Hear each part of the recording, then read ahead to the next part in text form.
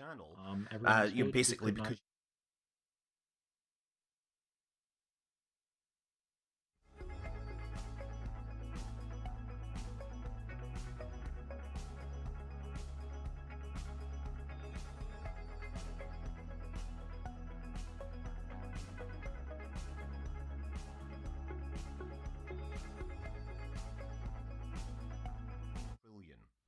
and of course, not all spacecraft that they're talking to can use all of these techniques.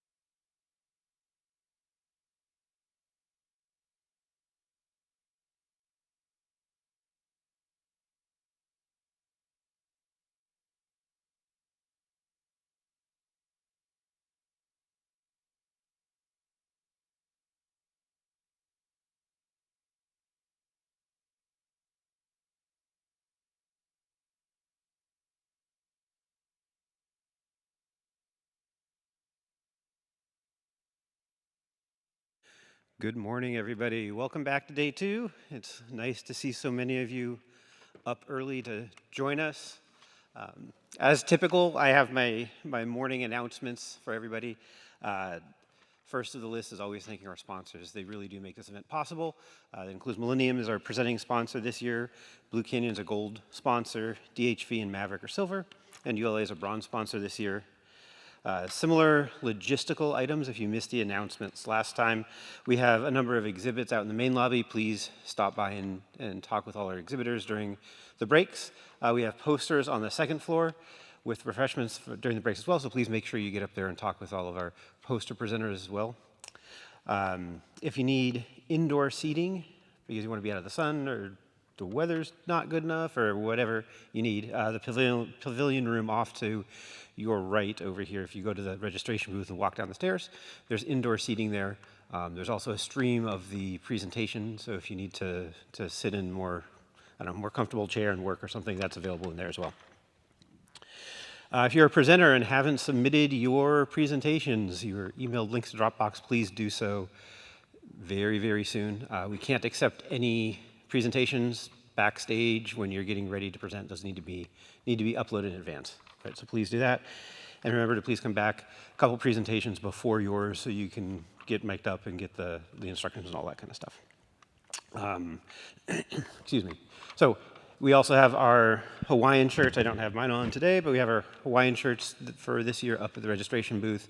And I always have to plug the CubeSat bibs. We still have an inventory of the CubeSat bibs if you're interested in those. They make a fun little gift. Okay, so with all that aside, welcome back. It's good to see everybody. We're going to go ahead and get started with our keynote speaker for today. Our keynote is Ellen Glenn from Millennium Space Systems. Ellen is the optical engineering team lead at Millennium Space Systems in El Segundo, California. She has served as a technical lead for multiple space payload efforts for national security missions. Ellen focuses on optical payload selection and system design to ensure mission requirements are successfully met. Now she's leading and growing the optics team at Millennium to meet the expanding need of current and future company efforts. Before her role at Millennium, Ellen graduated from Cal Poly, so another wonderful Cal Poly alumni. There's a lot around here, it's great. Graduated from Cal Poly in 2019 with a bachelor's in aerospace engineering. Her interest and hobbies in astronomy, research, and cameras provide a unique insight into the practical applications of optical systems in space. Please help me welcoming Ellen.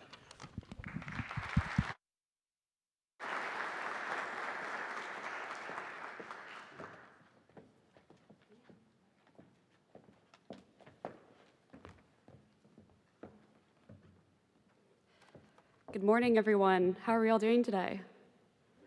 Good, good. Thank you, Dr. Bellardo, and also thank you to Millennium Space Systems for allowing me the opportunity to speak this morning. I'm Ellen Glad, and I'm honored to be here this morning at my alma mater, Cal Poly. 6 years ago, I was 1 month away from completing my aerospace engineering degree, and little did I know I was just a few more months away from starting my career at Millennium Space Systems in El Segundo, California. Today, I get to lead the optical engineering team that I first started on. I will always be thankful that I was able to start working basically my dream job right out of school, but it was a tough journey to get there. I transferred into aerospace my second year at Cal Poly because I knew I liked space, but I struggled coming up with what my goals were in the industry. While I was pursuing my aerospace degree, my one internship was actually in marketing, and I was also performing astronomy research through Cal Poly's physics department. It really took trying out all of these different hobbies of mine to realize that I was able to combine my interest in cameras with my interest in space, and leaning into that really led me to where I am today. And this relates to the message I want to get across. To make progress in this fast-paced industry, we must be willing to try new things with the knowledge they may not work out in the first time to continue to get ahead. So why do we care about making progress in space?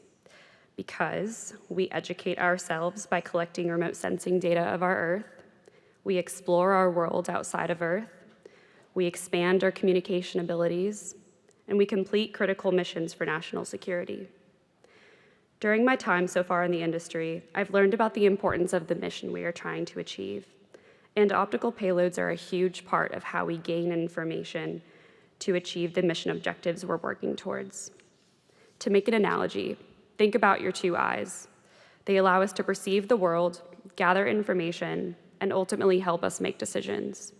There's even real-time image processing that our brain performs to let ourselves see the world. And these processes are required in the same way on a satellite for a mission to operate autonomously. The optical payload is the eyes of the mission, informing, enabling the mission's next steps. Today, I'm excited to share my experiences with missions and optical payloads, what I've learned, and provide my perspective on where I want to see specifically the CubeSat industry grow. For some background, I spent my first few years out of college performing a range of optical testing and understanding anticipated optical system performance through radiometric modeling. One of my favorite parts about my work so far is I've seen programs at all parts of their life cycles, from initial concept to mission operations. All stages have their own unique challenges, and it's really exciting and rewarding to see the actual hardware in hand after going through the design phase. Now I get to use all the practical experience I've gained, and by the way, I'm still learning new things every single day, to inform mission solutions, how we will actually use a specific camera or a specific telescope to complete the mission in space. Millennium is an end-to-end small satellite mission solution provider. This means in addition to building the satellite, we also provide the services necessary all the way from proposal phase to flying the vehicle on orbit. I think I didn't fully grasp that concept when I was first in the industry. I thought, how cool, I get to help build satellites, but I wasn't prepared for how exciting it would be to be a part of the early stage mission design. For me, this means I get to help decide what specific visible or infrared camera or other optical sensor might best fit the mission need. Our small satellite community is always trying to find ways to rapidly develop and deliver to our customers, which means we must find creative ways to test our technology and use small demonstrations to quickly gain knowledge on how our products function in the harsh space environment. As an example, Millennium's core set of components we use across many of our vehicles today can actually be traced down to our first CubeSat demonstration. In 2017, Millennium launched our first small satellite, Altair Pathfinder, to prove our technology would work in space. The mission was only planned to last 6 months, but it actually lasted nearly a year and a half. During that time, it collected more than 13,000 hours of data while testing the critical systems of a satellite. The Pathfinder mission was one example showing that in this community, it is possible to build reliable small satellites quickly and affordably. And knowing that helps pave the way for future space missions built around the same technology. Something I personally find neat is Millennium builds our own star trackers. And for those who don't know, a star tracker is a visible camera that uses images of stars related to an internal star catalog to determine where a satellite is oriented in space. And these star trackers are tiny. They fit in the palm of your hand. We tested these star trackers on the Pathfinder mission, and we're still using the same star trackers many years later across a majority of our small satellites. For us and for many other organizations, CubeSats serve as excellent platforms to both rapidly prototype and perform full missions. Now I want to talk about a couple mission areas that I've been a part of over the years and talk about the unique technical solutions required for each of them. One important mission area is missile warning and missile tracking, which you might be aware of. For these missions, the satellite's payload is pointed towards the Earth to detect and track missile threats. Various types of infrared telescopes and payloads are commonly used to detect the heat signatures coming from these threats. As a real example, one program Millennium is actively working is called Foo Fighter, which stands for Fire Control On-Orbit Support to the Warfighter. This is a key initiative for the US Space Force and the Space Development Agency. Its mission is to revolutionize how we detect and respond to advanced missile threats, especially those posed by hypersonic weapons. We were first awarded the mission last April to design, build, and deliver 8 advanced satellites for this program. Our satellites use infrared sensors to provide real-time fire control quality data that can guide interceptor missiles with unprecedented precision. What makes this effort especially strategic is how it fits into the broader missile defense architecture. The Foo Fighter satellites will operate in low Earth orbit as part of the proliferated warfighter space architecture, a global network designed for rapid detection, tracking, and targeting of missile threats from space. This constellation won't just help detect missiles, it'll help intercept them, which is a game changer. We're already pushing forward on this mission at a fast pace. We completed the preliminary design review just 4 months after getting the authorization to proceed, and completed the critical design review 6 months after that, which highlights our drive to rapidly deliver for our missions. And we were able to do this because of the foundation that Pathfinder laid out for us.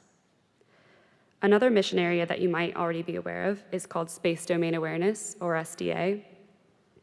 This refers to the awareness and monitoring of the space around us. So from the optics perspective, this might mean using a camera or different sensors to understand and track what is around us over time. Now I'm going to step through a couple examples of what sensors we use to collect different types of information in the world of SDA. Visible cameras, which you're probably most familiar with, are excellent for performing high-resolution imaging of objects or for detecting dim objects at far distances away. Imaging objects such as satellites or space debris in the visible band relies on sun reflection, so there's a time constraint piece to the problem which relies on sunlight. On the other end of the spectrum, literally, infrared cameras are used to detect and image objects without the constraint of sunlight. Infrared cameras are thermal imagers and rely on the heat emitted from an object, so that presents some interesting use cases that visible cameras can't meet. Furthermore, you might use an active sensor to monitor objects. An active sensor emits its own energy to collect measurements, versus a passive sensor, like a star tracker, which passively relies on its scene to collect measurements. Examples of active sensors include radar systems or LiDAR systems to measure range to an object to create a 3D map of its features. So overall, you can see there's a large trade space to explore in terms of sensors that can perform space domain awareness. As a reference point, Millennium performed an SDA mission. It was called Victus Nox, and this was for US Space Force's Space Safari Office. It demonstrated tactically responsive space, otherwise known as TAC-RS, which is the ability to rapidly field and launch space assets in response to evolving mission needs. A space domain awareness payload on this mission helped it to accomplish its goals. While TAC-RS isn't a new concept, what's new is the ability to develop, launch, and operate a high-performance satellite on operational timelines.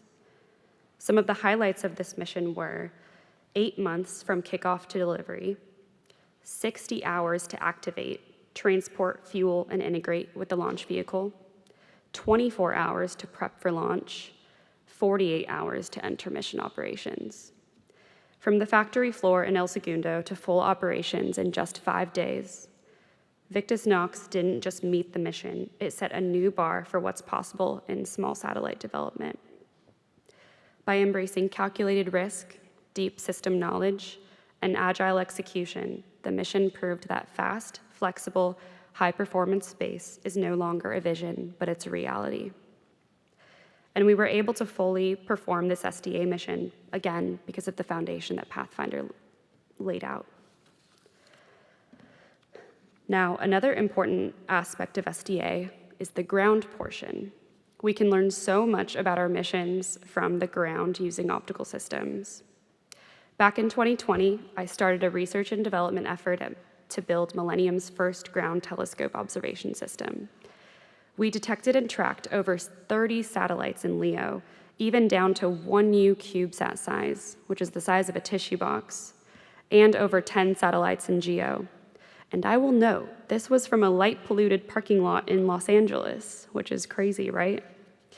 We then expanded this capability to daytime tracking with a shortwave infrared camera. This small testbed demonstration allowed me to understand the technology that we can use to pitch for space applications in the future. From this research and development effort, my eyes were opened to the practical use of optical systems in space. We detected and tracked our own satellites too.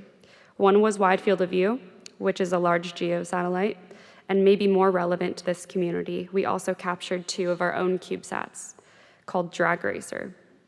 A bit about the Drag Racer mission. This was a scientific experiment to prove that small satellites can be responsibly and efficiently deorbited using tether technology rather than propulsion systems. The mission deployed 2 nearly identical 6U CubeSats. One of them was equipped with a 70-meter-long aluminized kept-on tether. The goal was to test whether this tape, once deployed, could increase atmospheric drag enough to deorbit the satellite much faster. We expected the satellite with the tether to re-enter Earth's atmosphere in about 45 days, while the other would remain in orbit for many years. The experiment showed that the technology worked, and we can use this technology in the future to help relieve congestion in low Earth orbit, where thousands of satellites will launch in the next decade. Something I find particularly interesting: the Drag Racer satellites were outfitted with visible LEDs, so just plain LEDs, that we wanted to test whether we could detect from the ground with our observation system. And we were successful. With our ground telescope setup, we saw these satellites, again from light-polluted LA, just by the light of the LEDs with no help from sun reflection. By the way, I remember this moment very vividly. A few years ago, it was 2 a.m., Millennium parking lot, and my program manager and I were sitting there so ecstatic just to see this small, bright dot flash on our screen, which meant we could see the LEDs, and we were tracking the satellite successfully. I cite this example because it showed the powerful optical demonstration we were able to perform, both on orbit and on the ground, through 2 6U CubeSats. I hope from the examples I shared today that it's clear that CubeSats have succeeded as both prototyping testbeds and also as platforms to perform full missions.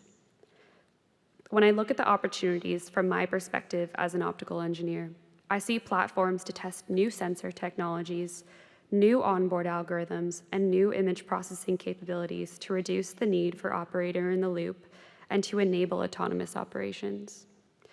Something I do as part of my job is performing market surveys to get a feel for the present-day commercial off-the-shelf options in terms of sensors and lenses and integrated solutions. There are so many CubeSat-sized commercial off-the-shelf cameras, and it seems like increasingly more every time I check back in.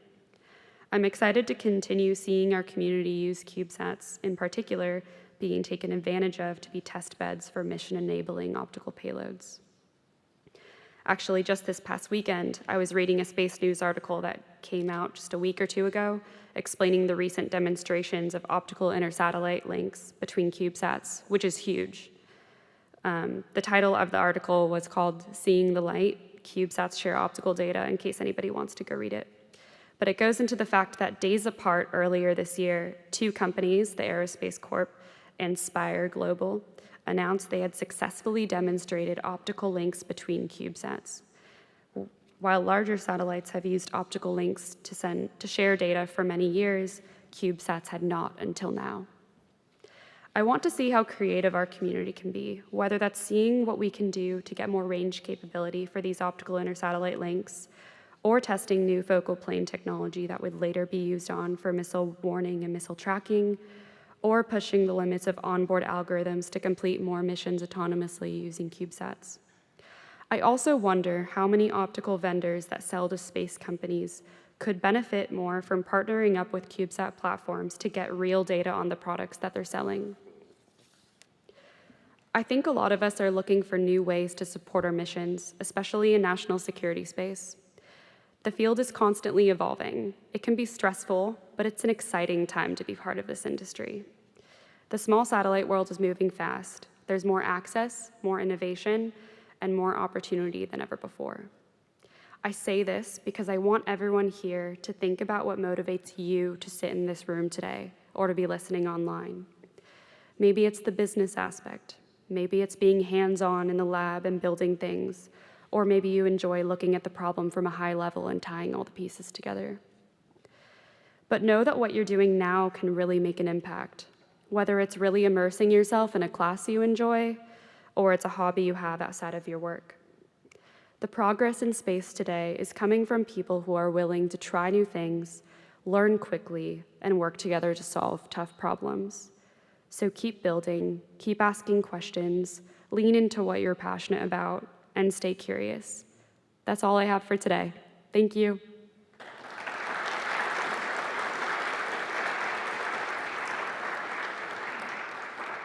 And by the way, if anybody has questions or wants to chat more about what I talked today, I'll be at the Millennium booth for the majority of the day. But yeah, that's all. Thank you again. Thank you very much, Ellen. Thank you. All right, so now we have a break. We'll give you the opportunity to go to the Millennium booth and talk with Ellen if you have questions for her, or visit our other posters and other booths. We start with the next set of presentations at 10:20, I believe. Let me double check there. Yep, 10:20. So enjoy the refreshments and the visiting till then. Thank you.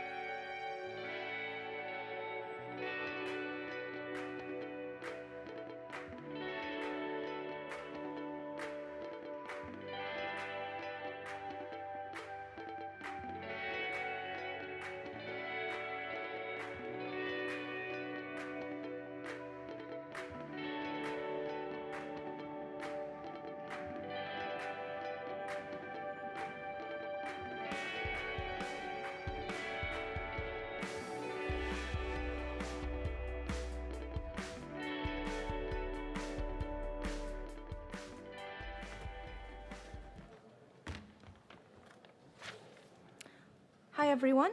Welcome back. As a reminder, only coffee and water are allowed in the main hall.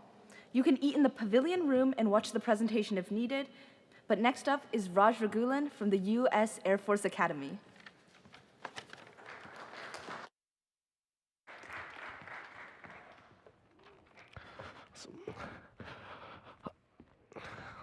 Good morning, everybody. My name is Cadet Second Class Raj Ragulan, representing the United States Air Force Academy on our project Falcon Rad, a payload that goes on the U.S. Naval Academy's 4U CubeSat. So the research purpose for our payload was particularly to focus on the South Atlantic anomaly. A misalignment of Earth's dipole magnetic field causes this large amount of radiation over South America. This results in usually this weaker magnetic field, which allows for this larger radiation to affect satellites that fly in low Earth orbit over this part of the globe. Now, particularly these energetic electrons are the primary reasons for spacecraft charging and data miscalculations or misalignments or instrument malfunctions when flying in low Earth orbit. So it's super important for future CubeSats to learn from our research and at least know what the South Atlantic anomaly does to their readings. Talking about our component overview, we can see my prototype and our flight boards. Now, these aren't super glamorous, we understand, but they were a culmination of a couple years of capstone work, particularly on how to develop PCBs to be super small, but also accomplish all the tasks that were necessary of it. Points of note on this PCB are, you can see in our prototype board, the location of the dosimeter, where the dosimeter would go, and then on our flight board, the dosimeter actually soldered into the board, and the pins bent over, the connectors removed, so that we were able to test without the dosimeter, but then also test with the dosimeter once it was installed. You can also see we used a Featherboard M0 ADA logger, which I'll talk about further in my next slide. But this was a super lightweight PC prototype board that allowed us to load the necessary components, interact with the Naval Academy's PIB, but also not be super power hungry and consume a lot of energy because we would operate at a 3.3 voltage. Moving on to our components, of course, talking about the Adafruit Feather M0 ADA logger, we have our Teledyne micro dosimeter, and particularly of note, in our dosimeter, you can see in the bottom left, that is actually the piece of the dosimeter that's the detector, or the point where the radiation counts will actually be charged. Especially when working with small doses of radiation here on Earth, it's super important to align that radiation directly on top of that board. Otherwise, you'll be just looking for radiation and wondering where your cesium-137 is going. And another point of note is our temperature sensor. Now, on our first iteration, we didn't actually include the temperature sensor, and we realized that there was a specific need for this temperature sensor. Our dosimeter at temperatures over 40 Celsius would actually produce false or incorrect data. Now, this was super important to note because if we are graphing data and we're either in the sun's direct line or for any other reasons have heated up over 40 Celsius, we would be collecting false data. And so we wanted to attach a temperature sensor directly on top of the dosimeter, specifically at the location of that detector, so that we can accurately measure the temperature of the detector at all times and ensure that it stayed under that 40 degrees Celsius mark. Now, our electrical overview and functional block diagram is definitely a culmination of this capstone works, particularly of years past, because we had the unique privilege of working with the Naval Academy while other payloads were also on this CubeSat. So because we were operating at 3.3 volts, we needed to find a way to, one, make sure that voltage worked and was stepped up and stepped down respectively for our dosimeter to work, but also so that they could control our payload separate to the other payloads that were on their CubeSat. So in the case of they needed to shut down and restart our payload, they were able to with our specific voltage and didn't affect the other payloads on their satellite. So as you can see here, the PIB is represented on the left. That is their Naval Academy PIB, which interfaces with our PIB, which tracks the dosimeter data, is able to step up the voltage that's provided to it, charge the dosimeter, find the values from the dosimeter and the temperature sensor, package that all up in a very nice, neat format using RS-232 UART serial communication, and send it back to the Naval Academy. Now, points of note on our flight board, again, very simple, nothing super crazy, but again, this was the optimization piece of our project. We wanted to make sure that, one, our payload would work with the Naval Academy in a very seamless manner, particularly with the slit on the right-hand side to ensure cables would slide up and down through the input connector. Also making sure that our entire board was grounded through, so we didn't have any open ground or required ground wires. Our entire board, top and bottom, was grounded through, so any point that's not represented on this board, as in any pin that's not used, is a grounded pin. This allowed us to ensure that we always had access to ground in the case of needing maybe different modules or different components on our PCB, we were able to always find ground. And so that was one design feature that we really wanted to move forward with in our future PCBs. A second note is our particular RX-TX communication. Now, I'm sure a lot of you are familiar with serial communication and the challenges that exist with finding transmit and receive. And of course, like any project before us, we swap them. And that just happens, and we find out in when putting it together. But that happens, and so we learn from that experience. We learned that we have to be very explicit in our ICD, and that's part of our lessons learned and how we move forward with this project. Another point of note is our voltage. As you can see, our voltage runs directly around our board, is stepped up for our dosimeter, but also is directly ran to our temperature sensor. This is just a way to ensure all the modules are powered very easily without having to jump through hoops of sending different voltages to the board itself so that the different components are powered through one source. Now, the software communication protocol, I would say, was the largest learning curve for a lot of us. A lot of us were Astro and Aero majors without much experience with serial communication. So ensuring that, one, we kept channels clear, but also we understood how baud rate affected payload communications, specifically with our project as we were probing the South Atlantic anomaly while we were flying over it for every second's dosimeter data. Meaning that as we're flying, there is UART communication for every second transmitting and receiving at the same time. And so making sure the packet size was, one, manageable with our constraints of the 1 megabyte downlink, but also ensuring that our communication was fast enough and concise enough so that we could actually provide feasible data. Because at any rate, if we probed for 5 seconds or 10 seconds, that data just wouldn't be useful, and so that would just be spots over the South Atlantic anomaly and not really graph our goal for the project. So the reason why this communication slide is super simple, but actually presents a lot of information with how the PIB has generated time code that has latitude and longitude, sends that information to us. We package our scientific data collected with our dosimeter and temperature sensor data and send it back along with the GPS time code and a checksum to ensure that the data is, one, valid and there's not bit flips and other things that we won't expect to happen but always do in serial communication. And now we're going to play a video about the collected data graphing. So in this video, before we get too much into the graphs, just what we're looking at here on the left side is the temperature data being graphed. This is the temperature data from the actual temperature sensor. And on the right-hand side, you can see 4 graphs. Now, in the top left, that is our graph of most sensitivity on the dosimeter. So the dosimeter has 4 channels, and our most sensitive channel is the one that's being ticking up right now. Now, what's actually happening here that isn't being shown is we are placing cesium-137 sources at 1 microcurie each on top of our dosimeter on the ground while we're doing the satellite serial communication. So this is essentially the bus providing a GPS timecode to the Naval Academy's PIB, and that PIB sending us that packet every 1 second, and we then package that data with dosimeter values and temperature values, and we send it back to the PIB to store and then downlink.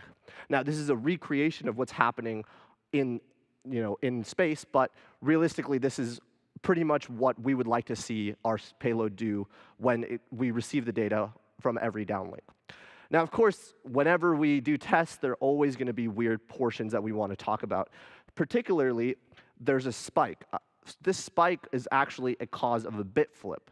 Now, our data actually represented this with a flag thrown saying, hey, a bit flip while we were doing this temperatures data. If we're able to pause that, we could see that bit flip was then removed, and we can sort through the packets that were actually correct and incorrect when they come back to the ground. A constraint that we had to work with was our 1 megabyte downlink per day.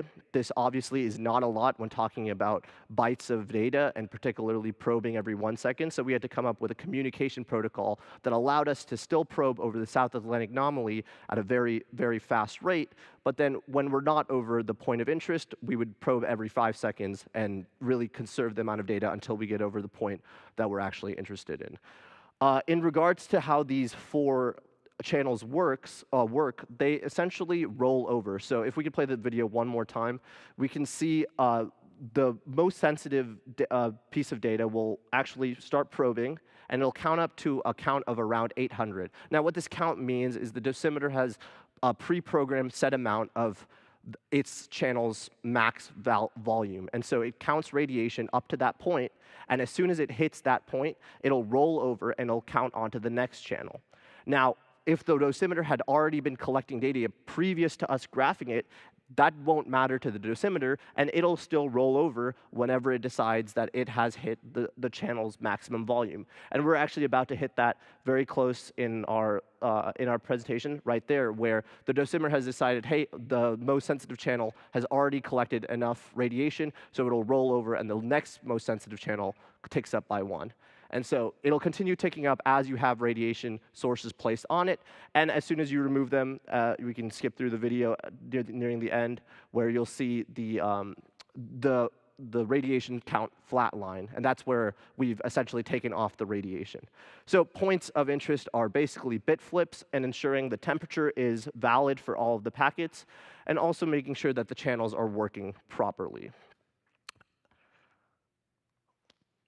So yeah, we're going to move forward from the collected data graphing, and we're going to talk about our lessons learned and our way forward. So our first lesson learned is always go Air Force, sink Navy. It's a very good lesson. I expect everyone to know that. Secondly, really about the integration challenges. So we have very large challenges when it comes to how do we take 2 years, 3 years worth of capstone knowledge and integrate that with another college's 3 years worth of capstone knowledge.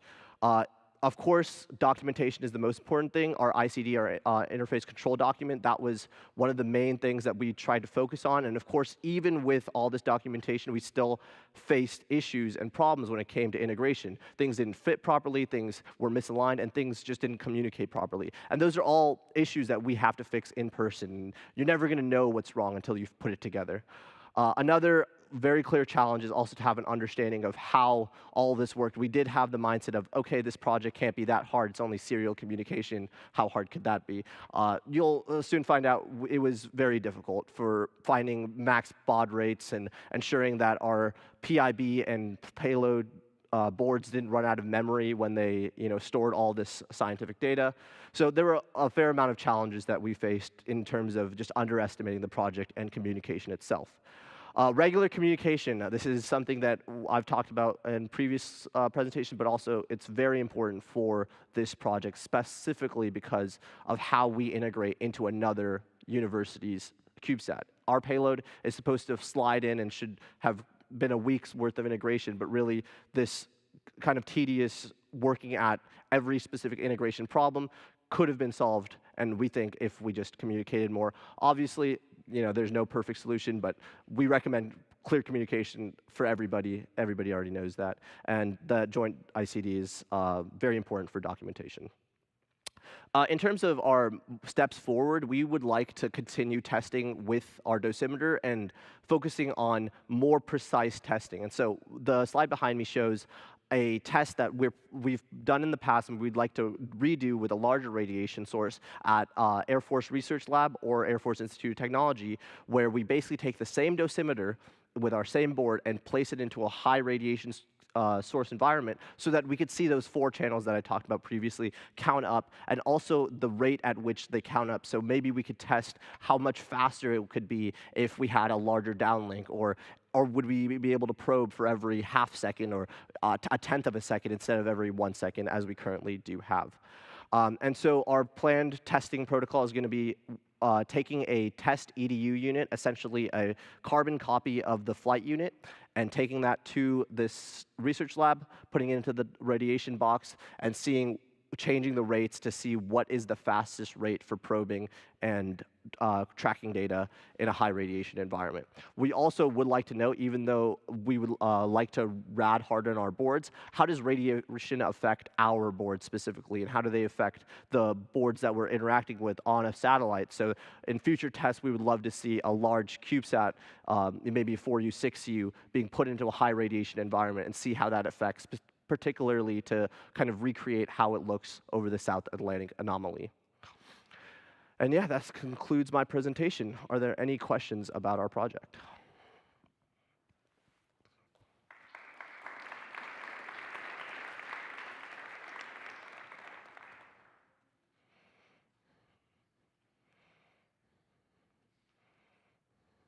Yes.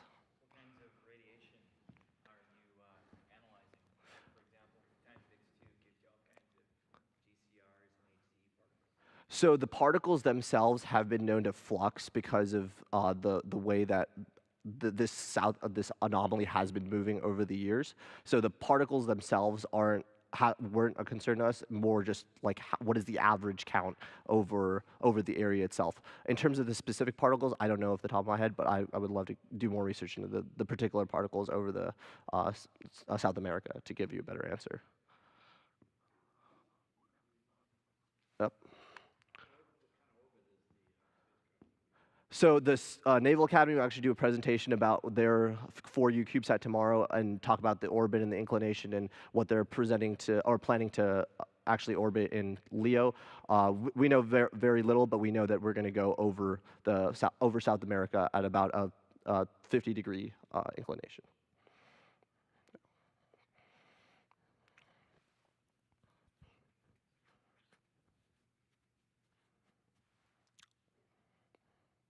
Any other questions? Okay, thank you so much for your time. These are our references.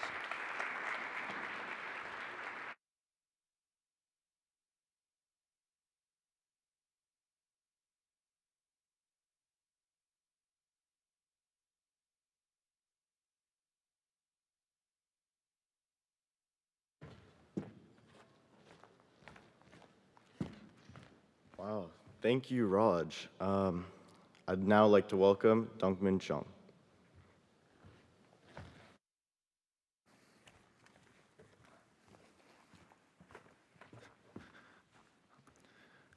Hello, my name is Dongmin Zhang, and I'm talking about the radiation interference of CubeSat caused by the deployable structures and how to improve them. Okay, let's start about the deployable structures in CubeSat. The CubeSat uses many deployable structures such as deorbit device or tether or solar panel array or antenna poles. This is due to the spatial restriction of the CubeSat, since the CubeSat must be on the standardized size. So by the Sador's research, most of the CubeSat uses deployable structures. Even of them uses more than 3 or 4 deployable structures. In this case, the radiation interference can be occurred caused by the deployable structures. The previous study is on the GOMEX3 CubeSat. So the F-band patch antenna is affected by UHF deployable dipoles. So the gain peak dropped to 0.9 dB, and actual ratio was increased, so the polarization loss can be increased. So what is the purpose of the study? Firstly, we should know how the radiation interface affects to the mission operations. So we measured the radiation in the far-field chamber and simulated in the NCS HFS program. Also, we should minimize the radiation interference if the radiation interference affects the operations fatally. And inversely using it, we can improve predictability, and we would analyze the parameter as gain and actual ratio and S1 parameters, how they change. At the end, we can achieve requirements. Our satellite requirements is link margin is more than 6 dB and should be certified data rate and its frequency band. Okay. Our satellite has dual band, UHF and S band. Firstly, they both should be satisfied the link margin more than 6 dB, and UHF and S band has the data rate comes from the data budget analysis. Also, it uses frequency band assigned by the ITU. And we use the coach products like this. So you can see upper right section. Our CubeSat has many deployable structures such as a reflector or solar panels. So the radiation interference can occur. So we made the mock-up structure and measured the radiation in the far-field chamber. The mock-up structure has the deployable structure that actually loaded on the CubeSat, and the inner structure is being simplified. You can see the actual location of the deployable structures on the upper right side. Firstly, the solar panel is located on the upper level, same level of the upper panel, and the reflector is on the distance of 15 millimeter from the upper panel. And at the below, S-band antenna panel exists since the antenna directivity. So UHF antenna should be located on between the reflector and the S-band antenna panel. So to simulate this, I made the RHCP antenna and matched to UHF band where we use. Okay, the result is worse. Worst case, the peak dropped to about 4 dBi, and the provided antenna gain was 0 dBi, but both measured and simulated case was getting worse. And also, the actual ratio increased. Actually, the value of actual ratio is 1 is isotropic for the RHCP antennas, but the simulated actual ratio was 2.86. This can increase the polarization loss and make worse the communication link.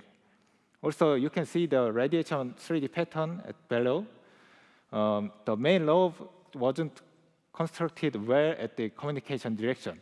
The original radiation pattern constructed well to the plus Z direction, but it was spoiled by the radiation interference by the deployable structures. So in this case, we analyzed the link budget with our requirement. The minimum communication elevation is 10 degrees, and the operation altitude is 600 kilometers. And we should satisfy the required BER and data rate. And we assume the pointing error worst case, since we should communicate in the emergency mode that cannot point or detumbling. Okay, so we calculated the link margin as 3.2 dB about. It cannot be satisfied our requirement, so we should minimize the radiation interference.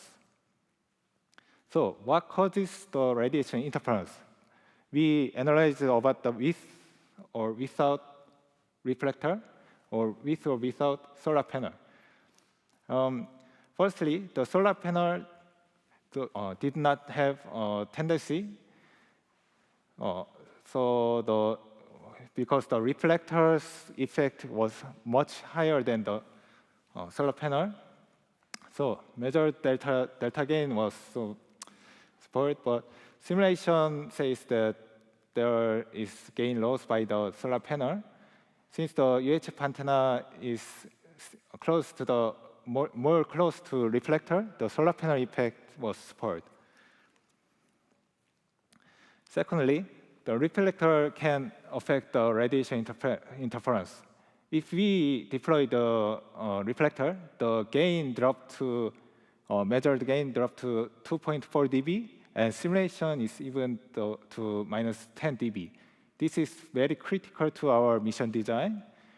And if we do not deploy the reflector, the radiation pattern comes like the original radiation pattern, and we affect it to S-band antenna panel, which is below to the CubeSat structure. So also, we have the spring component of the reflector that connects to the structure and reflector. If we use the spring nearby the antenna, the dramatic gain loss was obtained. So we measured about the aluminum coating of the reflector. That was our requirement. So if the antenna is close to the reflector, the gain difference about the aluminum coating was significant. But if the antenna is far from the reflector, the effect was not significant. So we analyzed by the distance from the reflector or deployables. So at last, the S-band antenna panel didn't affect the significant change of the delta gain. So measured and simulated result was similar. It's because at distance of 65 millimeter, S-band antenna and UHF antenna is so far, so its effect is small. So we measured and simulated by the distance of the UHF antenna. You can see the similar tendency of the measured value and simulated value. If we locate the antenna nearby the reflector, the significant gain drop was occurred, and if we 200 millimeter to 270 millimeter, you can see the gain increase than the original gain values. Also, the axial ratio decreases the detaching the antenna from the reflector, so we can get more improved communication link. Okay, the significant change was observed in S1 parameter. The matching frequency was moved to higher frequency if we use the antenna nearby the reflector. So the reflector affects the input impedance of the antenna. So if we want to locate the antenna closely, we should be redesign the antenna. So we just moved the antenna to the lower side at 270 millimeter. We got the gain peak improvement from the minus 4.1 dB to the 3.4 dB, and got improved link margin to 9.1. It can be satisfy our requirement and improved axial ratio to 1.93 and decrease the polarization loss. You can see the 3D radiation pattern after modification. as the initial design, the radiation pattern is spoiled by the deployable structures, but after modification, you can see the well-constructed main lobe to the communication direction. So the conclusions. Firstly, we detected radiation interference before launch, and the gain peak dropped to minus 4.1 dB, and actual ratio increased to 2.86 dB. This can be better failure to the communication link, and the link margin cannot be satisfied that we required.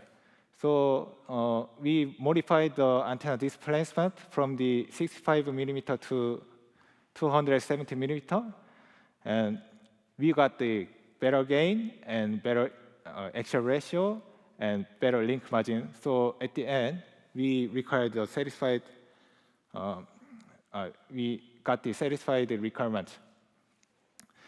This contributions is proposed a method to minimize the radiation interference caused by deployable structures, and demonstrate that such interference can be leveraged to enhance antenna gain and directivity. A reference is this, and thank you. Welcome to questions.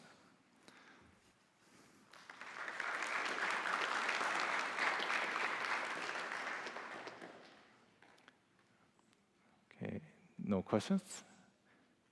Okay, thank you for listening.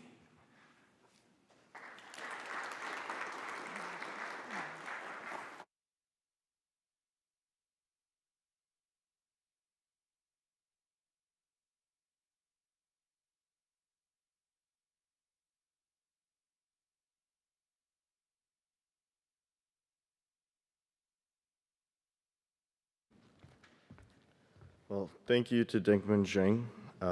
I'd now like to welcome Bridget, McCary, Mark, and Jordan from Nipmunk Regional High School.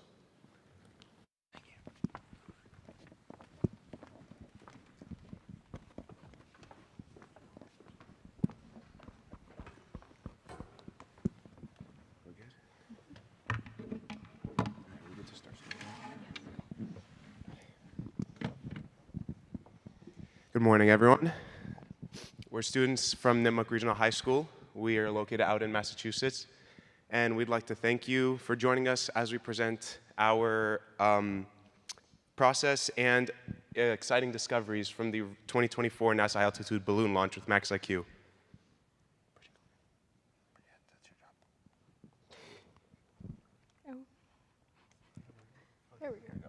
My name is McCary, but I also go by Miko, and I was in charge and worked with the programming, CAD design, and the 3D printing. Hi, my name is Jordan. I did documentation, photography, and circuitry. My name is Bridget, and I am the coding and data analysis expert. And my name is Mark, and I did the scientific analysis, and conclusions, and I was the chief researcher. So MaxIQ is a company that works with students across the globe, really, to help them break into the aerospace industry. And we've had the opportunity to work with them for a couple years now at this point.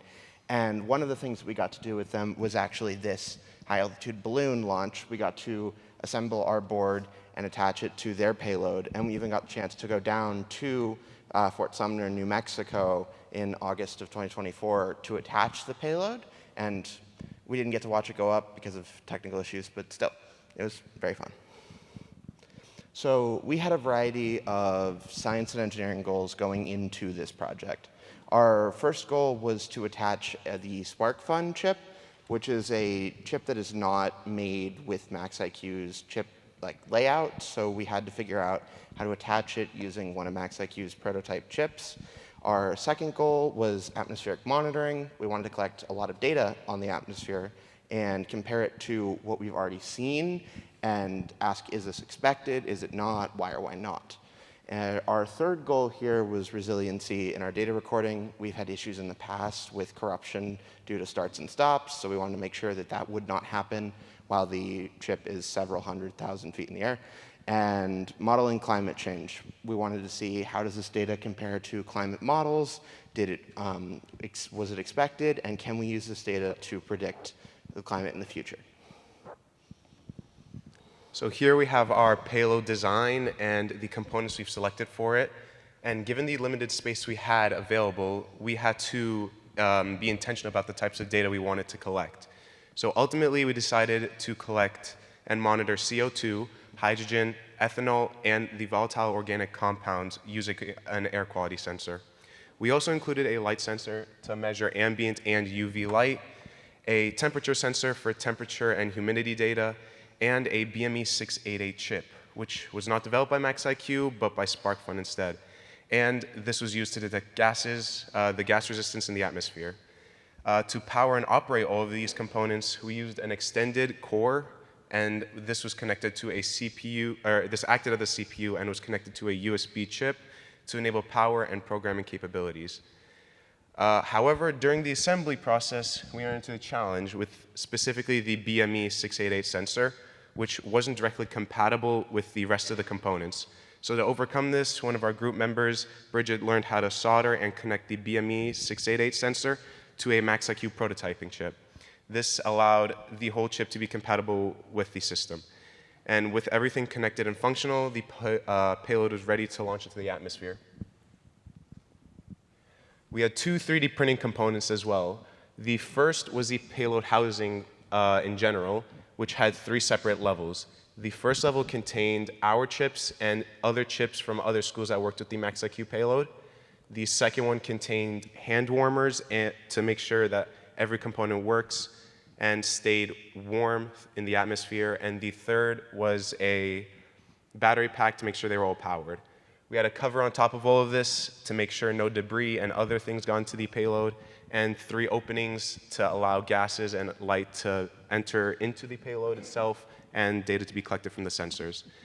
The second component, which we did not use unfortunately, was a cover for the light sensor to allow light to funnel in and get a more accurate reading from the light sensor.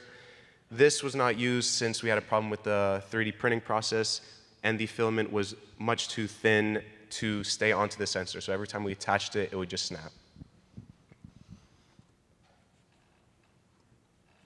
One of the most important and impactful aspects of a project is being able to see it through its data analysis, which ended up being one of the most interesting parts of our project. I analyzed the data with Python to create graphs which visualize the atmospheric conditions of the balloon. Our pressure and altitude versus time graphs almost perfectly aligned with our expected results, and this gave us a point of reference for the rest of our data. I applied a colorful cluster analysis, cleanly demonstrating the transitions between atmospheric layers. And it was also interesting to see the increased scattering of points over time on the altitude versus time graph, indicating the high speeds at which the balloon fell after it popped. As the balloon increases in altitude, the temperature is expected to decrease through the troposphere, remain constant in the lower stratosphere, and then increase through the upper stratosphere. For the most part, our temperature data does align with these expectations, but our more in-depth analysis and the graph on the left with the section in blue reveals high temperature variations during the balloon's float time. This was our first indication of an anomaly and will be further explained later on. The average hydrogen and ethanol recordings in our data are relatively what we expected, and they line up with the average increases over the past 20 years. However, we do see one specific anomaly where both hydrogen and ethanol sharply decrease towards the end of the balloon's float time.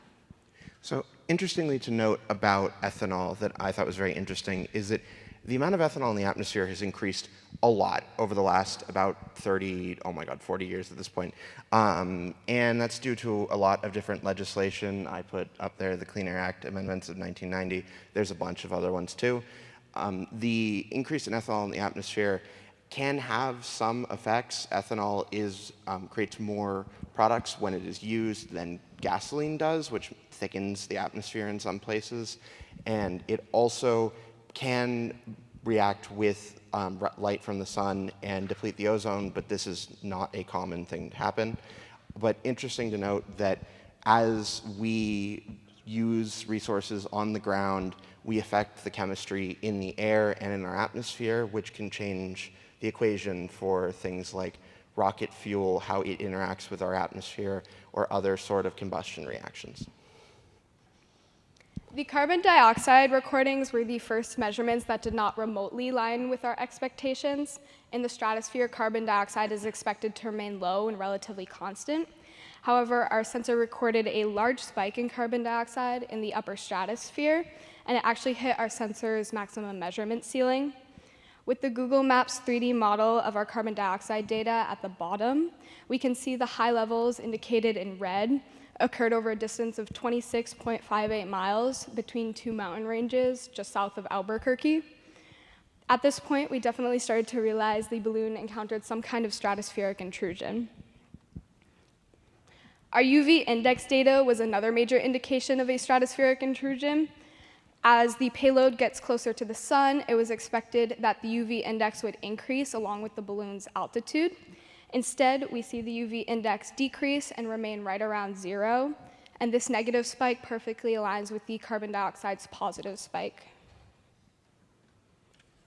Our gas resistance and volatile compounds data were our most anticipated results because we did not have as much previous data to compare it with. The volatile compounds visuals on the left indicate high levels throughout the entire upper stratosphere. However, we predicted it would spike even higher at the same points as carbon dioxide if the volatile compounds had not hit the sensor's measurement ceiling. Low gas resistance indicates low air quality. So looking at our gas resistance graph on the right, we can see our sensor picked up very poor air quality readings, once again, exactly when that carbon dioxide spikes. So we came to the conclusion that the balloon definitely interacted with some kind of stratospheric intrusion because the anomalies we saw were recorded by multiple sensors across multiple teams, and they all line up perfectly with each other.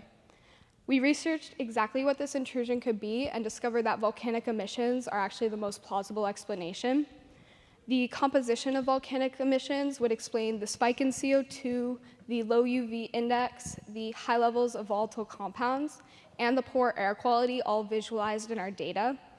Additionally, the high levels of sulfur dioxide in volcanic emissions would interact with hydrogen and ethanol in the atmosphere and would result in the negative spikes in our data. Although there are no active volcanoes in New Mexico, the most recent and closest volcanic activity to our balloon came from the Great Sitkin volcano in Alaska. So, after discovering the volcanic activity from the Great Sitkin volcano, we started to look at jet stream data and volcanic emissions models to determine if the volcanic emissions could be the stratospheric intrusion that our data picked up. The trajectories of the volcanic emissions line up with the jet streams. Both of them show them heading towards the southwestern United States. We could not find volcanic emissions models for the time of our launch. However, since the current emissions models follow the current jet stream models, we can reasonably conclude that the volcanic emissions follow the jet stream before the launch into the southwest United States. Okay. All right. Further research led us to density maps of sulfur dioxide and sulfate from NASA's Global Modeling and Simulation Office.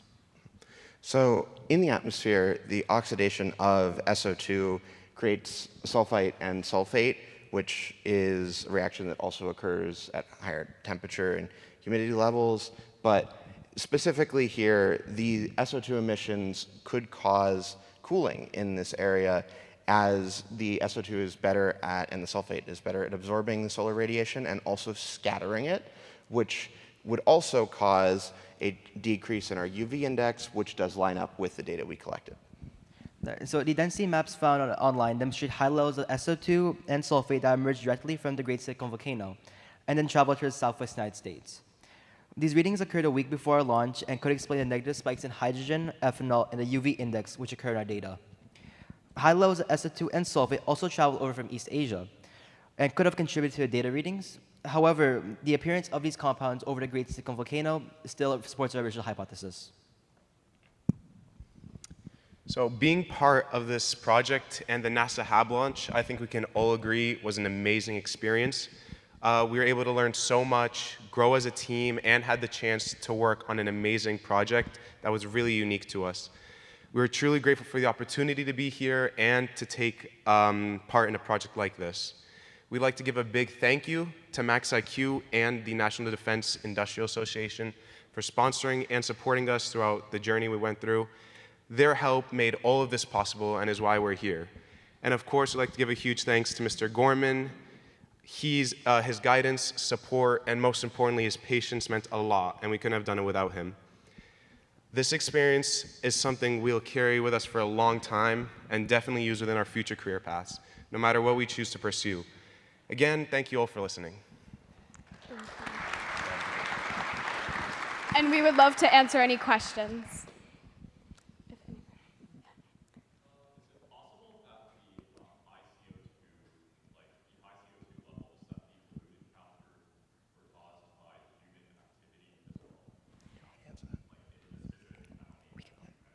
Yeah, we looked into multiple possibilities, like military testing as well.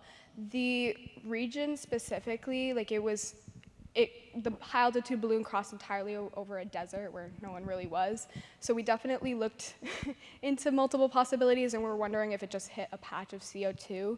But combining it with the rest of the data and the same spikes, we found that volcanic emissions were highly likely. And it is important to note, though, that one of the things we did also look into is that there was military testing in White Sands, which was rather close, about early August, which the balloon took place mid-August. So it is definitely a possibility because we did look into what jet fuel contains, and it's pretty similar.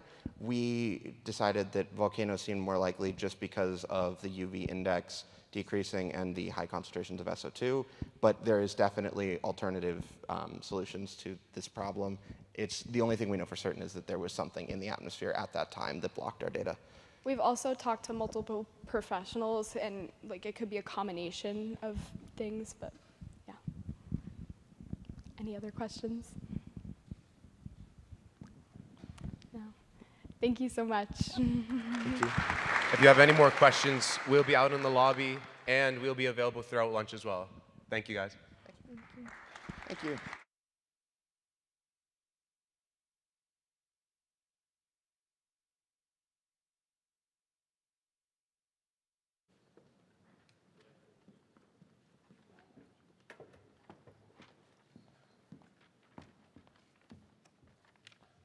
Thank you, Bridget, Macri, Mark, and Jordan.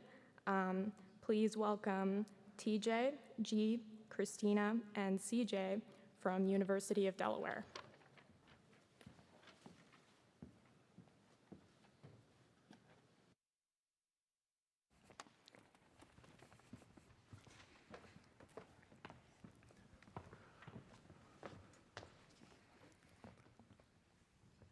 All right. Hello, everybody. My name is TJ Tomaszewski. I'm a junior physics undergrad at the University of Delaware, and I'm also the project manager and student lead of DAPPER, the Delaware Atmospheric Plasma Probe Experiment. I also have the great honor to stand here and represent my entire team, everybody listed right here. I'd also like to thank Professor Ben Maruca. He's our Ben-tastic PI that really, truly makes this entire mission possible.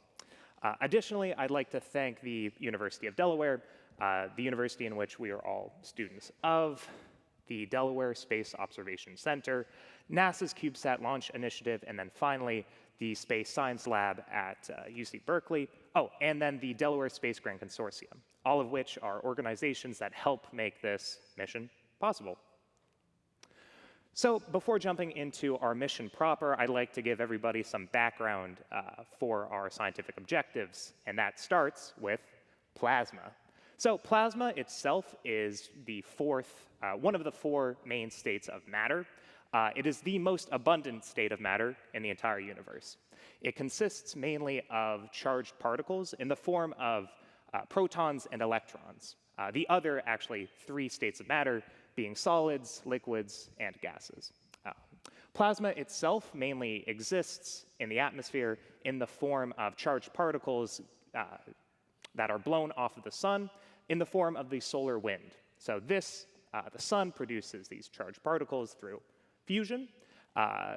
it is then trapped by Earth's magnetic field and then funneled into a very specific layer of the atmosphere called the ionosphere. The ionosphere itself is segmented into different layers that vary with altitude, and then also the ionosphere changes with time of day. So it changes between the shadow of the Earth versus in direct sunlight. So the effects of the ionosphere and plasma within this regime are wide-reaching. We pretty much observe the ionosphere through the aurora borealis and aurora australis, the northern and southern lights. It's the most beautiful kind of display of the effects of plasma in the ionosphere. But for everybody here developing CubeSats and other sorts of small sats, you may know it for other reasons. Specifically, the F2 layer and, well, satellites in LEO, they are affected by plasma in the form of spacecraft charging, in which ions pretty much stick to the chassis of CubeSats, producing differential charges that could pretty drastically mess up electronics and muddy data, especially scientific data. Eventually, and most drastically for everybody here on Earth, there can be very large events in which the sun blows off well, a significant fraction of charged particles that affects electronics here on Earth. Specifically, there was an event in the early 1800s called the Carrington event, in which, well, there was a massive solar storm that kicked off all of these charged particles that affected the electronics here on the ground. Now, back in the 1800s, the only sorts of electronics that really existed were telegraph lines. But even back then, telegraph operators were actually shocked when they tried to submit messages across the country and could actually unplug their batteries and just transmit messages because there was all of this electromagnetic radiation in, well, and around the Earth due to the plasma existing in the ionosphere. Now, because of the Sun-Earth system, and it's important to all of us here on Earth, we need a mission to better study it. And that is where we all come into play with the Dapper CubeSat.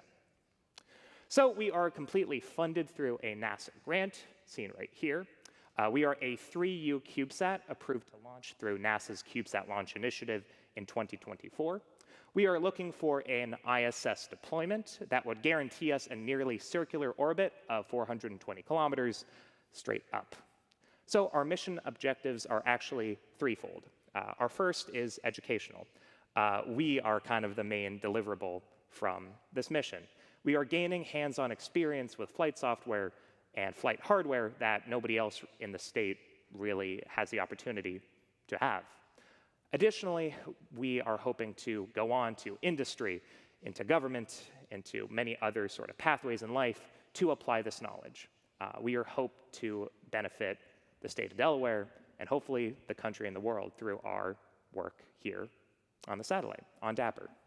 Additionally, we have two scientific objectives: to map the F2 layer of the ionosphere, this regime that we plan to orbit through and study, and we are using and comparing Langmuir probe setups.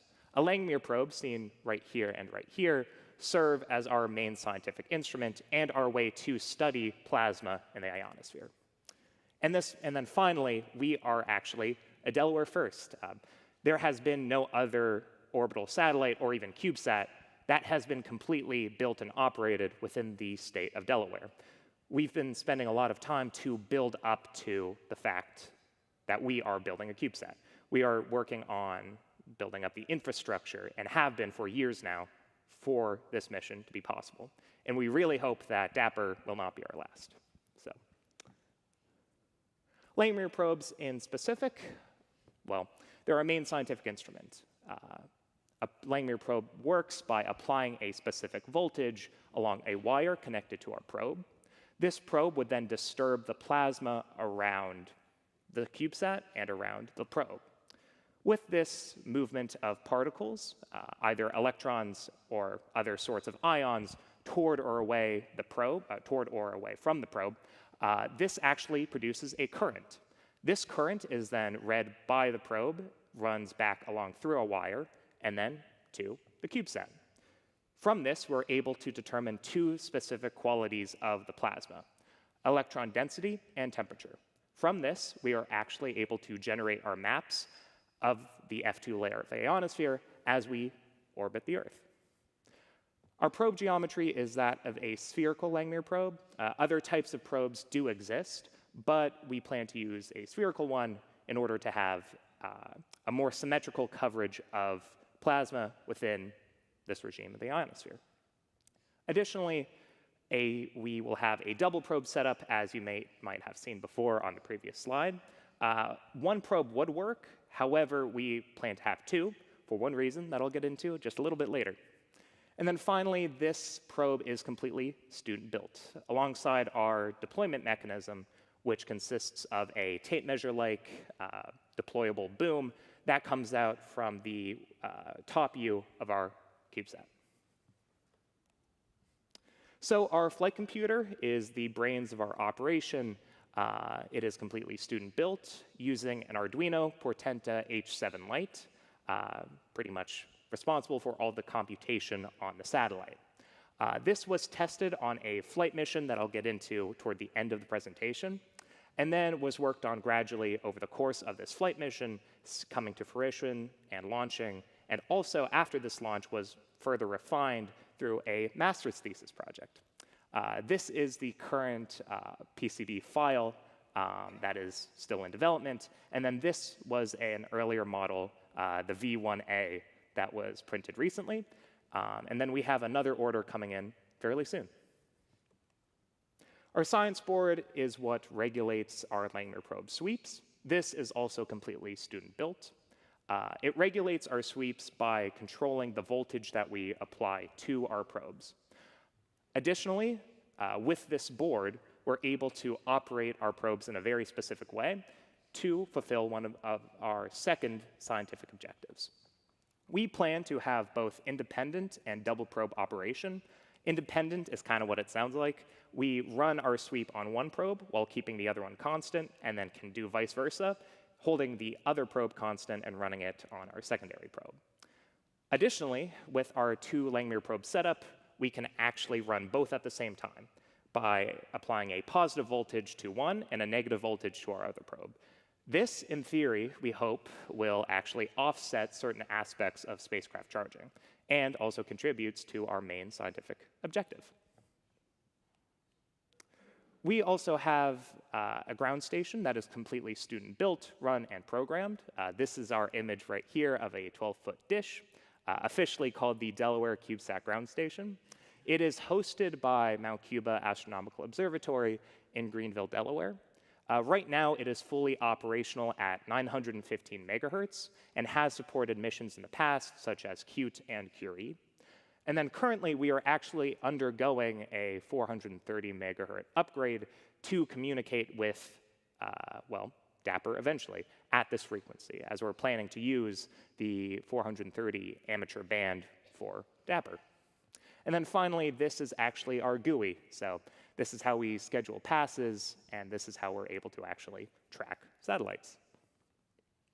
So some other components that exist on the Dapper CubeSat are as follows. The first is our ADCS. So this is a TensorTech Magnetorquer board, which will actually help us detumble somewhat. However, we are actually looking to descope this system, as with further testing and refinement, we assume that well, not really assume, we anticipate that we will be able to deploy safely. So we will use our deployable Langmuir probe booms in a way in which we will not need this ADCS to, well, help us detumble, as we anticipate the deployment of our CubeSat from the ISS will generate a small enough tumble to deploy safely. But this is still undergoing quite a bit of analysis. Next is our solar panels. These come from EnduroSat. We are using two 3Us and two 1.5Us specifically. Next, we have our battery and EPS, which we actually have quite a bit of heritage with. So this is our, well, the flight models, and I'll actually talk about our heritage with this system in a little bit. Next is our antennas. These come from EnduroSat as well, our UHF antenna 3 for that 430 megahertz frequency. Next is our deployment monitoring cameras, so we're able to track deployment of our Langmuir probes and those booms. And then finally, we have our radio board, which comes from Narrow Bay, commanding our antennas to communicate with the ground. So moving into our flight heritage, we've had 4 previous sounding rocket missions, all through NASA Wallops Flight Facility's ROCSAT-C program. Now, this is a program in which students are actually able to be manifested on flight missions. So they are able to work on an experiment that is built up over the course of an academic year and then flown into space on one of these sounding rockets. So we've run this program 4 different times and have iterated upon it over the course of its lifespan. So on UDIP-1, or the University of Delaware Ionospheric Probe 1, we were able to actually develop this cylindrical Langmuir probe and fly it into space to actually measure the ionosphere. UDIP-2, we were able to demonstrate the effect of sunlight on Langmuir probe measurement. UDIP-3, we were able to develop this dual Langmuir probe system. And then UDIP-4 is the most flight-like to Dapper. It serves as our test flight of many components that we will use on the CubeSat. So this is our actually battery and EPS from Clyde Space that we gained hands-on experience with. We also used a version of our flight computer and science board that will be very similar to what we actually use on Dapper. Then finally, this is the entire team of the time, 13 students at NASA Wallops Flight Facility with the actual rocket right before launch. And this was actually just last summer. This was an incredible, incredible experience to actually just see it launch. Truly one of the best moments of my life. So, going forward, this is the entire team. We've grown significantly from the UDIP-4 launch, now standing at 22 students, mostly undergrad, with I believe 2 grad students. Additionally, we have not abandoned our sounding rocket heritage. We are going forward with other sounding rocket programs, also through NASA Wallops Flight Facility, through the ROCSAT-X mission. It differs from ROCSAT-C as we're actually able to fly for longer, farther, and higher than the previous program. And this will also conduct Langmuir probe measurements within this regime of the ionosphere. And then finally, Dapper has a planned delivery in late 2026 with PDR in summer of 2025, CDR in the fall, and then finally PPRR in spring of 2026 to meet our CSLI delivery imposed deadline. So thank you all so much. I'll take questions in a minute. This is our actual logo. And then if you would like to follow along with the progress of the mission, you can do so using this QR code right here. So thank you all so much. I'll take any questions if you have any. Thank you.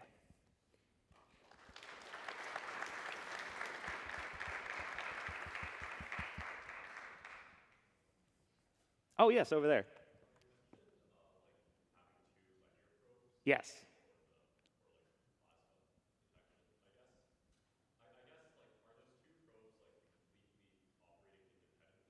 Ooh.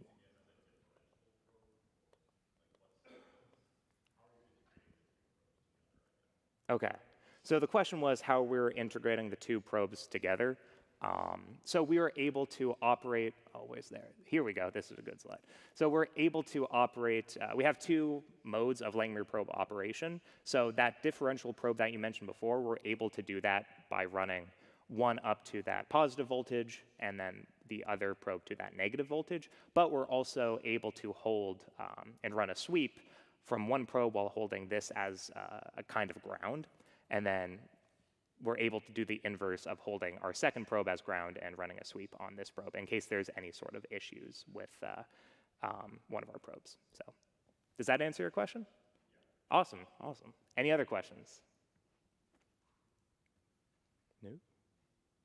All right, no. Thank you all. Oh, are you raising your hand? No, I guess stretching. All right, thank you all so much. Have a great one.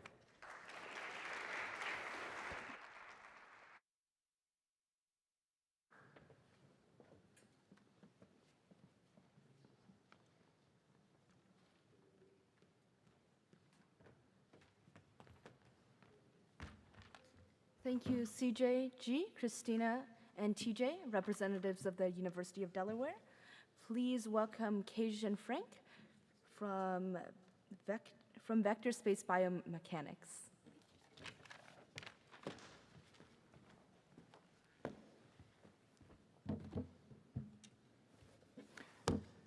How's everybody doing today?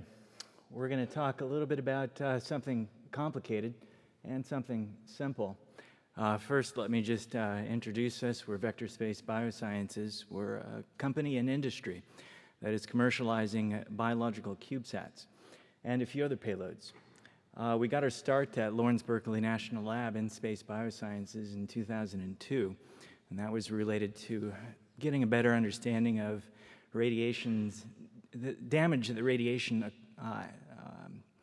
causes to chromosomes, whether it's double-stranded breaks in your DNA and how they get repaired and how they might metastasize into cancer, for example. But when you look at double-stranded breaks, they can also be caused by different kinds of radiation. And understanding what space biosciences is, the definition of it, is probably where we should start. And that is developing an understanding of the countermeasures that can be developed against stressors like microgravity and radiation. When you look at microgravity, it can result in things like muscle atrophy. Or an example we like to use is Scott Kelly's muscle mass in his heart. He spent a year in space. It was reduced by 30%. Just based on the effects of microgravity. When you look at the stressor microgravity, you might also consider the ontology associated with the word microgravity and the impact or biological effects. So if you intersected the ontology of microgravity and biology, you'd be able to see muscle atrophy and proteins and genes associated to those. When you look at an ontology associated to, or a controlled vocabulary associated to radiation, you would see topics and subtopics of information, published literature related to the different particles associated to radiation, heavy ions from protons, which have their electrons stripped after supernovas that travel close to the speed of light through any shielding and into our DNA and can cause up to 1,000 double-stranded breaks in a single instance. And our body's ability to repair those is key. Because part of space biosciences also means that it's hard, like space, but it's a little bit harder. And we're not going to be able to establish a lunar base or go to Mars if we don't understand how to protect the human body during spaceflight. But there's another elephant in the closet that we want to mention here, and this relates to space biosciences and its application to everyone on Earth. How many people, by show of hands, have heard of a pop star recently going to space? All right, that's most people here, like 90%. How many people have heard of the drug Keytruda being sent to space for a protein crystallization experiment? 2 people. Okay, so herein lies the problem with space, the space industry, and the perception of space. Since the 1970s, late 60s, people have always asked, why is this money going to billionaires in space and billion-dollar operations in space when we have problems on the ground? Maybe housing or whatever it is. Well, we are also here as a company in industry to show that, for example, things like drug development can happen in space that benefit everyone on the ground. As a company, we're very interested in taking innovations from space and applying them on Earth for everybody on the ground, not just for astronauts and billionaires. And Keytruda, that drug, solves over 30 different cancers. And it was developed by flying it up to the ISS 10 times to understand how microgravity would impact the protein crystallization against the lattice, a little scaffold, in microgravity, and how those proteins are structured more uniformly to create a better drug compound, a more effective drug compound on Earth. And it just so happens to be the #1 drug compound today. So the benefits that come from the space industry, we as a company like to constantly communicate. We think it's important for every space operation. We also understand that it connects to funding. And in order to fund anything like this, it requires raising capital. And there's the example of Merck's Keytruda. You can do your research on it later, but blockbuster drug. And you also have advantages of CubeSats, other advantages related to components and so forth, but we'll get into that in just a bit. Taking innovations in space go beyond just drug development, but they also connect to materials development, product development, as mentioned in the past and in one of our talks related to optical and products. But you also have other industries that can benefit from CubeSats and the way that they can be componentized and modularized. For example, many may not think of hedge funds.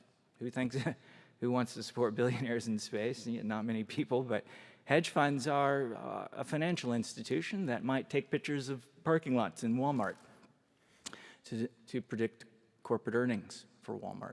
This has been happening for 20 years. There's a million things you can do in space. That's the point. And CubeSats are making it easier to accomplish. And of course, an experiment done without generating data is almost a useless experiment. So what do we do with the data that we generate? One of our experiments that we're going to be launching is launching tardigrades or water bears into space. Water bears have the ability to be exposed to radiation 1,000 times greater than what a human can be exposed to because they can repair their DNA hundreds of times faster than humans. And why is that? Well, experimenting with them in space is key. The mutations that their DNA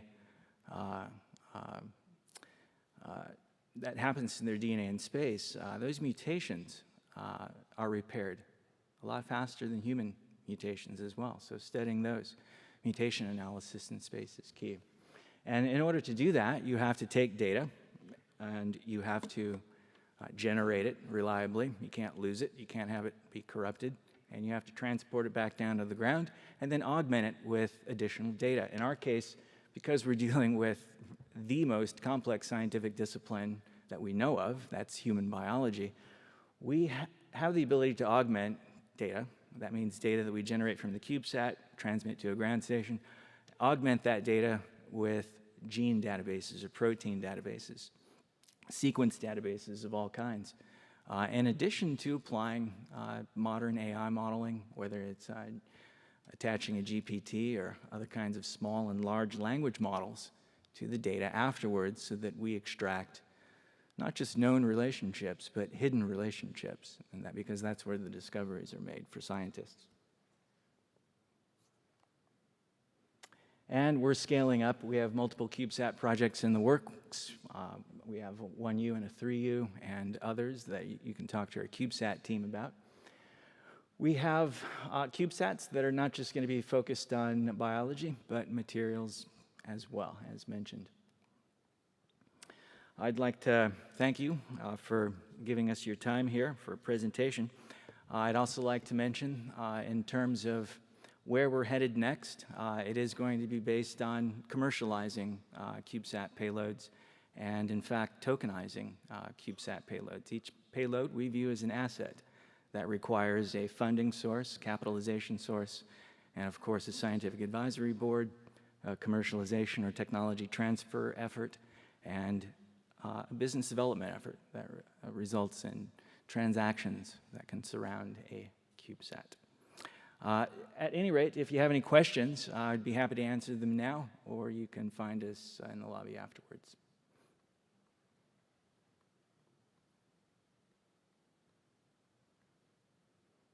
Okay, we'll look forward to seeing you after. Thanks.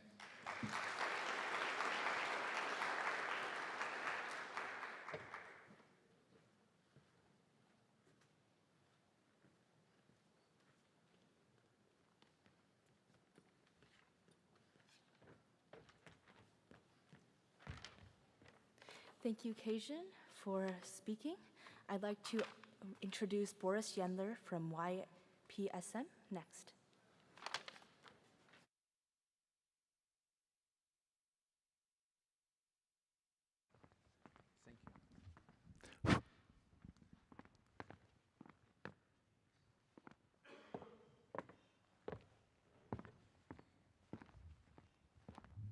thank you very much for coming.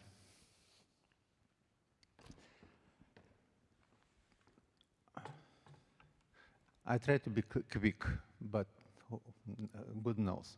So essentially, this is what I'm going to talk today. It's about work that we spent, I would say, 5 years.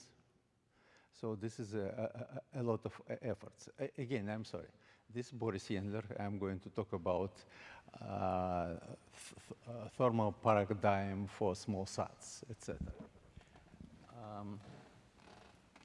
So first of all, why we need this? This essentially is the system, what we are called abbreviation TMS, Thermal Management System. And why do we need it? It turned out that actually, as you know, you very well, the payload is getting bigger, larger, and more powerful, the same as other components of the CubeSat or small sats. And also, there is no commercial, essentially, you cannot go and buy this online or on Amazon. And also, NASA recognized this, that actually, in the technology shortfall, that there's a high demand for ability to manage heat, particularly to dump heat out into space. What solicitation was to develop and prove feasibility of thermal control technology, which capabilities to dump essentially 1 kilowatt of energy from small satellite, which is actually very challenging. And our solution is a multi-component thermal management system. So this is essentially, this is as you see, it was done in 2020. It was our dream. And 5 years later, we actually, our dream converted into reality. As you see, now we have this real system. And this system consists of a rollout deployable radiator, which is really key element, structural integrated heat pipes, and phase change material thermal accumulator. Now, you can see this, actually, the system on a pumpkin table. So just welcome to see it. Now, the functions of this is such as the one unit, actually, is what you can see now. It can dump about 300 watts, which is a lot, if you think about it. And then, but multiple units, like a 3, will really dump 1 kilowatt of energy. This is applicable to small satellites. It could be used together or separately, etc. Now, what's interesting also, this is one of the most important features of this. It's actually doesn't have hinge. Why? I mean, we don't need hinge. And why it's important? Because it's actually hinge is a killer for heat transfer. Each time when heat flows through the hinge, it's actually the temperature drops. But we don't have hinge, so we're the most efficient system, essentially.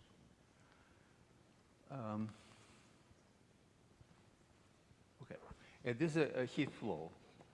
Essentially, what happened is, and we have electronics or whatever electronics, heat flows through heat pipes, internal heat pipes, integrated heat pipes to a distribution block.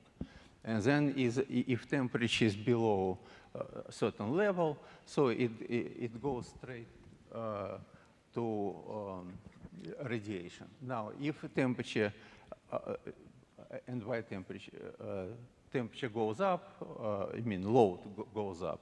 So then PCM, as a phase change material, started to melt and absorb the heat. And then this heat is routed back to radiator for in future.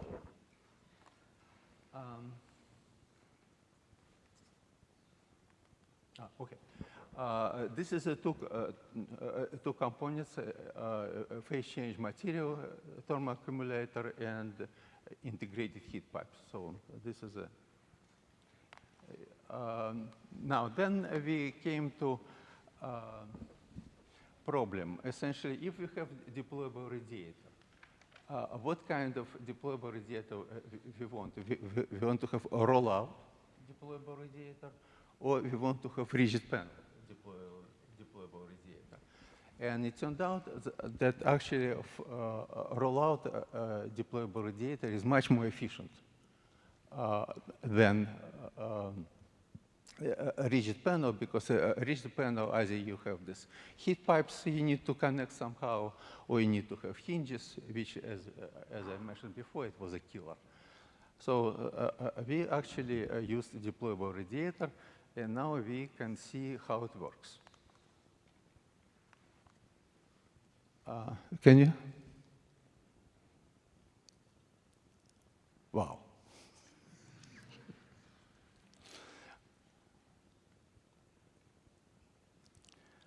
Okay. So I think it's, yes. So now everybody convinced then, that we can open this radiator in space, right? Okay. So then also, as I mentioned, is essentially the radiator itself is, when it's rolled, it takes 16 times less space than if it's panel. So this, we really assume, or we have a very good storage efficiency. Okay, then it was a problem what working liquid choose. And it's obvious from this liquid transport factor that actually methanol is a liquid of choice. Okay. Now, you can see this, all this, our attempts, how much time we spend on choose right combination. Finally, we did, this is in yellow, it was a diffusion bonding for process, it was copper laminates for essentially vessel, a copper screen for wick, and methanol, as we talked about before. What's not working?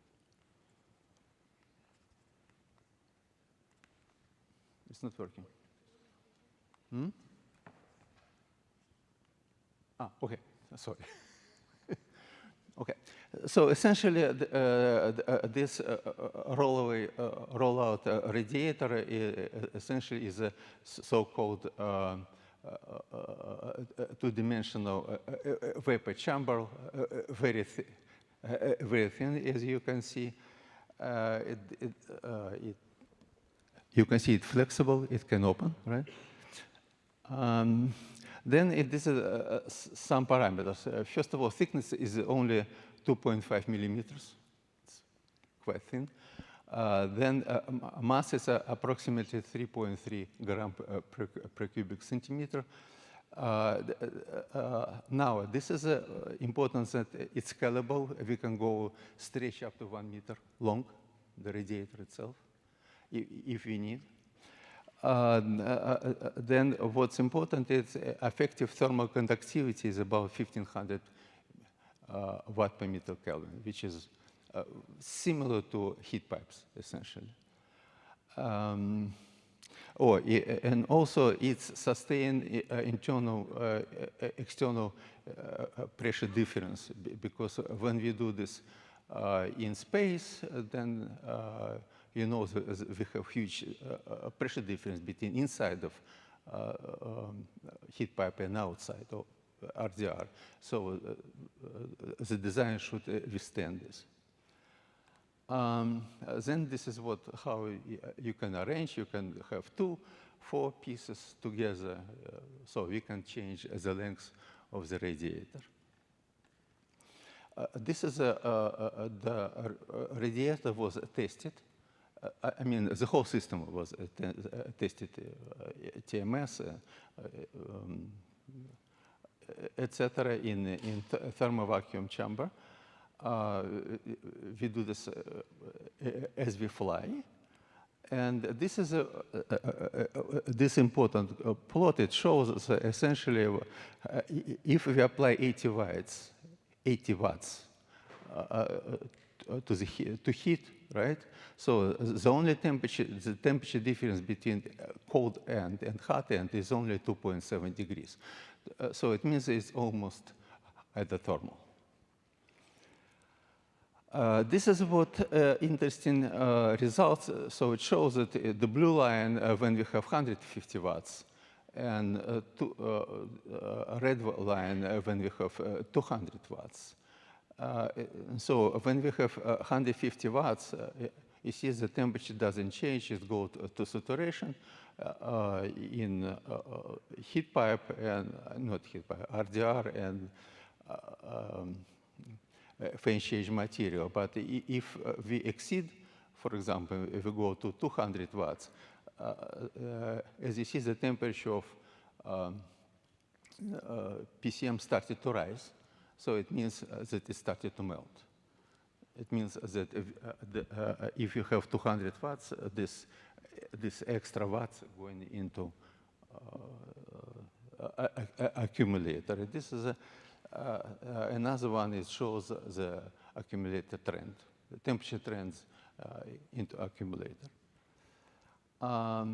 So the current status is TRL 5. But we hope that when we fly this, we can raise the TRL level from 5 to 7 at least. But we need to have flight. So if somebody can offer flights to us, we are more than happy to talk about this.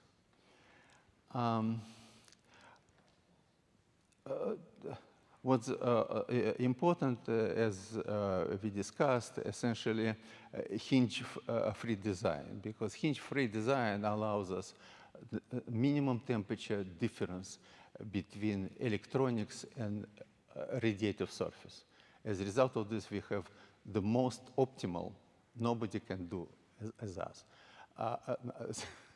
the most optimal heat transfer between between electronics to radiator, because there is no resistance essentially.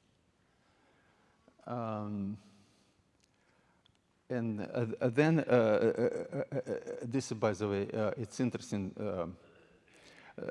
consideration. So when you have, let's assume that we have 50% electronics, I mean 50% efficiency of electronics, right? So then, and we have 1 square meter of solar rays. So 1 square meter of solar rays should absorb, let's say, 1,300 watts. This is this radiation, sun radiation on LEO orbit. So, and if we have 50% efficiency, so out of 1,300 watts, we need to dump 750 watts, right?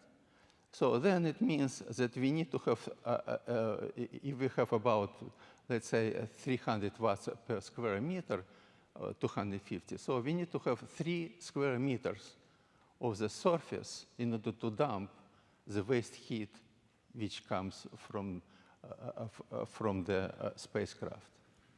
So it means this is, it shows, actually, my favorite joke is the more you eat, the more you poop.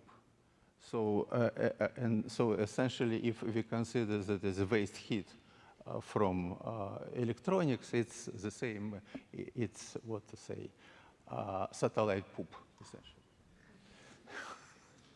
So then, this is what you need to keep in mind. So we need to have 3 times more surface in order to get rid of poop, satellite poop.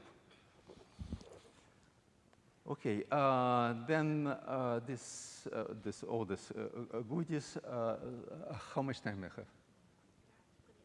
have? Oh, okay, good. So then this again, we talk about this RDR hinge-free design. That this is what I try to convince you. They use this our rollable radiator because we provide the most efficient way of dumping heat. Nobody can do this but us only. And then it's interesting applications. First of all, if you have more power, you can do much more, right? In the same volume, essentially. You can do this, for example, that's advanced avionics, communication lasers, powerful. We can enhance the payload, etc. And there's another one is very interesting, this military application.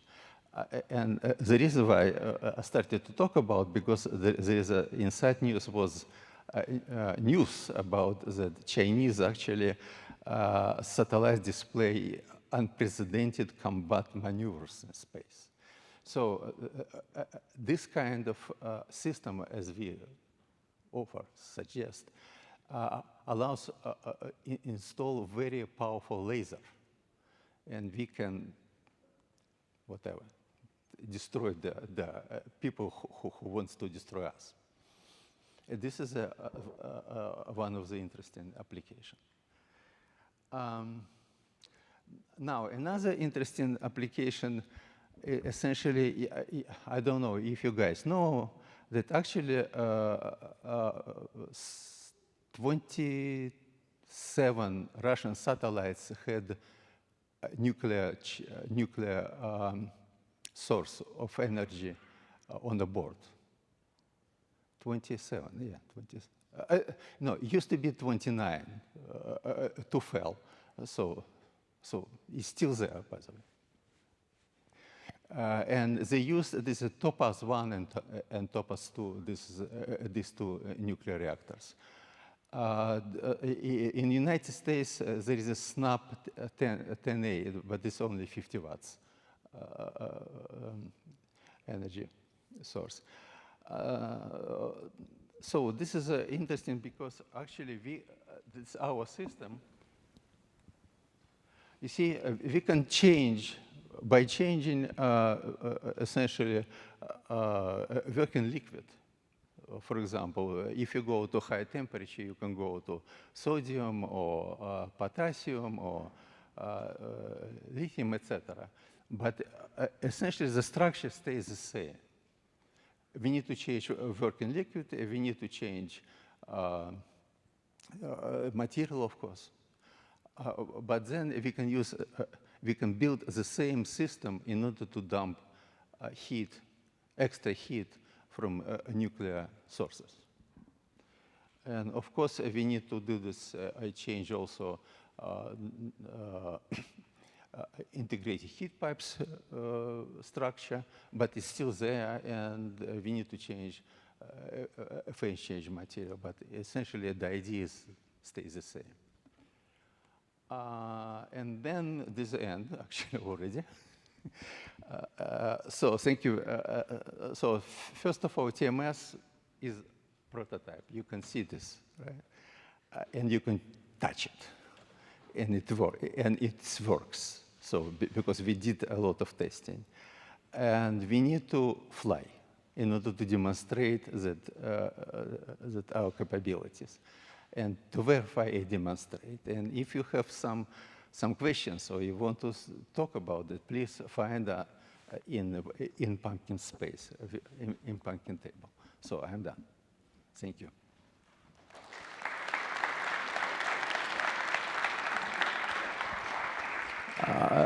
Do you have time for questions? Okay. Ask me. Yes. I'm sorry? Yes, actually, TMS for 300 watts fits into 3U. We need, I think I measured it's about 3. No, I skipped this. Essentially, it's a 3U. It's in current design, we need about 20 kilogram mass allocation. Yeah, it can fit. Essentially, if you use, for example, 6U or 12U, this will be best because it's still 3U. But then you have about 300 watts just dumping capability. Other questions? Yeah? Let's see, the packed stowed configuration is a cylinder. Yeah. I was wondering if you considered putting some angled joints in there, not hinges, but angled joints, such that you can get the packing density down a bit. You know, I need to think about it because we try to make it flat as possible. And the reason because when you roll out, right, you need to have, how you do roll out if it has ribs? We need a cocktail napkin. Okay. or we need cocktail to begin with. Other questions? I'm sorry, yes. How will you maintain rigidity once deployed? It's rigid. Pardon? It's rigid. It's rigid because, no, actually, the idea is this.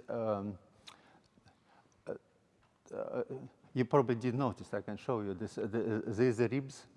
Yes, okay. There is ribs, but we can either have ribs still, or we can put boom. Okay. Just extend it and keep it from flapping. Yes?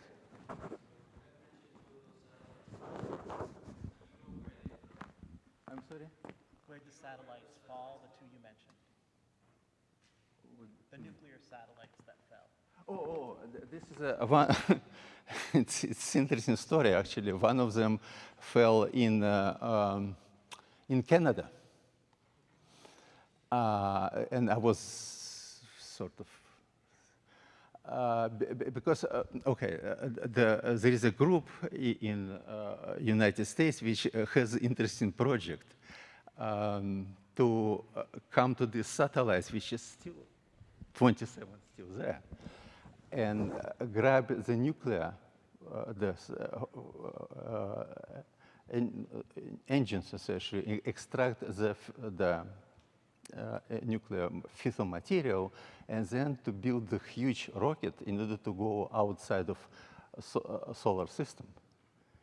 And this I was part of the group. So this is how I learned this. I don't know, I said one of them is landed in Canada. By the way, it was 150 square kilometers of impact, this area impact. But I don't know what happened to another one. It was a spinners, кстати, by the way. This is interesting. Idea that it was a spinners satellites. Yeah, other question? No questions? Looks not. Okay, so guys, if you want to see this actually semi, we have on the pumpkin table, we have this unit. And again, as I said, guys, we are looking for flight opportunities. If somebody wants to talk, we are here. Okay. I'm done.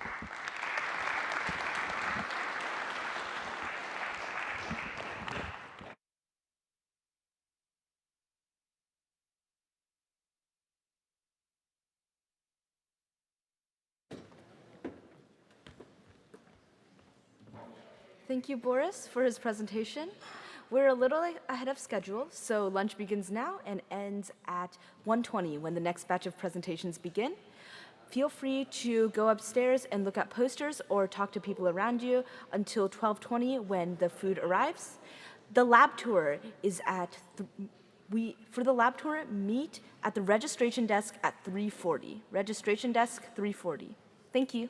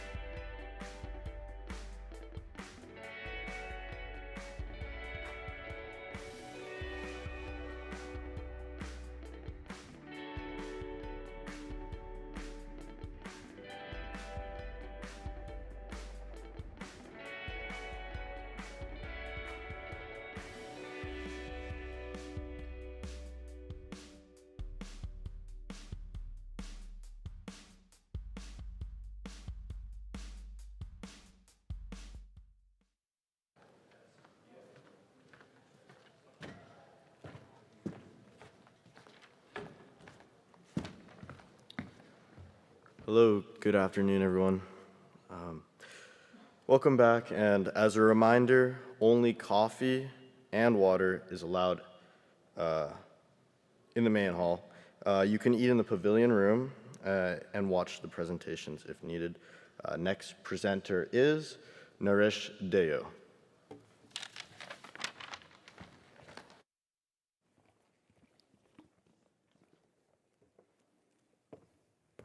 Good afternoon. I hope you all enjoyed the sunshine and the nice lunch. My name is Naresh Deo, and today I will be talking about advances and innovations that have been made during the last decade in microwave antennas for CubeSats. I had a presentation yesterday almost on the same topic, except for transceivers for CubeSats. So, there is hardly any CubeSat or any satellite that does not have an antenna to communicate either to ground stations or other satellites, or in some cases for remote sensing transmission as well. Today, I will focus my attention largely on higher frequency antennas because the need for higher and higher data rates is evident, particularly with those payloads that have massive amount of data. And the typical aperture of a satellite is rather small, so higher frequencies are somewhat favored compared to UHF or other lower frequencies. Active remote sensing transmitters also require large apertures, generally in the form of a deployable antenna, because they have to create a certain footprint on the ground or on the clouds, as the case might be. And then the passive remote sensing has its own specific type of antenna needs. So I will try to address today as many of those needs as I can. So let's look at the generalized requirements for and constraints on antennas that are used in CubeSats or other small satellites. First of all, it's clear that the size and the form factor is very important, and so is the need for storage volume. Obviously, mass and its mechanical stability is important. There are large variations in temperature very often in some payloads, so the dimensional stability and the type of material we select is important. It should have a minimum interaction with the satellite's own structure. Earlier today, I think we had a paper that kind of discussed the interaction between antennas and the satellite structure itself. So antenna should be immune, or the subsystem should be immune to that. There are issues of electromagnetic compatibility, especially if you have multiple frequencies on the same antenna or same area, and electrostatic charging, which is pretty prevalent. Higher power handling of the antenna is also important with respect to either ionization breakdown or multipaction, because we will see some of the antennas at very large areas, but very small apertures or slots. So it's important to know that they are not immune, that they are immune from multipaction and so on. Should have high radiation efficiency. Radiation in this case meaning radiating the RF power or RF signal that they are transmitting.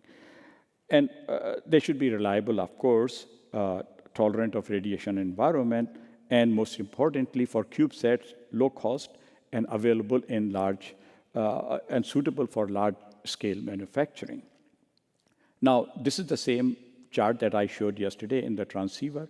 It discusses various bands, frequency bands that are available.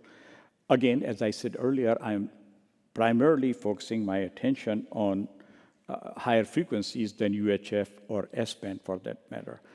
So listed here are frequencies that are assigned to radars and sensors, as well as frequencies that are assigned to data transport or communication bands. I will briefly discuss some of the millimeter wave or higher frequency bands as well in this presentation, time permitting. So there are many different types of antennas depending on the size of the platform or CubeSat, as well as the frequency of use and many other considerations. So I have listed here not necessarily a complete list of types of antennas like patch arrays, slot arrays, meta-surface antennas, and aperture antennas, as I call them, which are horns, feeds, quasi-optical antennas, and then some more recent innovations, which are arrays and distributed antennas. And finally, some reflection type of antennas, which are typically seen in large satellites in the past, but certainly I will discuss some of the ideas to put them in CubeSats and other small satellites.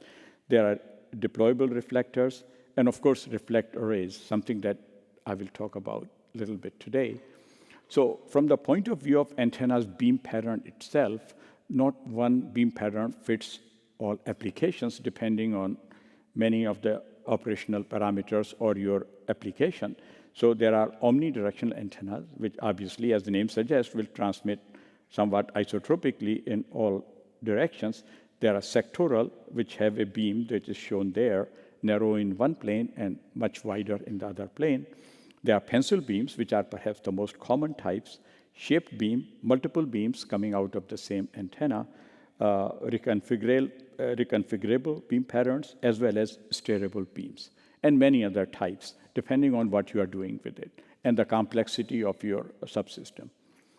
So this is a busy chart, but it is primarily to address high-gain antennas. And high gain is higher gain than a simple rod or a UHF antenna.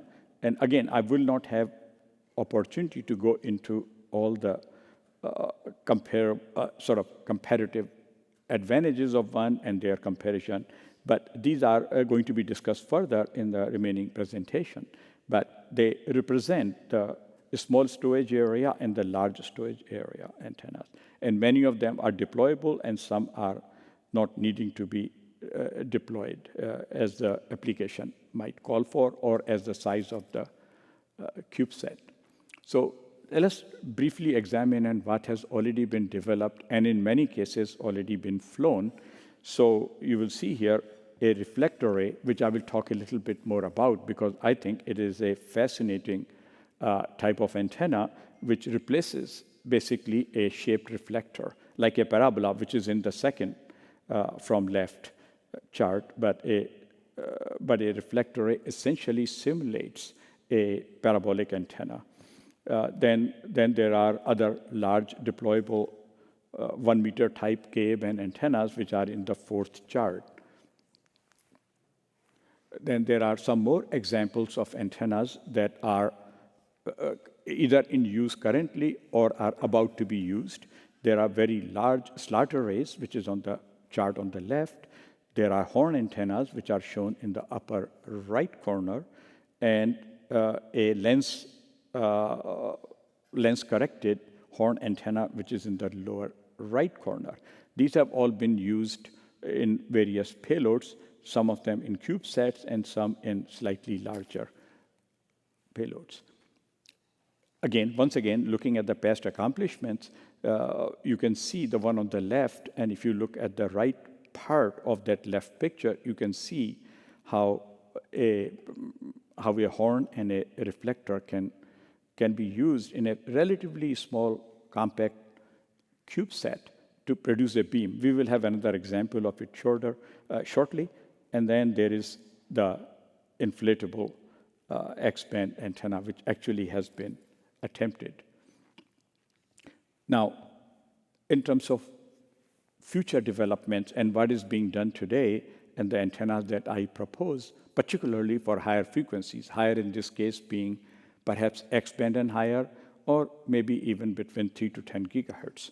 They should have a low profile, obviously, and to achieve that, there are techniques like gap waveguides and slot array antennas, which are flat and conformal and generally of low profile. They should have low swap, which is, of course, a given.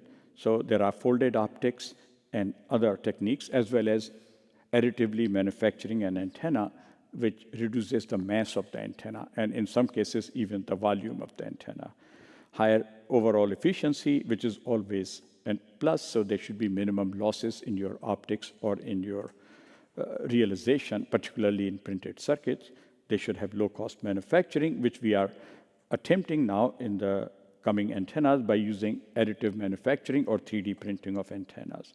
Certainly, standardization and availability of antennas as a CARS item is really desirable, particularly for CubeSats. So that's being achieved by manufacturers trying to create a standard and making antennas available as CARS item.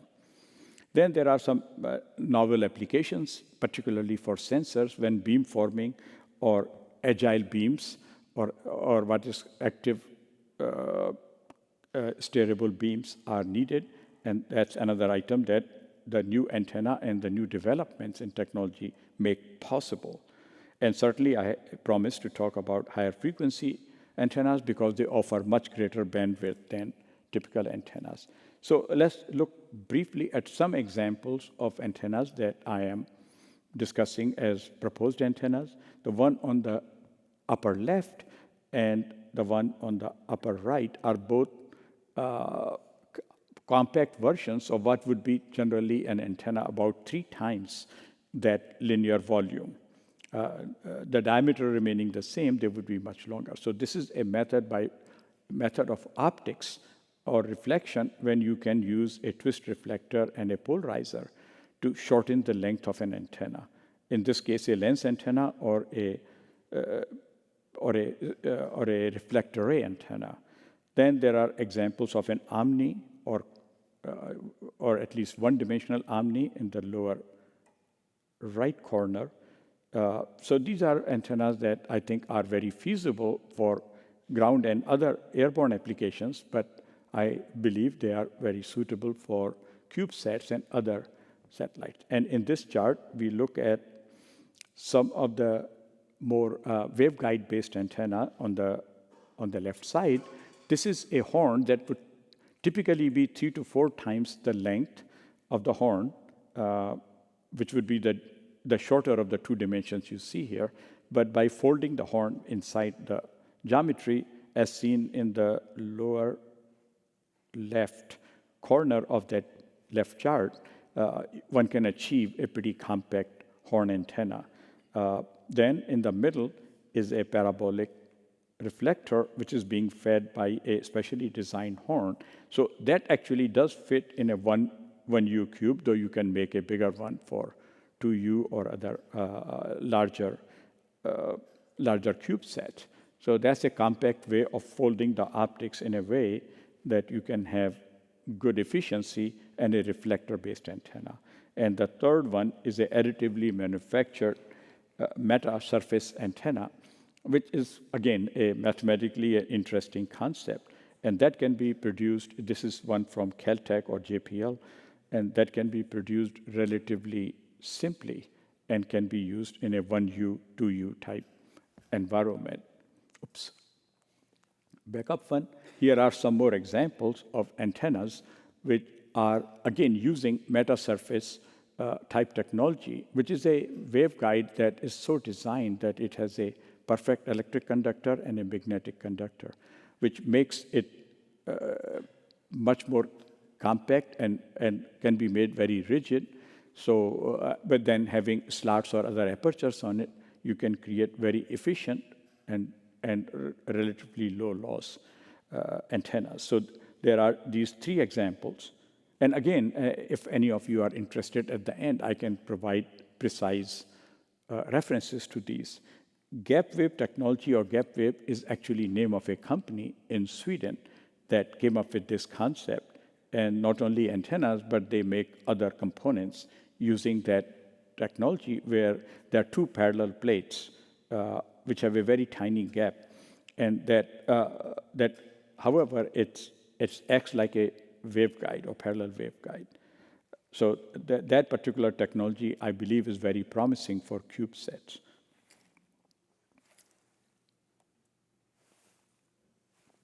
Now, finally, as I discussed, that the most recent trend has been in active electronically steerable antennas for applications where your beam needs to be agile or reconfigurable, so you can point at different targets or at different locations on Earth. So there are two methods of realizing that. One is a passive method, which is a very traditional method of phase shifters on the left side, which can achieve a beam both agility as well as some other aspect of its shape. And the one on the right is a more active concept, which requires TR modules. So yesterday in the presentation of transceivers, I talked about briefly TR modules. These days, because of surface mountable technology and other innovations in electronics, you can have pretty tiny TR modules at high frequencies. And that, in turn, allows us to make relatively compact antennas or antenna backends, because, of course, by law of physics, the aperture is sacred, but you can steer the beam or shape the beam based on the TR modules in the back. And these all otherwise require traditional backends, except for the beam steering part. Now, the beam steering devices or chips are now available as a CARTS item from half a dozen companies in silicon and other technologies. So realizing such an antenna is not that difficult any longer, and they serve both for radars and other purposes. Now, yesterday I was having our nice dinner with some folks who were very concerned about going to higher frequencies. And I had stated that at higher frequencies, it is actually much easier and simpler to design and produce an antenna than a Yagi-Uda or one of those log periodic antennas. They tend to be wieldy and little sensitive. But at higher frequencies, horns and lenses and other things are pretty traditional and operate pretty much exactly as designed. So not to be afraid. I'm a big proponent of higher frequencies than let's say 22 gigahertz, because it's relatively uncongested and there are huge bandwidths available for communication as well as for remote sensing. So, and CubeSats are ideal for that, in my opinion. I spoke yesterday to our colleagues about a CubeSat called WCube. I would invite you to check it out. It's a Austrian, Finland type project, which has a CubeSat operating at 38 gigahertz and twice that frequency, around 76, over Western Europe. So, so obviously it's possible, and they have a Earth station ground station in number of places. So thank you for your attention, and I'm happy to answer any questions if they arise, or you can meet me in the lobby or elsewhere afterwards if you so like.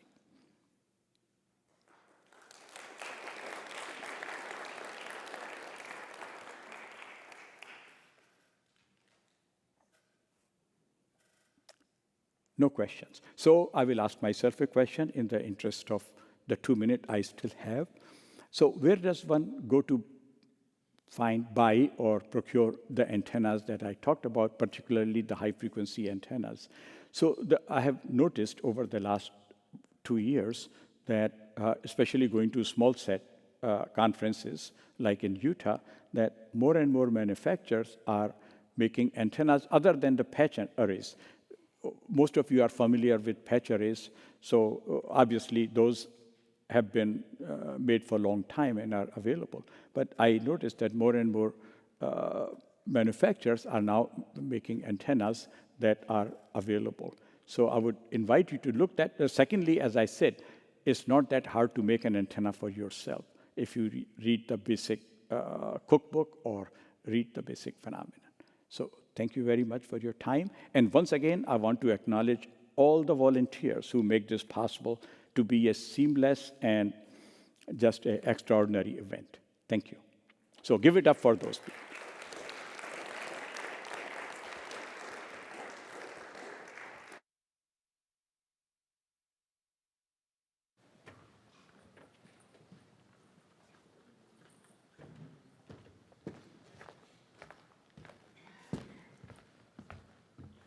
Thank you to Naresh Deo.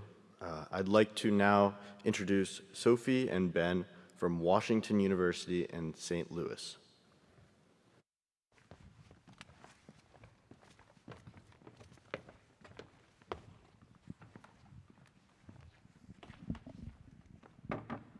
Hi, everyone. I'm Ben Cook. And I'm Sophie Fendler. We're from WashU Satellite. We're a relatively new design team you may have heard about from our colleague Owen yesterday. And we've got a few different projects going on, but today we're talking about Spinner, which is this long-term CubeSat mission concept to do some really innovative RF astronomy. So I'm going to start with a little motivation behind the Spinner mission. The ionosphere is a weakly ionized plasma layer in the upper atmosphere of Earth. It reflects, absorbs, and refracts radio waves longer than 10 meters, or about frequencies below 30 megahertz. This renders ground-based observations of these radio waves effectively impossible. Space-based observatories have revolutionized our understanding of space in the X-ray, infrared, UV, optical, and gamma-ray wavelengths, but this sub-30 megahertz band is still largely unexplored. There was a comprehensive study of this band in the 1960s with NASA's Ray 1 and 2 missions.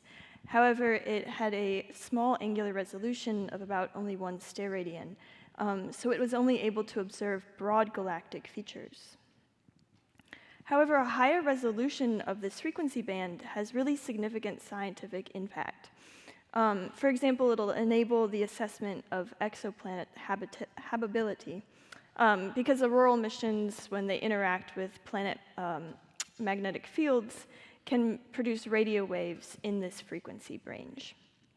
In our own solar system, this allows for high-resolution monitoring of planetary magnetospheres. For example, Jupiter produces strong, well-studied radio emissions, and studying these helps us refine models of magnetosphere dynamics, a testbed for similar exoplanet emissions.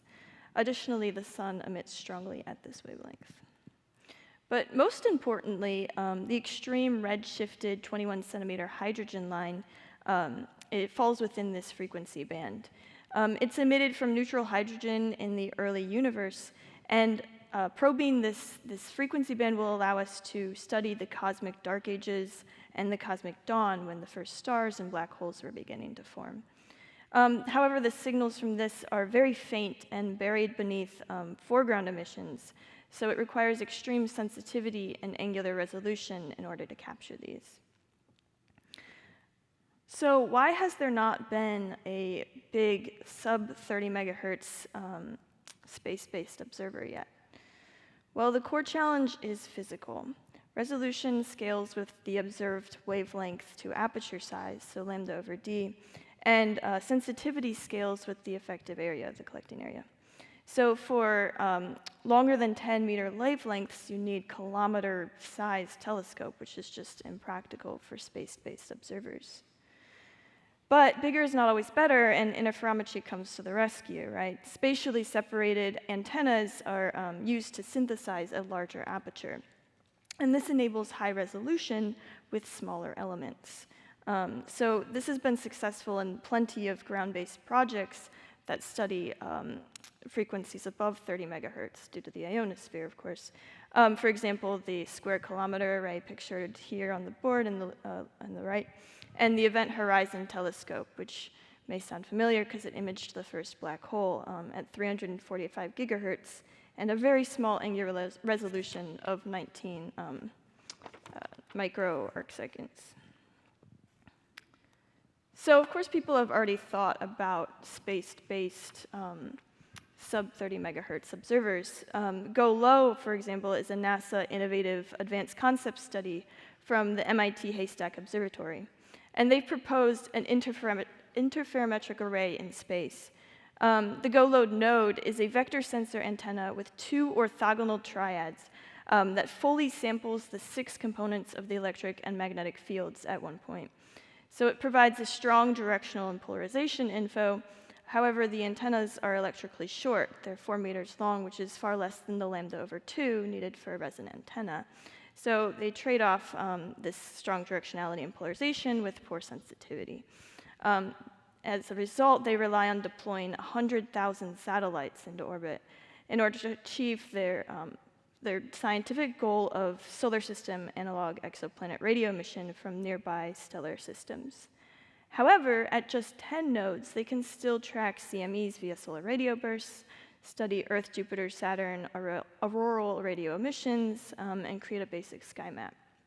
At just 100 nodes, they can study Uranus and Neptune auroral emissions, they can make a higher resolution and sensitivity sky map, and they can begin to detect that 21 centimeter global signal. At 1,000 to 10,000 nodes, they can create a high-resolution sky map, do 21 centimeter tomography, and study transients and stellar bursts, and also study nearby exoplanets.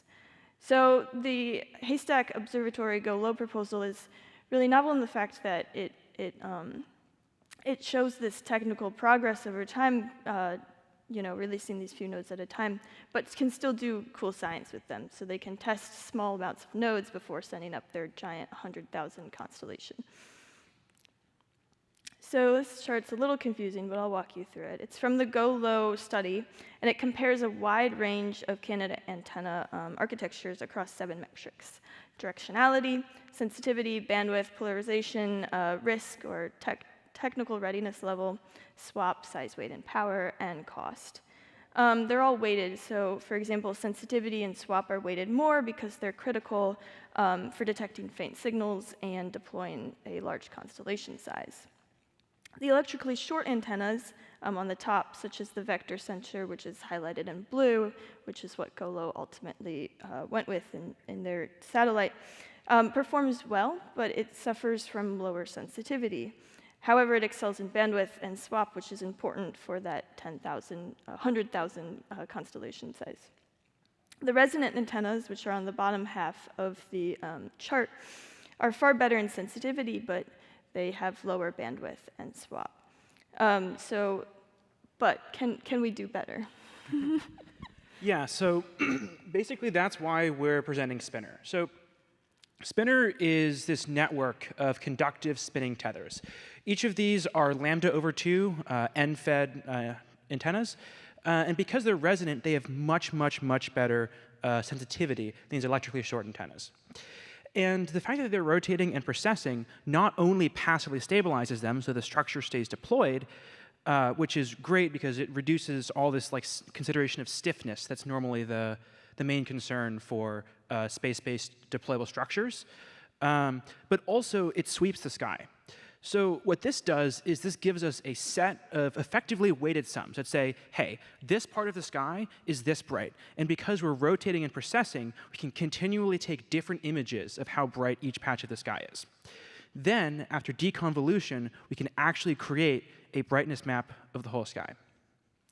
Additionally, the tether can be wound or unwound to change the resonant frequency that it's operating at, which helps to mitigate the narrow bandwidth that's associated with these resonant antennas.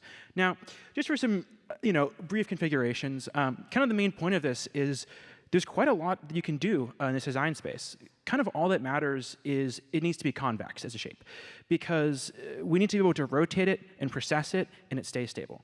Now, they're not going to stay straight. We're definitely going to see some bending in the tethers as a result of the lack of stiffness, just prioritizing tensile strength. But just for a couple of cool ones, for example, once you just have 4 nodes and 6 tethers, you create a tetrahedron, which is effectively a vector sensor, which we'll return to, but could be a useful addition to the Go Low constellation. Once you have 6 elements, you get a cube, you get 3 orthogonal 4-element phased arrays, and why not go bigger? Heck, make a soccer ball out of resonant antennas. And additionally, you can put many of these together to create these same kind of interferometric networks. So just for a little bit of actual performance and realistically what this would look like. So on the left side, this is kind of what would happen in a case where, as is likely to happen, we're going to have an initial spin up, and then we don't play with the angular momentum anymore. We just wind and unwind the tethers. The point of this is showing that there's a bit of a problem here, which is that your tether tension scales inversely with your tether length cubed. And this will fundamentally put some measure of a limitation on actually the bandwidth that your antenna can go to, right? So the more you pull it in, the stronger and stronger that these forces are going to become, and you're going to only have an ideal design range.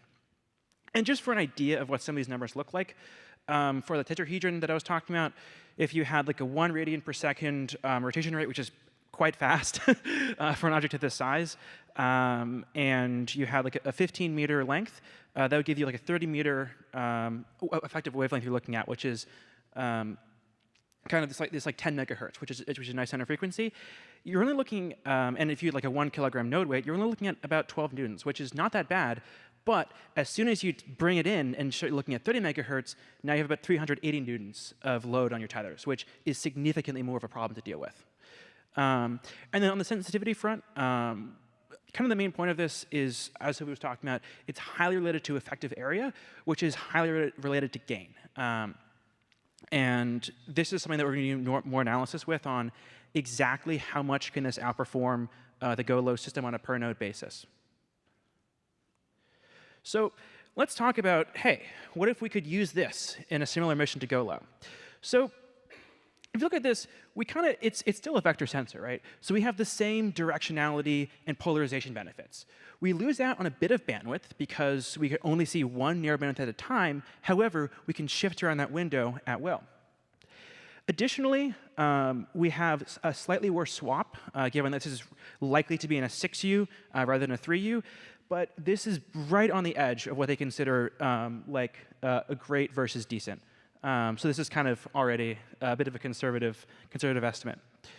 And there's a couple cases that this could be useful for the Go-Low mission. So first off, you could just build a pure play resident antenna network. But also, what could be really helpful is having that main Go-Low system that's all electrically short. So they can be scanning the entire EM sky, or the entire sub-30 megahertz sky at all times. And then having a subset of resident nodes that are able to take specific readings at really, really high sensitivity and complement the rest of the constellation. So let's talk about the kind of obvious problems with this. So the first one is we're talking about doing a deconvolution, right? We're taking many, many, many samples and then trying to pull the information out of them that are all tightly correlated. This will amplify any kind of errors that are persistent within the data. So we're talking electrical noise, right? We need very low noise detectors. Any kind of beamforming accuracy. We need to know exactly how those tethers are bending, because if they're bending differently to how we think they are, then the beamform will be changed, and all the data is kind of screwed. And additionally, pointing error is really important. We're going to be slewing, and that's going to create, a bit of an extra challenge for the star trackers, which need to be very accurate, because again, this is all a case of driving down error, because it will be amplified if we don't. And then, tethers in space are hard, especially spinning tethers. They need to have a really good tensile strength to weight ratio. They need to be held up under vacuum conditions. And then also, if we're talking about winding them and unwinding them, we're not putting fatigue loads into these, right? So you need to be really careful about these holding up for the duration of the mission.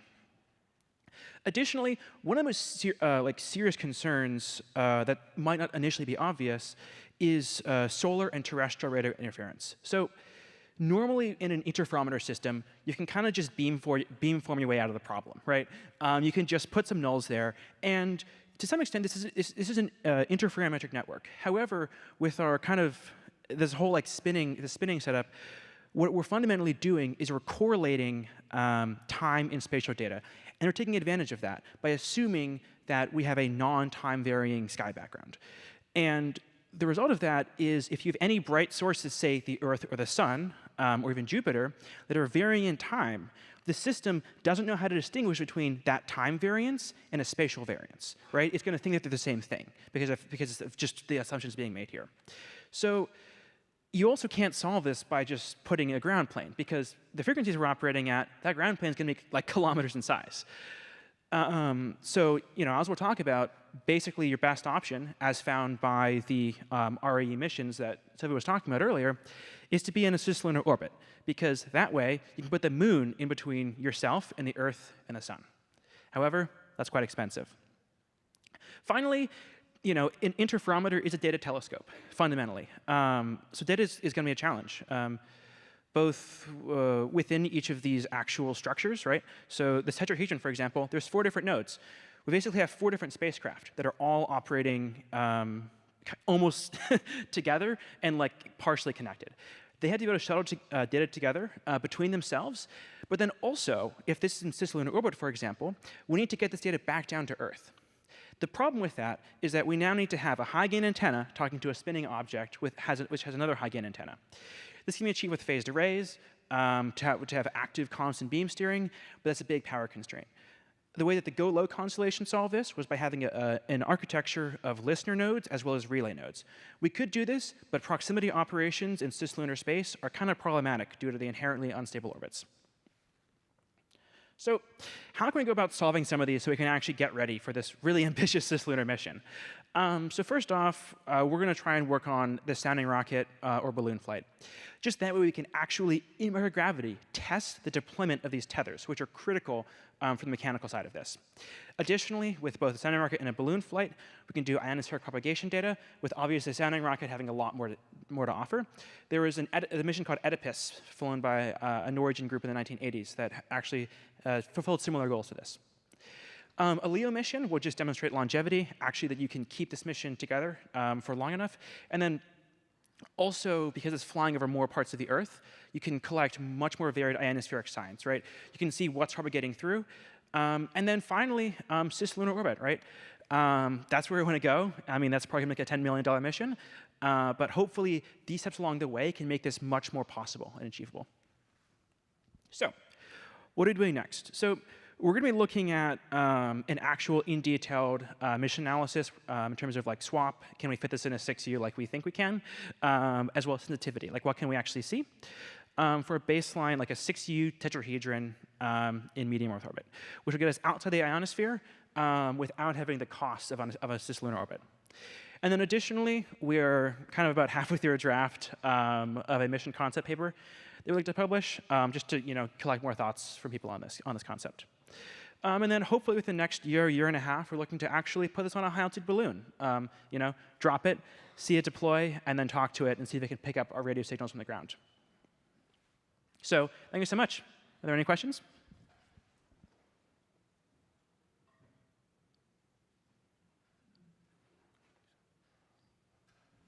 All right, thank you so much.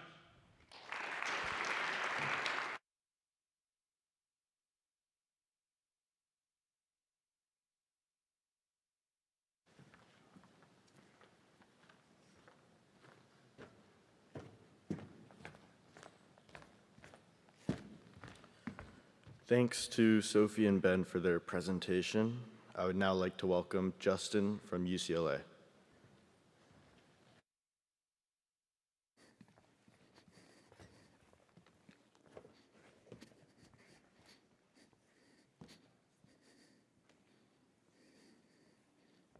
All right. Hello, everyone. Good afternoon. My name is Justin Tang from the Mesoscopic Optics and Quantum Electronics Laboratory at UCLA.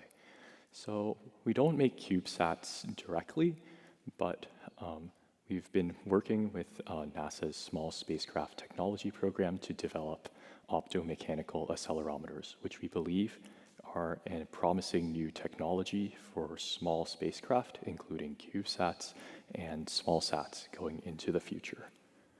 So first of all, I wanted to go into why accelerometers matter in spaceflight systems. So one major application of accelerometers in spaceflight is in creating inertial navigation systems, or INSs, which can reduce a spacecraft's reliance on GPS, GNSS, and other positioning systems. So these systems work by integrating acceleration measurements over time. And with that, you can obtain a fairly accurate position estimate over a short period of time, even if your spacecraft hasn't received a GPS signal during that time interval. And so one example of an inertial navigation system that actually predates GPS and GNSS is the inertial navigation system from the Apollo missions, which basically gave an estimate of where the astronauts were at any point in time. For a more modern example, we can imagine a spacecraft in orbit that wishes to relay data to the ground via another satellite, such as one of NASA's tracking and data relay satellites. If it were equipped with an inertial navigation system, it could, in theory, point a directional antenna at this relay satellite and be able to create a downlink to the ground with a high rate of data transfer and stability. So currently, the state-of-the-art in accelerometer technology are MEMS accelerometers and piezoelectric accelerometers. So both of these types of accelerometers work by using a proof mass that, when subject to acceleration, undergoes a damped oscillation, which we can then transduce into an acceleration measurement. So with our optomechanical accelerometers, our optomechanical accelerometers work on a different principle. And so we believe that they can achieve higher sensitivity, higher resolution, and higher and other advantages over traditional accelerometers. So with that, I'd like to jump into a brief explanation of our slot cavity optomechanical accelerometer and how it functions. So this is a laser-based system. So we take an infrared laser and we take an optical fiber and then we shine it into our device, which is this shown right here on the top right.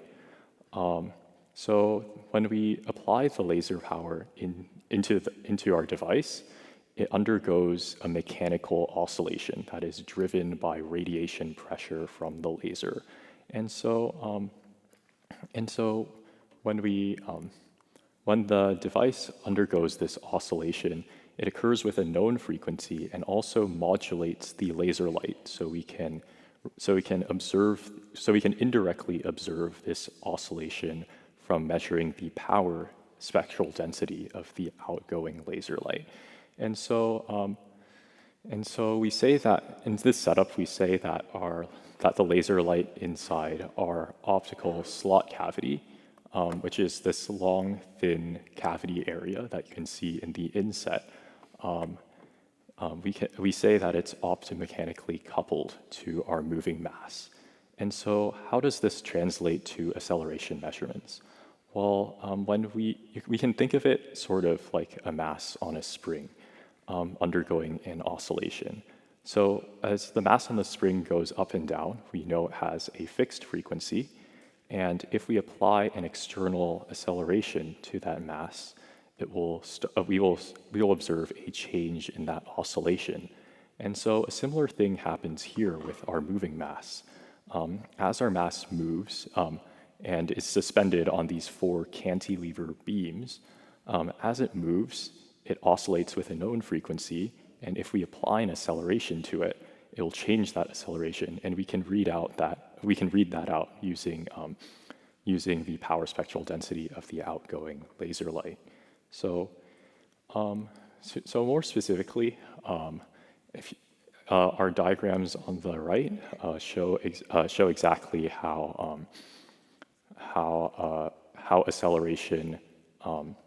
acceleration translates into frequency changes.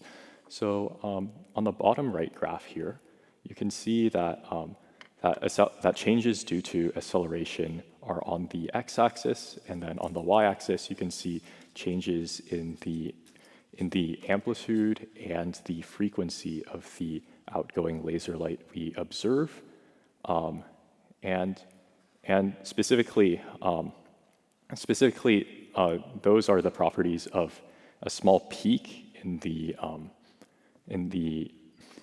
power spectral density of the outgoing laser light that we observe as a consequence of the oscillation.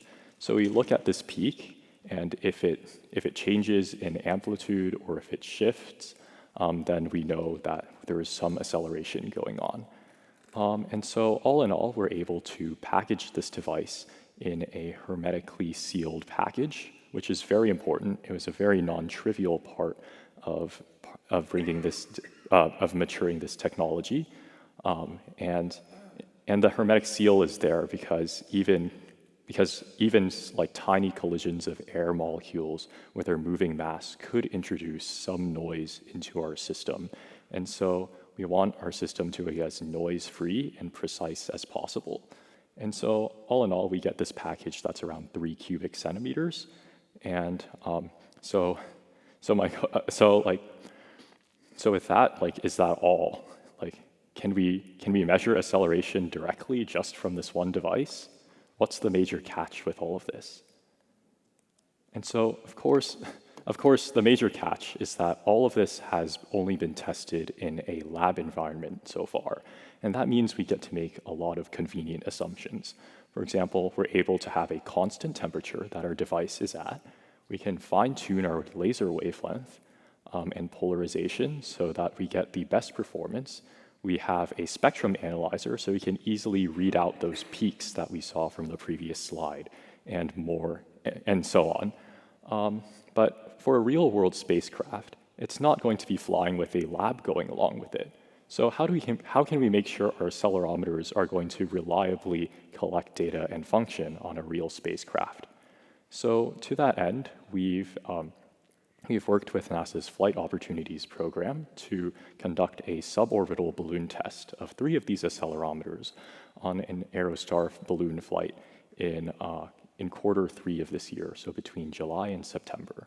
So our main goals with this are to demonstrate the independent functioning of our accelerometers at altitudes up to around 30 kilometers, and also compare the inertial navigation performance of our accelerometers compared to that of reference or traditional MEMS accelerometers.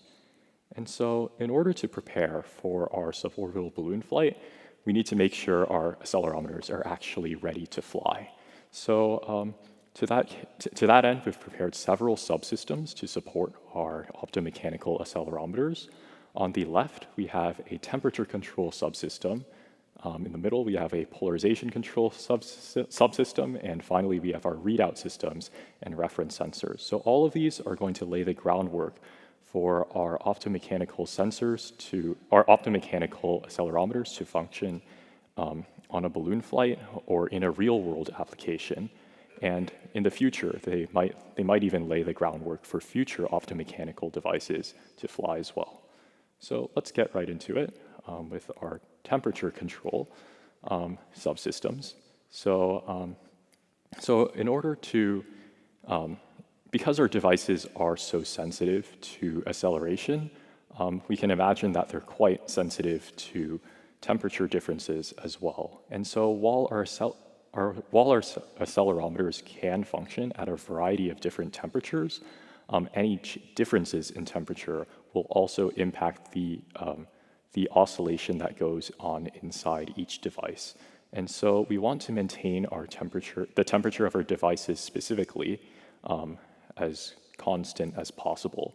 And so that means we need to control for the temperature of not just our entire payload, but also our individual devices. And the way we do this is by using a couple of techniques. For example, we have 2 thermistors that are packaged within each device, and we also have an external thermoelectric cooler in order to create a feedback loop that keeps the temperature of our devices within a 25 millikelvin range.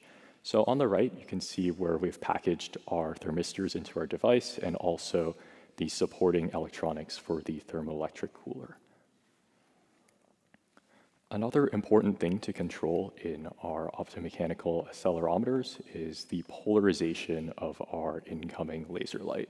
And so our devices are really sensitive to the polarization because if you have a polarization mismatch, you essentially lose some portion of the input laser power to our device.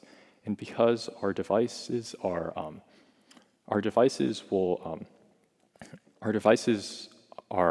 the sensitivity of our devices is dependent on the input power we supply to them. That's any losses due to polarization are going to be significant. And so the way we control for our polarization is by using a passive approach to polarization control. So we have a simple fiber polarization controller similar to the one on the top right. And we also tape down all of the optical fibers that connect our input laser to our optomechanical devices.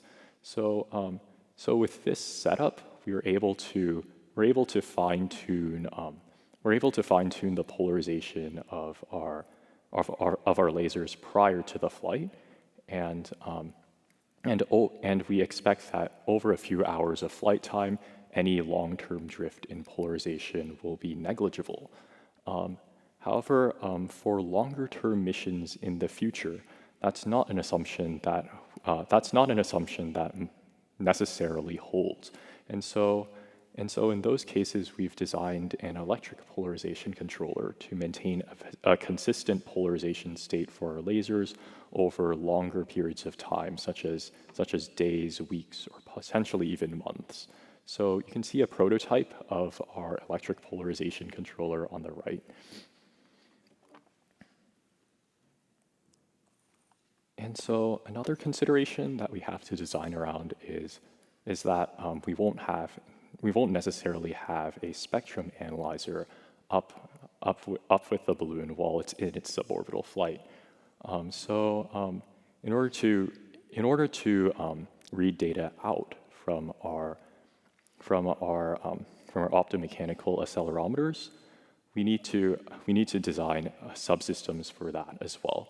So the first step is translating the optical power that goes out from our devices and turning it into an electrical signal, an analog electrical signal that we can process. So that's the role of our photodetectors. And the output of our photodetectors goes into a signal conditioner board.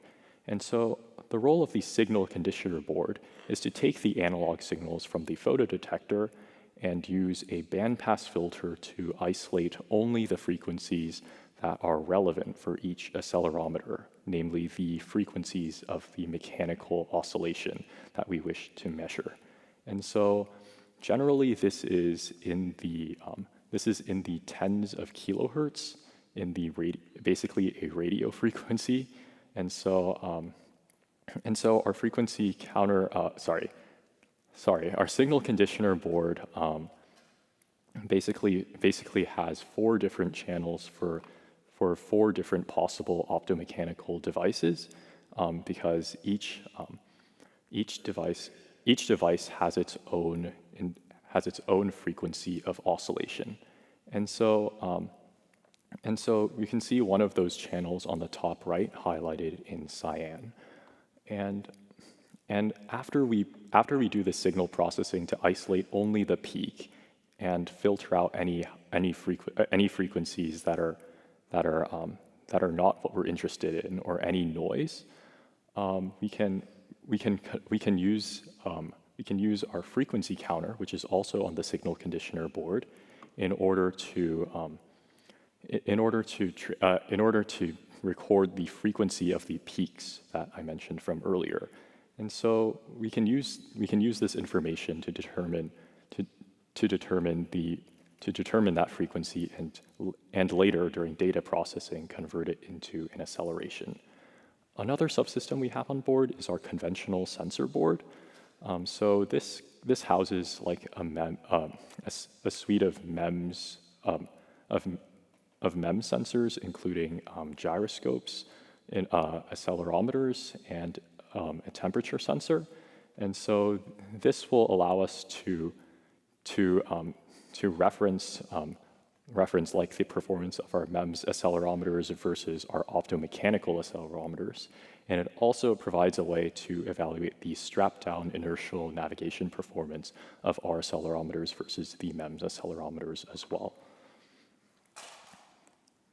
And so all of these, both of those systems are connected to the Raspberry Pi, which takes in 1 kilobyte data packets from our signal conditioner and our conventional sensor boards.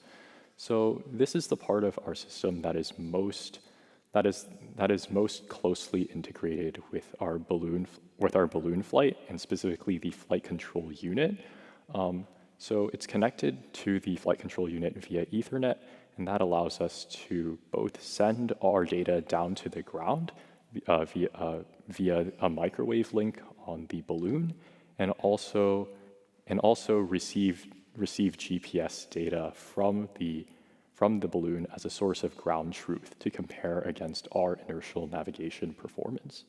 And so throughout this whole process, we have a system of robust logging in place to record all of our data from our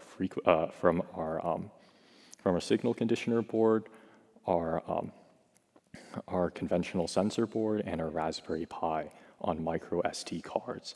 And the way we do this is that we use many small files instead of one large file to avoid data corruption.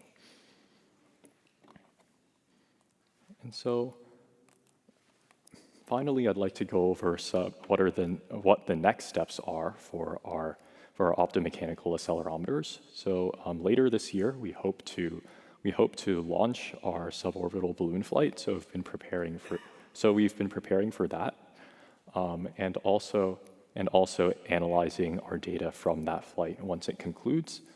So that includes comparing the performance of our accelerometers versus our reference accelerometers.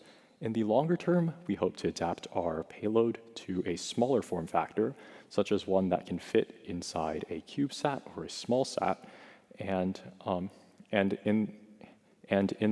the main task with that is to shrink down everything so that it fits in the requisite volume, and also shrink down the power requirements if necessary as well. And finally, we hope to eventually deploy our optomechanical accelerometer technology in CubeSats, small satellites, and cislunar satellites. And with that in mind, we want to remember that these navigation systems are often auxiliary to a spacecraft's mission, and so we want to develop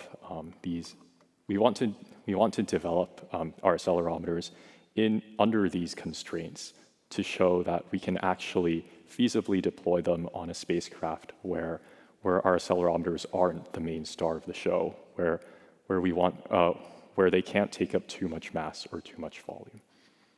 And so with that, I'd like to acknowledge all of the support that we've received from NASA's Small Spacecraft Technology Program, as well as everybody who's currently contributing to this project from UCLA and NASA's Ames Research Center. And so with that, I'd like to open the floor to any questions that anyone might have. Thank you.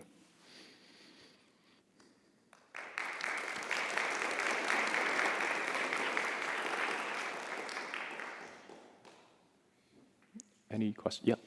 What's the cost per unit like on the system? This is a pretty expensive system so far. As I discussed, we're using these devices.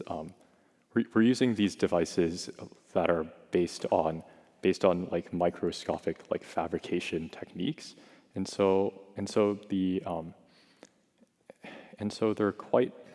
they're quite expensive at the moment. Even our optical fibers can cost like hundreds of dollars. So yeah, it's quite expensive at the moment compared to conventional sensors. All right. Oh. The expected accuracy. It's like in the like we can transduce like it could like in force measurements. It's like on the, I believe, the atto-Newton scale. On the atto-Newton scale of force measurements, but those are specific force measurements rather than acceleration measurements. Yeah. All right. Thank you, everyone.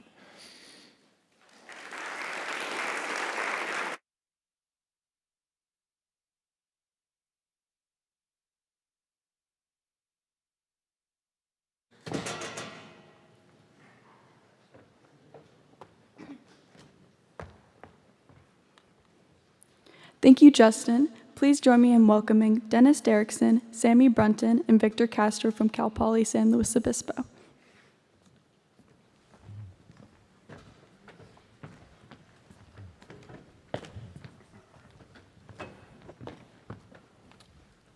Hello, everybody. My name is Victor Castro, and along with Sammy Brent and Dr. Derrickson, we will be presenting the LoRa Link CubeSat mission as part of Cal Poly SALI program. We are partnered with both the Air Force as well as Owl Integrations.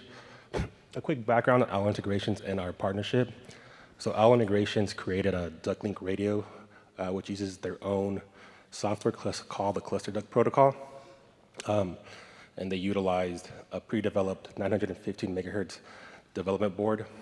They wanted to create a new, their own custom software, so they partnered with us, Cal Poly, and we created an RC1 and RC2 prototypes, as you can see in the middle. They both have Wi-Fi, LoRa, and GPS capabilities. And with that, we've created a patch antenna that will act as a receiver that will be sent into low Earth orbit for the SALI program.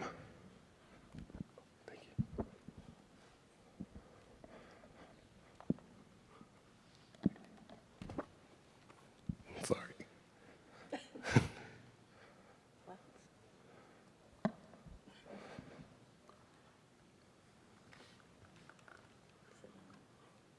Oh, there we go. There we go.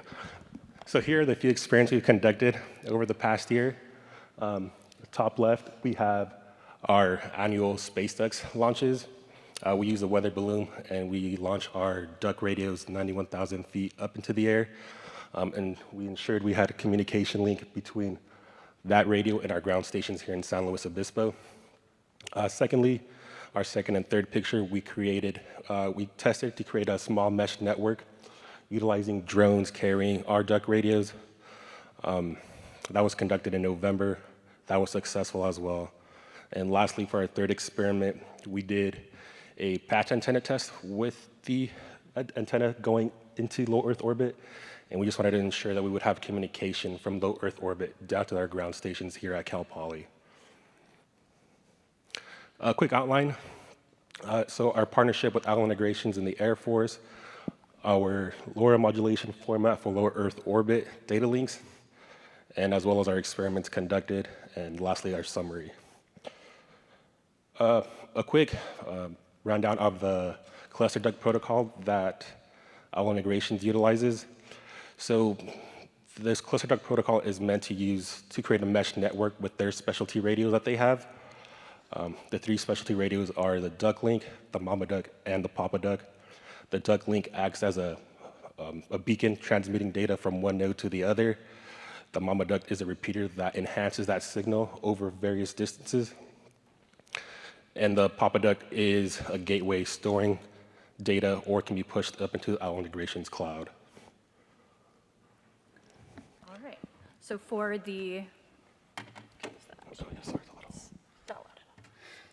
the low Earth orbit LoRa field testing project with the CubeSat, we're using a Cal Poly design custom LoRa hardware transceiver for our ground station.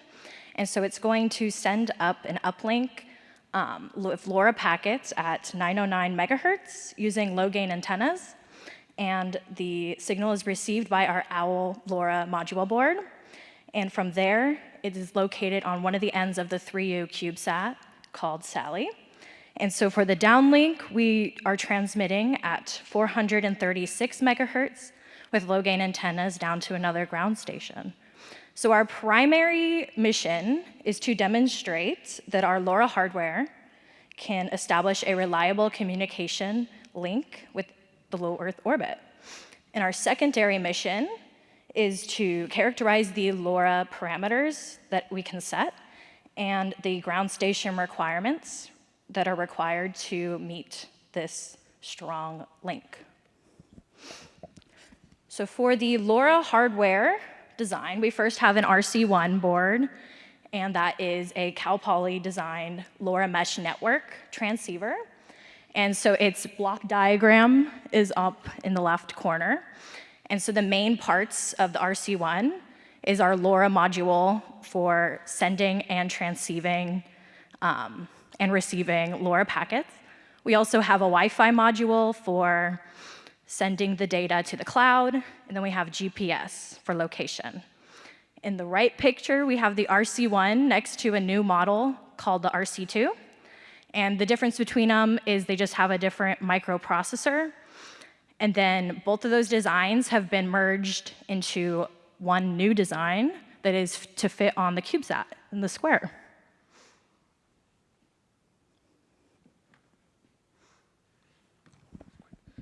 So this is one of the tests we conducted in November utilizing our drones as our vessels to carry our tug radios.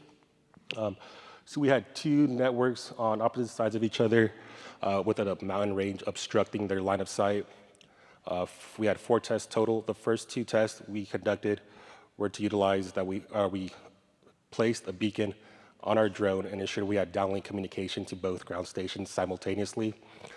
For the last 2 experiments, 3 and 4, we attached repeaters to our drones and ensured we could create a mesh network from one side of the mountain to the other with both our ground stations. Here's a quick overview of our testing. As you can see, we have the RC airfield here is in pink, which is at La Cuesta College, about 10 minutes away from Cal Poly off the 1. And then we placed another ground station about 3 miles away, and we utilized the drone flying up 400 meters up in the air to ensure we had communication from one side to the other. So this is some of the data we took. As you can see, the 2 on the left is our experiments 1 and 2. We had a path loss trend that was expected. The closer we were to our beacon, the stronger the signal, and the farther the beacon traveled, the weaker the signal, and eventually losing signal at about 1 kilometer as well. For the 2 on the right, we had our repeaters up in the air talking to one another. And as you can tell, even at 3 kilometers, both our RSSI and SNR values maintained strong and no signal was lost.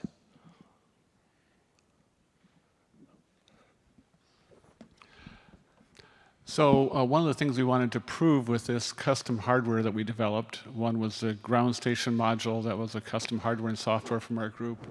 And then we have the module that goes on the face of the CubeSat that was also custom designed by our student engineers. So going from the ground station to the low Earth orbit is going to, at 909 megahertz, will incur about 145 dB of path loss.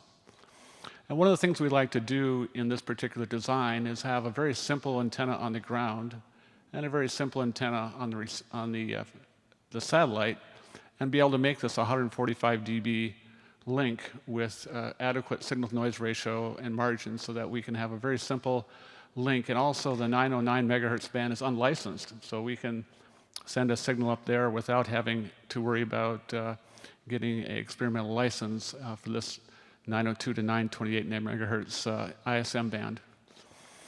So we wanted to gain confidence that the custom hardware and software that we made was capable of making this link. So this experiment was to go on a mountain near San Luis Obispo and have a beacon up there that would transmit a LoRa packet every 5 seconds.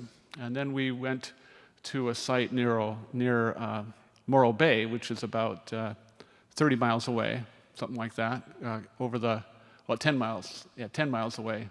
But they're line of sight connections. And so then on the left-hand side, we have our receiver, which is on Morro Bay. On the right-hand side, we have our beacon, which is on the mountain. They're 10 miles apart.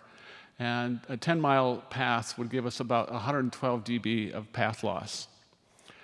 Now, if you look in the middle bottom, we see that little antenna sitting up vertically, and then below it, there's a bunch of fixed attenuators.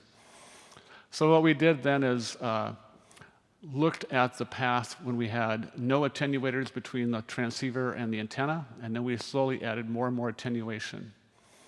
And at the point in which we got 25 dB attenuation, then we started to get packet loss. So if we added our 25 dB attenuators plus the 112 dB of path loss calculation, that gives us about 137 dB of path loss that we can, in this particular scenario, 137 dB path loss was adequately served with an omnidirectional antenna on the beacon and a gain of about 3 or 4 dB on the patch antenna.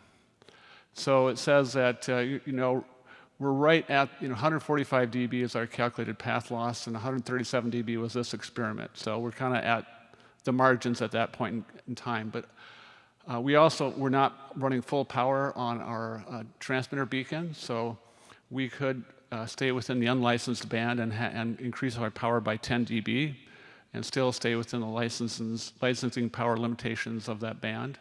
If we chose to do it under amateur radio license, we could go much higher power and get additional 20 dB, another 10 dB. So that was with those low gain antennas. And so if we add a high gain antenna on the ground station with 10, 12 dB gain, we should easily be able to make this path loss at 909 megahertz from the ground up to the satellite. And so I think that helped us gain confidence that the hardware we designed and the software we did was capable of making this path loss if we have just a little bit more power and maybe a low gain antenna, not just an omnidirectional antenna. So that was our confidence building measure. We're going to continue doing more experiments like this to look at both the RC2 and RC1 prototype, and we have another event which will be in May 16th where we're going to do another big field event just to prove that our hardware is capable of making this mission. In the meantime, we have our students here working on the path to get these space qualified, and I think that's our next slide, isn't it? Yeah. All right. So now for the first environmental test that we ran was thermal vacuum chamber testing.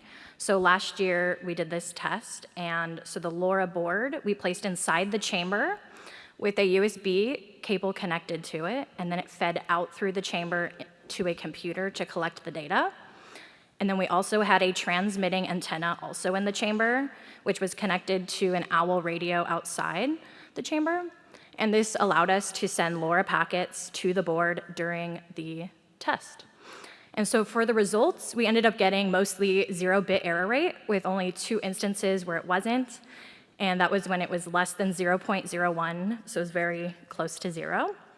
And so this means that our board performed very reliably throughout the different temperatures. Also on the graph, that's a graph of the temperatures that our board sensors saw. And so this data, overall, it followed the actual temperature that the chamber read, which means that our temperature sensors on the board were able to accurately work throughout the different temperatures during the test. And so our test was overall a success, and we are going to be repeating this test with Cal Poly CubeSat when we are fully integrated with SALI. Then the next test we ran was the vibrations test. So we performed a 2-axis pathfinder test last year, which was successful, and we also did a 3-axis test in March. We did a sine sweep and a random vibrations profile on them. So our X and Y data is the top 2 graphs, and those were successful. You can see the blue line followed where it was expected, except for our Z-axis has some spiking in the blue towards the end at the high frequencies. These spikes were due to the external accelerometer that was placed on the board coming loose at those high frequencies, since our reference accelerometer actually followed the projected and wasn't spiking. We also did testing after to verify that our board passed despite the spiking. We found that there was no damage to the board and there was no performance issues after. So after this, we plan to retest the vibrations testing when we are fully integrated with SALI. So we have a long heritage of doing CubeSats here at Cal Poly, but most of our up and down links have been at the 144 megahertz band amateur radio and the 430 megahertz amateur radio band. But now we're at a different frequency. We're trying to do this uplink with a LoRa band, which is 902 to 928 megahertz. So we had to develop some more antennas to do that, and we wanted to. One of the things we're trying to do in this project is understand how robust of a link can you make with LoRa. And so we're going to have a wide variety of antennas that we're going to explore in doing this LoRa uplink to the satellite. So up on the upper left-hand side is the one of our traditional 144, 436 megahertz up and down link antennas on top of our electrical engineering building. Right below it on the bottom are some of the new antennas we put up. So on the lower left, we have a traditional 437 megahertz Yagi, but now we have some 909 megahertz Yagis with 5 elements, kind of a moderate gain antenna which has both both linear vertical and linear horizontal polarization. Now, we haven't found yet a commercially available circularly polarized antenna at 902 to 928 megahertz, and so we're actually having some students design a custom circularly polarized Yagi.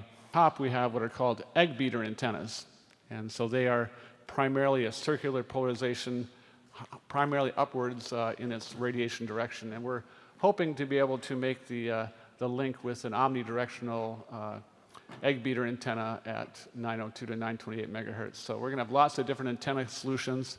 We actually have a bunch of different power amplifiers, so we can go from 100 milliwatts to, if you want to go the amateur radio licensing, up to like 40 watts if you want to on the uplink to see what we really need to make sure we have a reliable link. On the upper right-hand side, we have the computer and receiver side. We're using the ICOM 9700 for the 437 megahertz downward link, and the upward link we're using our custom hardware with amplifiers if needed to make that link happen. So our ground station is underway. Our testing of the integrated LoRa board with the SALI mission is underway, and we hope in 2026 to get the launch mission, and we have a few more months to get all the software integrated together. The other thing we're going to do here is make this all automated too, so that when the satellite comes overhead, all the experiments will be completely automated, and so we'll have every flight that comes over the top, we'll do a new experiment. And what might experiment look like? So in LoRa, there's many different settings. There's a setting called the bandwidth, and then there's also another one called the spreading factor. And so if you look at all the combinations of transmit parameters, it's just a huge parameter space to explore. And so each time we have a satellite coming overhead, we will choose a different configuration and see what results we get. We also are interested in understanding Doppler. I think LoRa is probably going to be quite good at Doppler tolerance. Oftentimes in a traditional receiver, you have to constantly be adjusting the frequency of the receiver as you go by, but LoRa, at least on our ground station, our flat set experiments have shown that it's very tolerant to Doppler, so we don't really need to do any kind of changes in the receiver setting. We can just handle the Doppler natively. So let's go to the next slide here. So in summary, we have a custom LoRa transceivers that were designed and built by students here at Cal Poly. We are partnering with the SALI mission and hopefully getting it launched in 2026. Right now, our status is we're doing the thermal vac and the vibration testing to qualify this for space. We're going to investigate how robust these LoRa links can be over the whole set of parameters that are available in LoRa and a wide range of antennas and powers. And so that hopefully by the end we'll have a really good feel for what kind of data rate, what kind of link, and put a report together showing what are the capabilities for LoRa in a low Earth orbit satellite over a wide parameter space. And that's what we're going to hopefully in a CubeSat conference maybe in a year or maybe 2 years work on that to present to you then. Thank you. Any questions for the group here?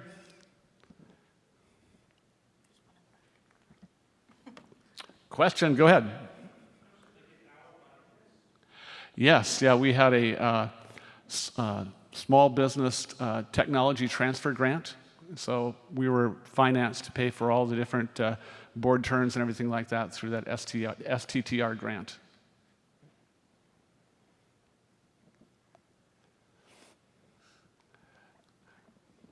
So anyway, thanks everybody, and I'll hopefully talk to you later up there, and we'll tell you all you want to know about LoRa. Very good. Thank you.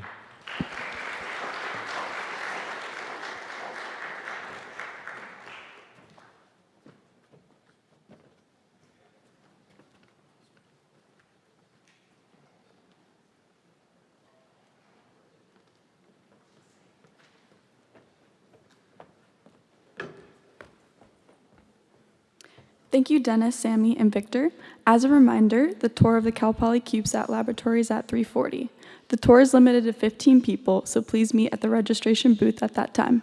We would like to welcome our panel. Please welcome back Boris Yendler from YSPM, who is sharing our panel.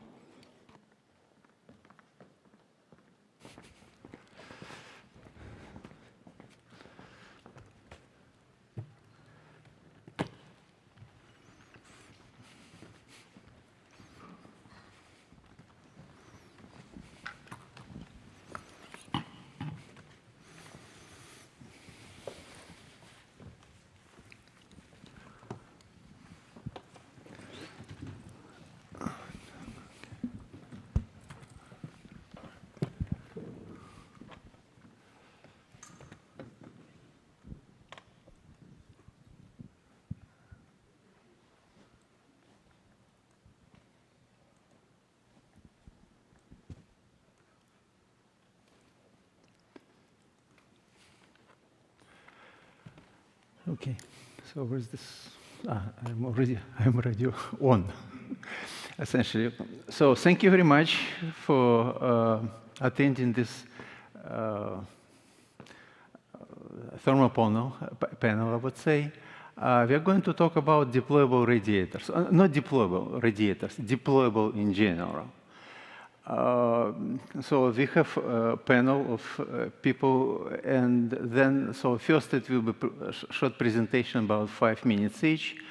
Then after that, we started Q&A. And if you have Q, we have A. So this is what's about. Now, also, there is some, by the way, there's another. If you have questions, there is one suggestion. Maybe you can type on your phone just before you forget. So it will help you then to remember what kind of questions you have. Particularly if we have multiple questions to multiple people, this is really helps you a lot. So this is I started to a presentation, essentially. Again, my name Boris Yendler, you know about this. I'm a second time already today. And so this is the first question, why we need deployable radiators. And of course, the first answer which comes to you is saying, why not, right? But now we have some justifications for this. By the way, we already went through this. Remember, we talked about poop. So this is what the same slide. Essentially, it tells us that if we have energy comes to satellite via solar rays, so essentially we have mismatch how much energy we get and how much surface we have in order to reject the heat. So essentially we have a mismatch. This tells us that yes, we need deployable radiator. Also, we talk about this, was short discussion about this, what we're going to do with this energy. If we have deployable radiator, so it means that we can generate more energy, and if we can generate more energy, we have more functions to fulfill. And then this will be very short, essentially showing what kind of deployable radiators we have, right? So, where's my glasses? Shoot. Yeah, I'm sorry, yeah. Okay, yeah. So essentially, in order to deploy, in order to transfer heat from a spacecraft into deployable radiator, you can have only two methods. One of them is a hinge, and another is a two-phase solution. So this is the first is a hinge. As you see, this red wire hinge and thermal management technology also a hinge. Now, I'm going to do a very short presentation because this actually, I took this presentation from Madison from last year. Then we have, this is sort of two-phase solution because we're using, this is a thermovant, it's a local plastic deformation. We have pulsed tubes, and so you can open up like this. And if you have more questions about this, so talk to a representative. Then we have this radiators is actually, this again is based on contact, I mean on the hinge essentially, heat going between satellite into radiator through the hinge, and it's a different type. And then we have another one, for example, the deployable radiators, which use shape memory. And one of them is this additively manufactured deployable radiator with oscillating heat pipes. And the person who is going to talk about this, not right now, but he's coming later, after 3 o'clock, I believe. And then we have sort of pure two-phase solution. One of them is deployable radiator, roll-out deployable radiator. I did talk about this before. We have discussed. And also, we have Utah State University active thermal architecture. It's actually going through rotary fluid point. This, again, we consider like it's a two-phase, essentially, solution. Now, and also there is a loop heat pipe, very famous. You probably, a lot of people know and sometimes use it, even for CubeSats. At least it was done for CubeSats. And what's interesting to know that actually the loop heat pipes were used first time on Boeing 702 many years ago. Each Boeing has about 4 deployable radiators, and each deployable radiator was between 1 or 2 loop heat pipes. This is what my short, I think it's end. And now, Larry, it's you. So talking about loop heat pipes.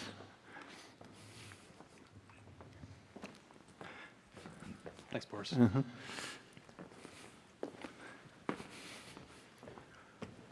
Yeah, hi. So I'm just going to give a brief overview of loop heat pipes and how we can integrate them into CubeSats. So first, why loop heat pipes? There's a few big advantages. From a thermal performance standpoint, we can achieve high conductances. We can pump against gravity, which is really helpful for ground testing. But also now with the transport lines, we can integrate flexible transport lines, which allows two-phase heat transfer across deployable radiator panels. So for CubeSats especially, we can really take advantage of deployable radiator panels and increase our radiative surface area with loop heat pipes. So there's a couple of different kinds of loop heat pipes if you're talking about wick structure. So traditional loop heat pipes use a sintered wick structure, often nickel or stainless steel. These traditional loop heat pipes have quite a few complex components, including the traditional wick, the knife edge seal, bimetallic joints, and that really raises the cost of the thermal management system.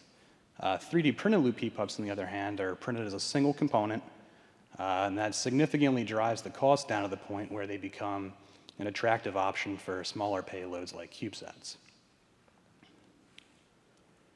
So touching more on the 3D printed loop heat pipe itself, at Advanced Cooling Technologies, we've actually developed quite a few different sizes of these. They're very scalable. So we've had evaporators that are about 1 inch long, 5/8 inch in diameter, all the way up to 10 inches long for larger applications. So you can see some data here, some conductance values. That's from a 4-inch long evaporator designed for a ESPA size satellite. However, on the CubeSat side, we're actually working right now on a flight demonstration unit. So you can see in the figure on the far side, that's a 3U size payload there, where we're using our smallest current evaporator size and connecting to a fixed body radiator panel. So this could also be joined to a deployable radiator panel if flexible lines were used. But for the sake of the technology demonstration, we're using a fixed body panel. And we hope to be, by the end of the year, TRL7 with the 3D printed loop heat pipe technology. So for the 3U demonstration, we're targeting 15 watts. However, with that specific evaporator, we've actually achieved 125 watts of heat transport. So you can see in the chart there, we tested at a few different heater powers and ambient conditions. And at 125 watts, we were able to achieve around 4 watts per Kelvin of conductance. And that can go up from there if we increase the size of the evaporator. And that's all I have on the 3D printed loop heat pipes. So I'm going to pass it off to Corey, I believe. Oh, you're going very fast. Thank you. You're going very fast. Okay. I'm with Thermovant Technologies, and we primarily develop a type of heat pipe called an oscillating heat pipe. So I'll be presenting today on a deployable radiator oscillating heat pipe we developed last year on an SBIR grant. Okay, so what is an oscillating heat pipe? The basic construction of an oscillating heat pipe, you can bend a tube to form this meandering shape that you can see up there, or you can machine a plate. We typically machine a plate of aluminum, as you can see on the right side. We machine this plate, we make a cover plate, then we will braze them together, and then we will machine back the surface geometry that the customer wants. Maybe there's a raised pedestal for a computer chip or a bolt location or threading into the surface. And then we will charge some fluid into there to make it work. So on the bottom left, you can see 2 simulations of what's going on inside of an oscillating heat pipe. So we have this microchannel that we've made. It's capillary in size. We charge it, say, with 50% fluid, and that fluid, when it's heated, it will nucleate and boil, and we'll start pushing that chain of liquid and vapor around the inside of the oscillating heat pipe. So it's a little bit different than a conventional heat pipe, but it will transfer heat in a very thin form factor. So the characteristics, it can handle high heat flux. Again, boiling is what causes it to move. So hundreds of watts per square centimeter are not a problem. It can also handle relatively low heat fluxes, but it does need that nucleation to start it moving. And then we can make it in thin form factors. One example is we were able to design one that was 3 millimeters thick that we could transfer 300 watts or 800 watts in. We are removing all this material in the oscillating heat pipe, but it's still quite stiff. It's close to the stiffness of the base material, but it's also much lighter than the aluminum solid version of it. So it has many advantages. It's another tool in the tool chest. Other heat pipes also have many advantages compared to oscillating heat pipes, so it's just another tool. But they do have flight heritage now. We have over 5 million hours on orbit with the oscillating heat pipe and about 3.9 years of continuous usage on commercial satellites on orbit. Okay, so for this specific application, we took one of those oscillating heat pipes and we manufactured it to be a plate that adheres or is bolted to the end of a 6U channel body. It is designed to bend in the aluminum at the hinge line. So the fluidic channels actually go from the heat source at the end of the 6U all the way to the end of the radiator panel. So again, it's aluminum. If we don't temper it, it can be a very relatively soft hinge line, so it is bendable, and you can bend it a few times. You cannot bend it infinitely back and forth, so it's a one-off deployable, but we did demonstrate 3 bends on this oscillating heat pipe. It was 3.2 millimeters thick and 1 kilogram of mass. The thermal performance, we tested in ambient and in a TVAC chamber. We removed 75 watts in an asymmetric heat load, and you'll see that in the next slide. There's a video showing it's heated toward the bottom and cooler toward the top, but the oscillating heat pipe also helps spread that heat in the vertical direction as well. And then the thermal performance, it was 5.7 degrees or over 13 watts per Kelvin conductance in this relatively thin form factor. And this is our first pass at it. We have concepts on how we can reduce the mass by about 30%. And on top of that, we're looking into increasing the number of deployments and demonstrating more form factors. So here is a video of the oscillating heat pipe deploying. The visual video is on the top side. The lower is the infrared image. They're timed together. This is about 2x sped up, just so you could see it within the time frame. And it was heated while it was closed, and as it's deploying, it is actively being heated the entire time. And as you can see, toward the bottom, it's a little bit warmer. That's due to that asymmetric heat load, and that also is why the top, say, left corner of the radiator panel is slightly cooler, but there is a reasonable amount of spreading in that vertical direction as well to help isothermalize any asymmetric heat load. So, thank you very much.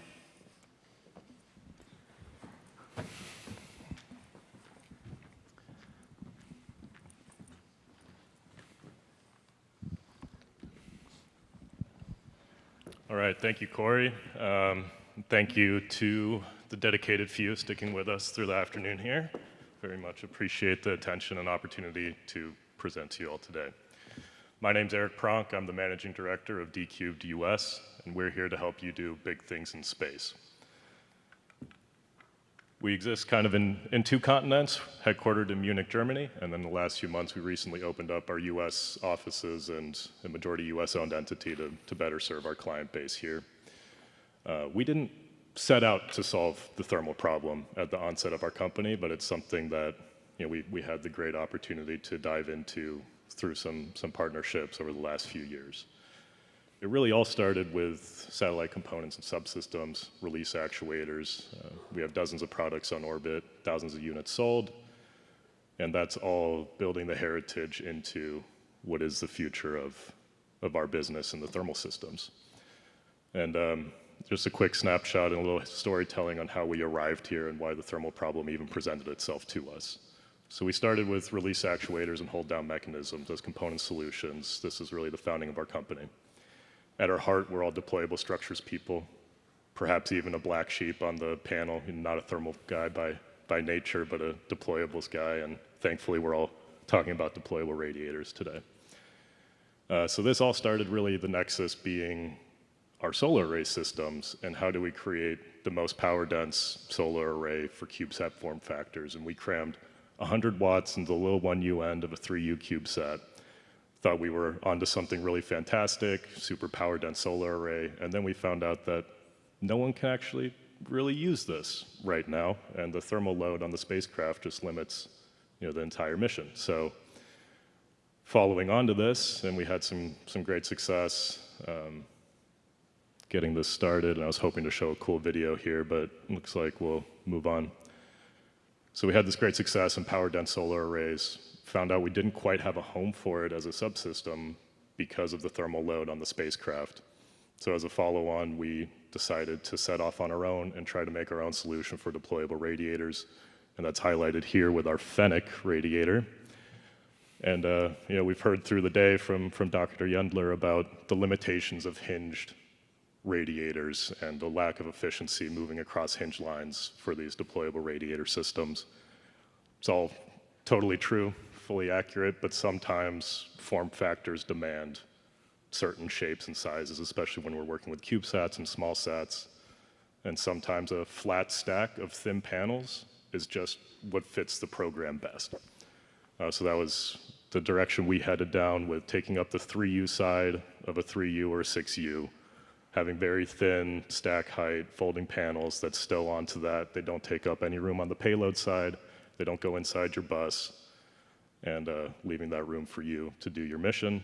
And then we're deploying a couple fins off of there, burning about 50 watts of power off of those small buses, hopefully opening up the trade space to enable these higher power CubeSats, give us a chance to maybe have a more integrated full system product, working with some CubeSat vendors and bus vendors where we might have our 100-watt origami array coming out of one end of the spacecraft, a couple deployable radiators popping off the other side. And we're really curious to understand from the mission operators, if this platform was available to you, how would you implement and use CubeSats differently, being that you would have this new trade space of power and a mitigated thermal risk with a deployable radiator. Really wish I could have shown the deployment videos. Hardware and deployments are always kind of the most exciting things about this. Feel free to try to track me down at the end of this, and I can show you myself.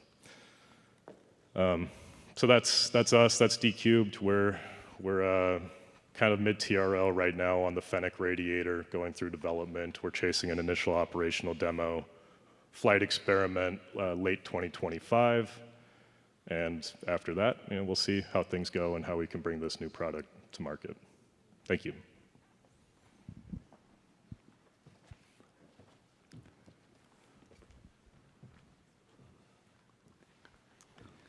All right, hello everyone. My name is Brian Iverson from Brigham Young University.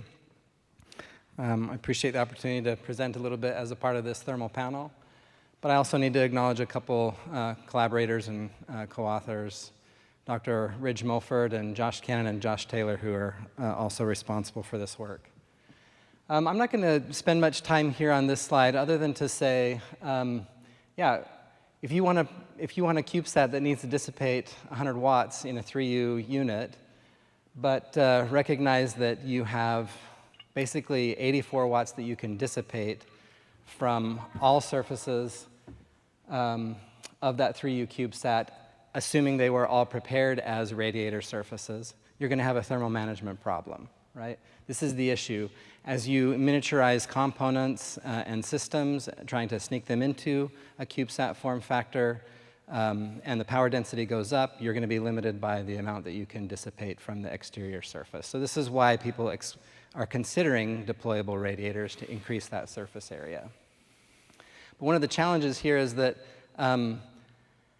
because you have a small thermal mass, there's going to be the potential for large swings in temperature.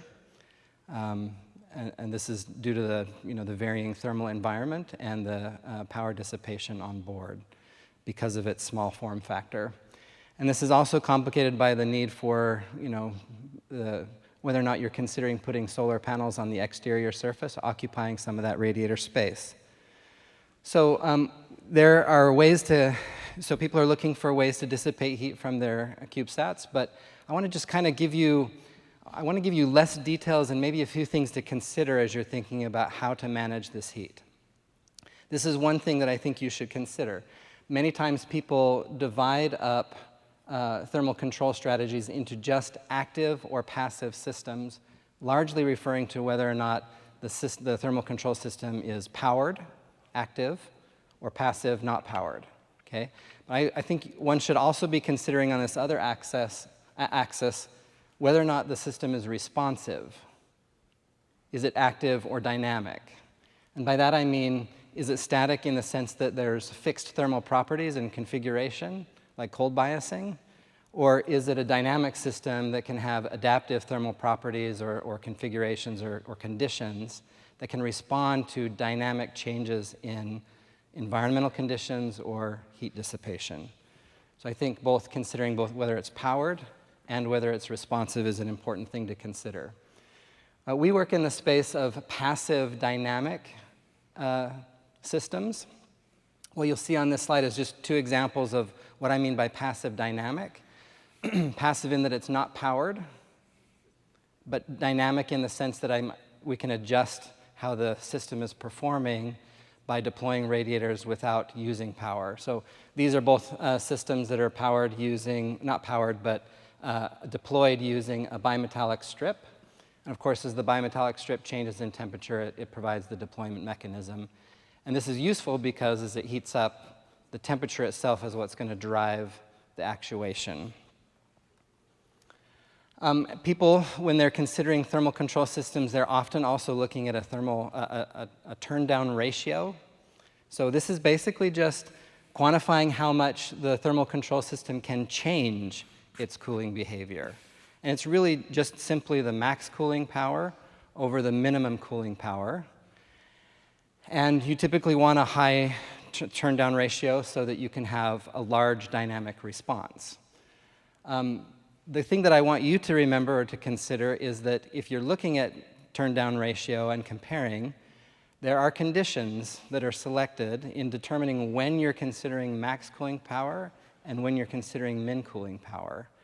And matching those conditions is important when you're comparing turn-down ratios across strategies. I'll give you an example from our work. In the figure in the lower right, we have a turn-down ratio of 2. This is the system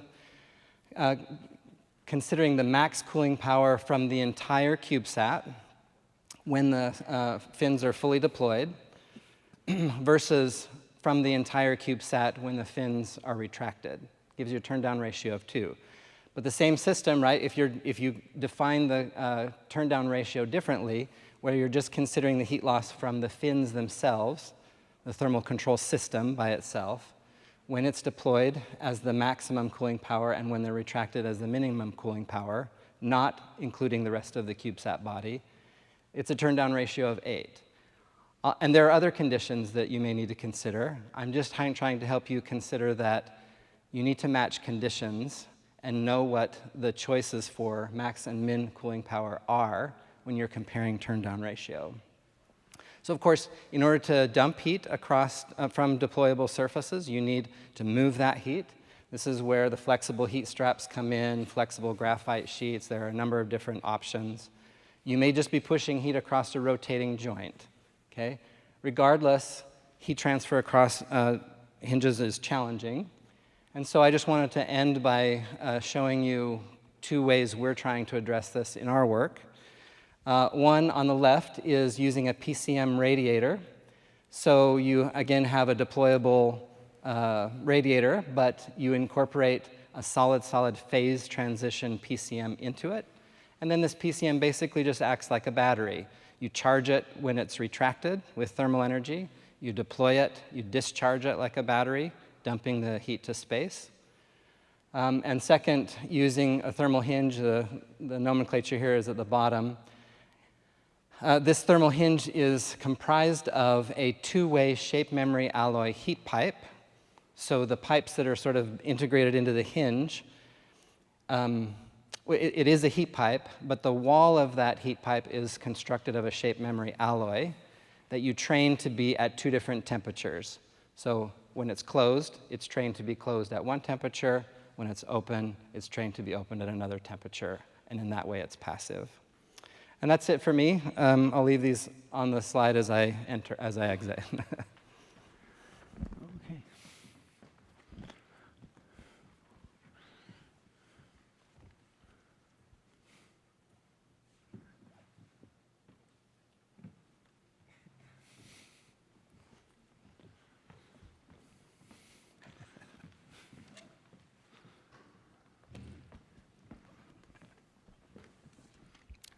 Hello, everyone. My name's Ben.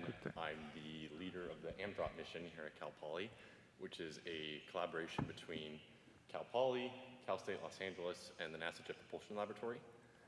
On the left up here, you can see what we refer to as AMDROP SAT, which is the fully integrated 3U CubeSat that we're going to use to test two AMDROPs in orbit, which is an additively manufactured deployable radiator with oscillating heat pipes.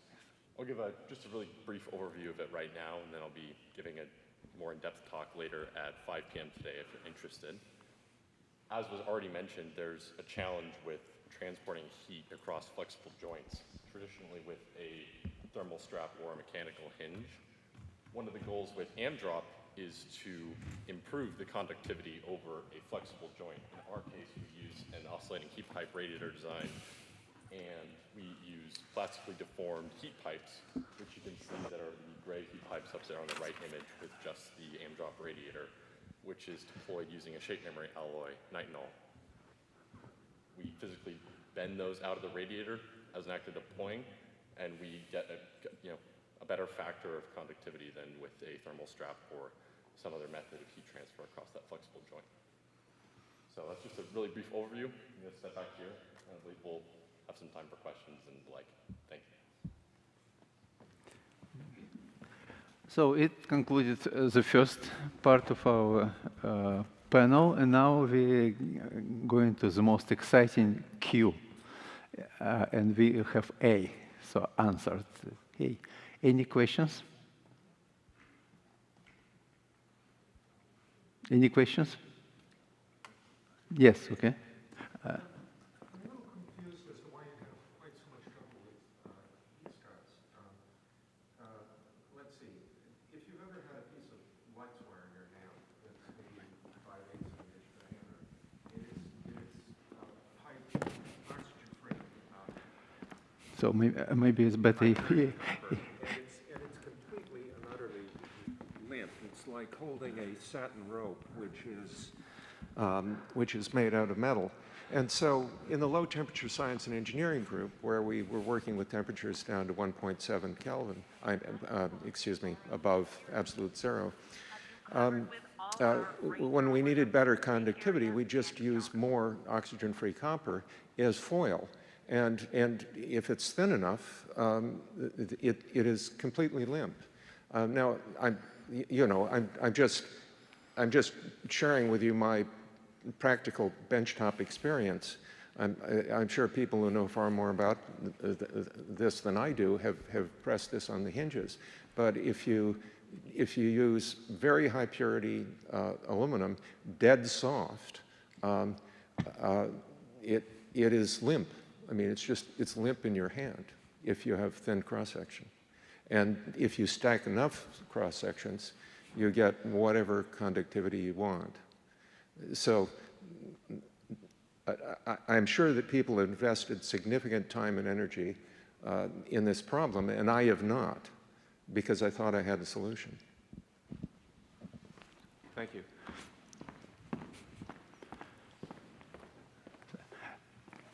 Thank you for the question. So what do you think, people? Panel, what panel thinks? Is somebody going to answer? Maybe I'll start, and others can jump in when they like. The thermal resistance, which is going to govern the temperature drop across that joint, is going to be governed by basically a length, a thermal conductivity, and an area. And of course, as the area goes small, the resistance goes large. So whenever you're talking about a limp, thin material, you're automatically driving up the thermal resistance. I'm talking about a stack of arbitrary height of thin material. And so, for instance, lights wire, which is often used for thermal strapping, is stacked to half an inch. Is it still flexible at that point? Utterly limp. Utterly limp. You hold it and it drapes like a satin rope.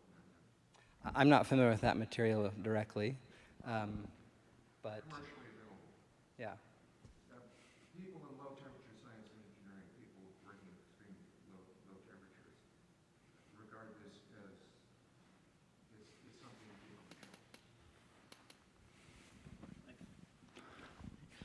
do. So let's say the resistance of, or the thermal conductivity of the copper would be 400, even, ultra pure copper 401 or so. The same resistance, I wish I had a number off the top of my head, but for a heat pipe particularly, those are basically isothermal along the vapor transport length. So I'm talking about conventional heat pipe, not the oscillating heat pipe.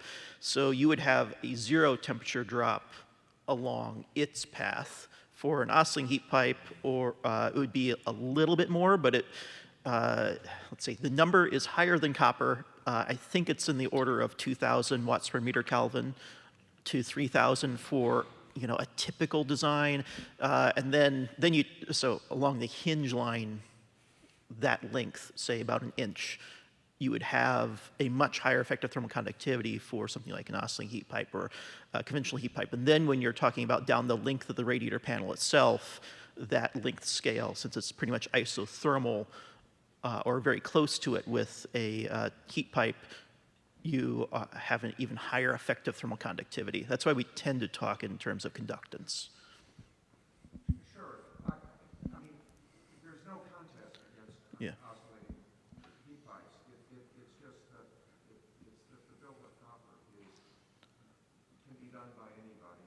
Mm-hmm. Can be done by undergraduates with scissors.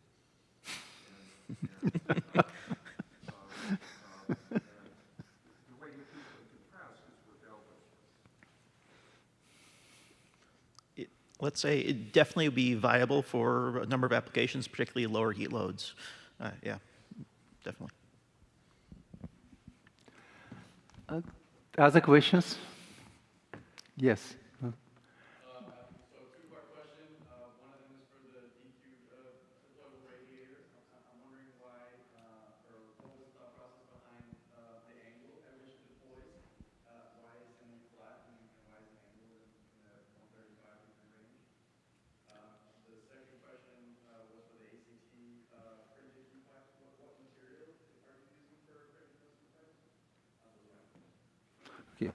Sure. So on Fennec, it's a good question. I don't see a reason why they couldn't be planar off the side of the bus, but intuitively thinking about some of the CubeSat models out on the floor today and elsewhere, there may be need to keep it away from other payloads, other mechanisms, lines of sight, but it's not a fixed hard requirement that it has to be deployed at this angle. It's damped spring hinges. We can put the hard stops wherever we need them to be. Maybe even they would be asymmetrical in some instances, depending on the rest of the bus, the payloads, the other subsystems involved. And to answer your question on material, it's 316 stainless.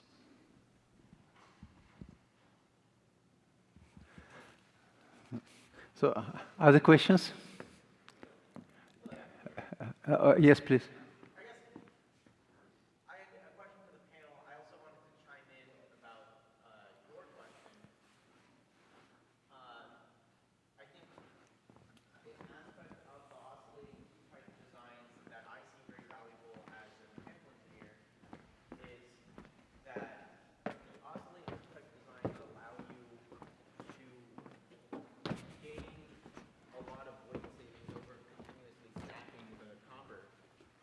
I know that.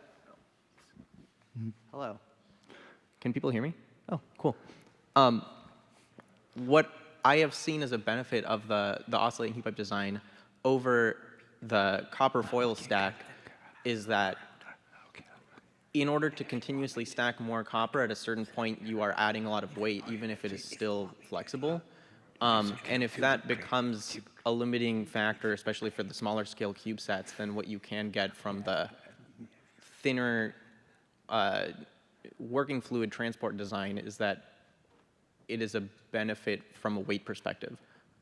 Whether that outweighs the efficacy of like a really simple copper stack, I guess, remains to be seen on a mission-specific context.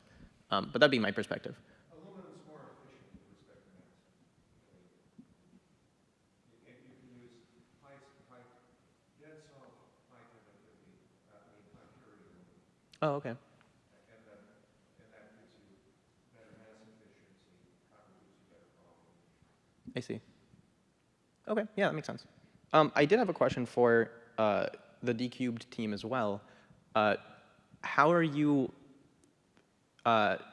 for each of these deployable panels, what is your challenge of conducting heat to each successive panel. I know that later presenters talked about the challenges of conducting heat across hinges. Is that a problem that you're running into as well, and like how are you solving that? Yeah, I mean, I sympathize with the challenge of moving heat across hinge lines, but at the same time, we use thermal straps over our hinges, and that's our solution. And you know, we're not rejecting hundreds of watts of thermal load off the bus. We're doing 50, so we're kind of talking about different classes of radiators and their performance. So yeah, we're using heat straps. We're happy with them, but again, we're not, you know, totally pushing the boundaries of what could be possible with a perfect deployable radiator, you know, like some of the other architectures. Cool. That was it from me.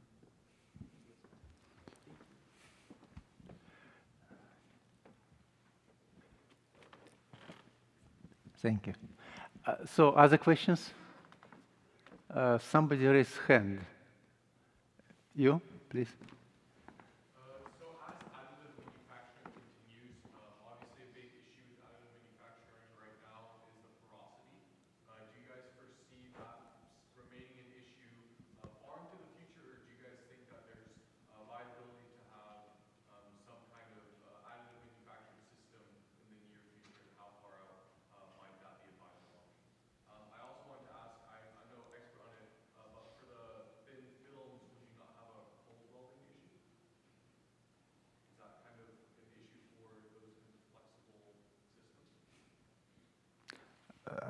I'm sorry, could you repeat what is this film? I guess my first, sorry, two questions.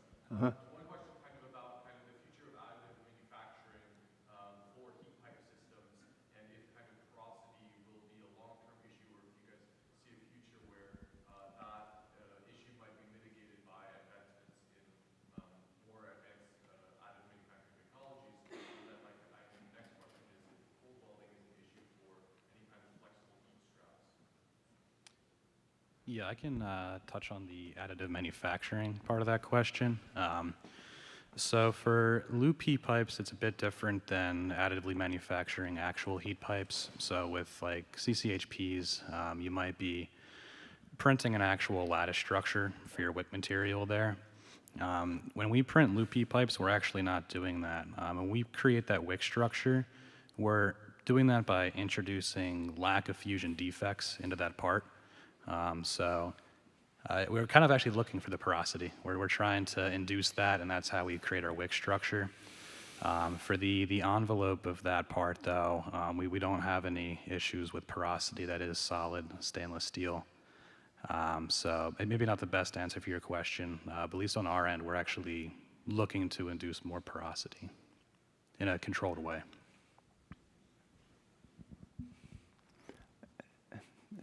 And you also had the second question, right? Yeah, so if cold welding is an issue for having any kind of thermal straps or flexible systems.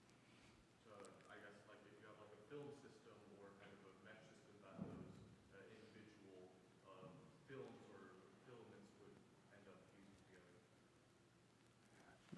Frankly, I'm not familiar with this at all. I would just say it's not something we've run into with our thermal straps over the hinges, but we don't use, you know, layered copper of same material. We have, you know, a different laminate that we're applying that hasn't come up for us yet. No. Other questions, please? Do you have? Okay, yeah, please.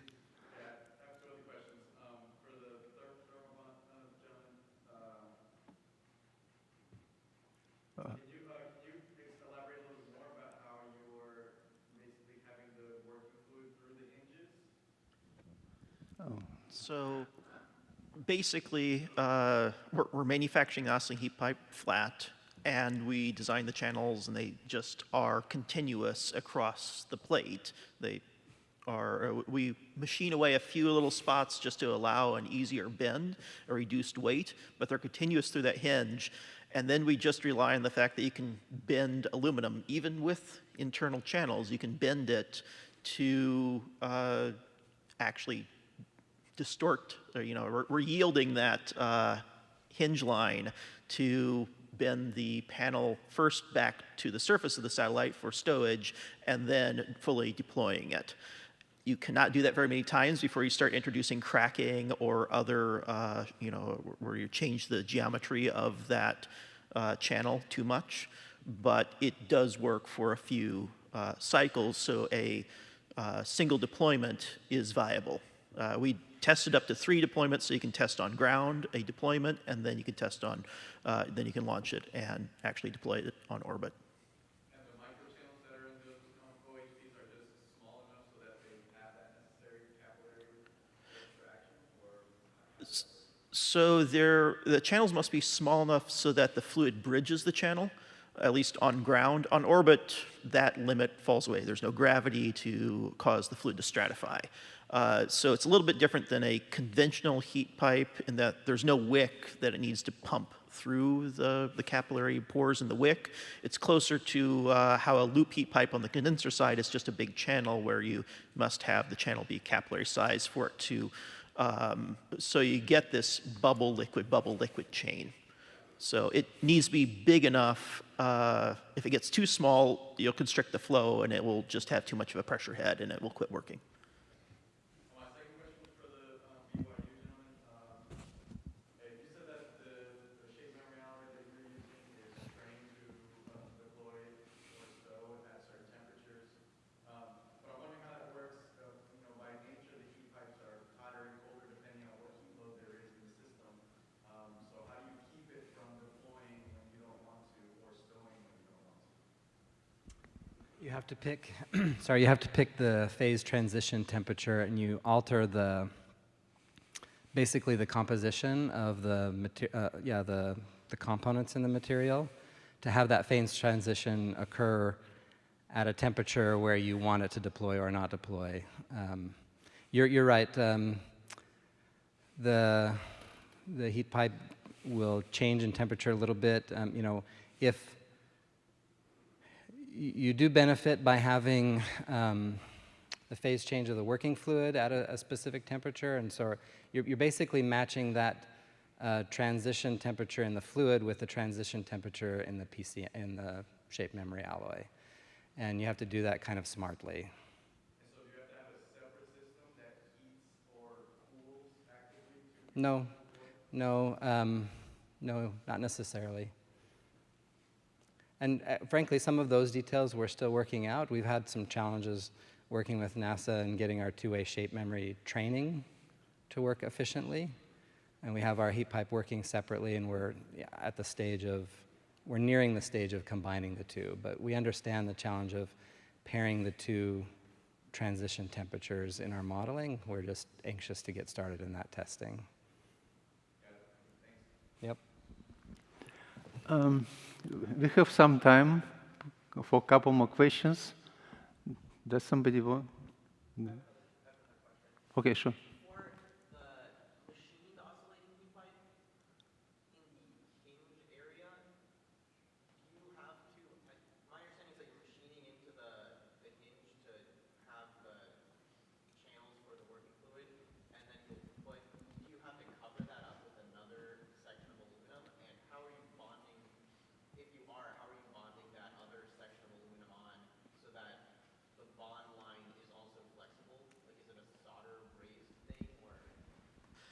Okay, so let's say at the hinge line, we are, I can't get into too many details, we're a company, can't disclose everything, but we are manufacturing the channels in the way we manufacture for most of our products. So yeah, we're machining into a plate, and then we have another plate that we bond onto the surface, and the channels are of a relatively normal shape. The bonding process, though, we use aluminum vacuum bracing to form that bond. So it is a high temperature, relatively strong, it's processed at pretty high temperature, and it's a relatively strong bond. And there definitely is let's say if you bend it too many times, where will it crack first? Probably at the bond line. But that's why we're saying, we can do 3 cycles. Maybe we can do more. We haven't tested it to enough parts to the fracture point to figure out what that actual limit is, but we have very much demonstrated the 3 deployments are viable. And then as far as there's a secondary machining step just to remove a little extra material around the hinge line to make it easier to bend. That's on the outside, not on the inside.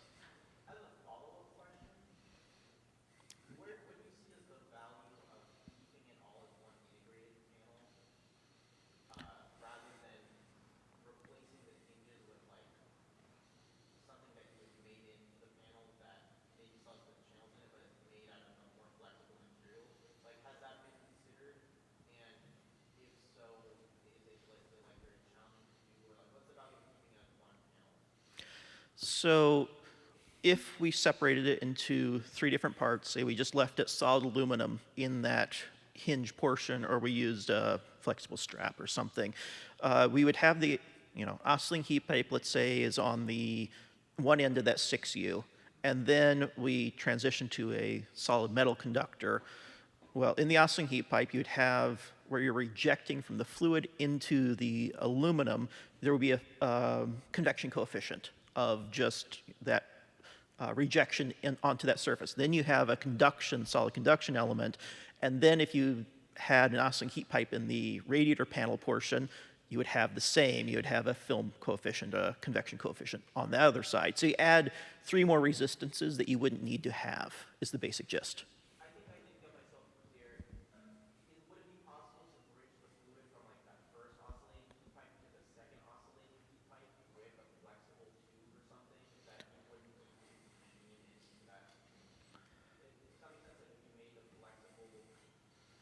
Yes, and I believe it's very similar to what is done over there. So very viable, I believe. You want to follow up on that?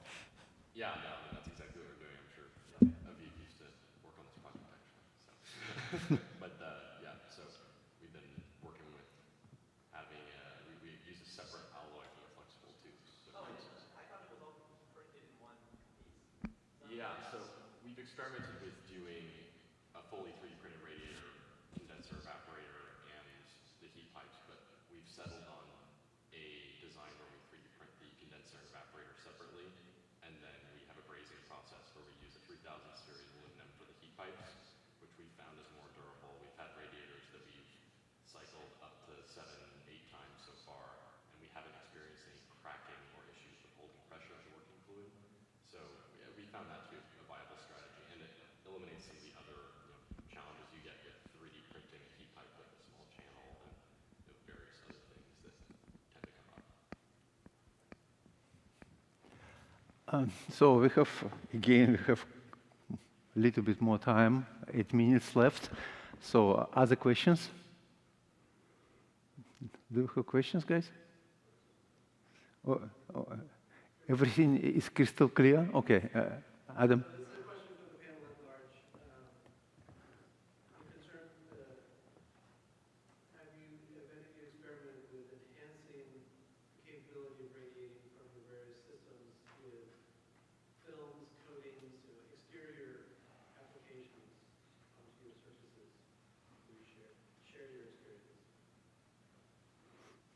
So essentially, we are talking about what kind of enhancement mechanism we can imagine or make in order to increase radiation from the surface. So, your thoughts, guys? I haven't experimented with it. Is the question? Are you familiar with thermochromics and electrochromics?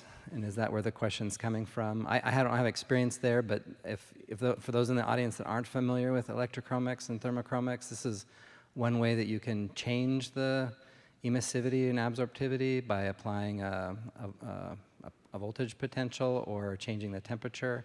Will allow you to adjust the emissivity and absorptivity properties dynamically. But I don't have experience with that.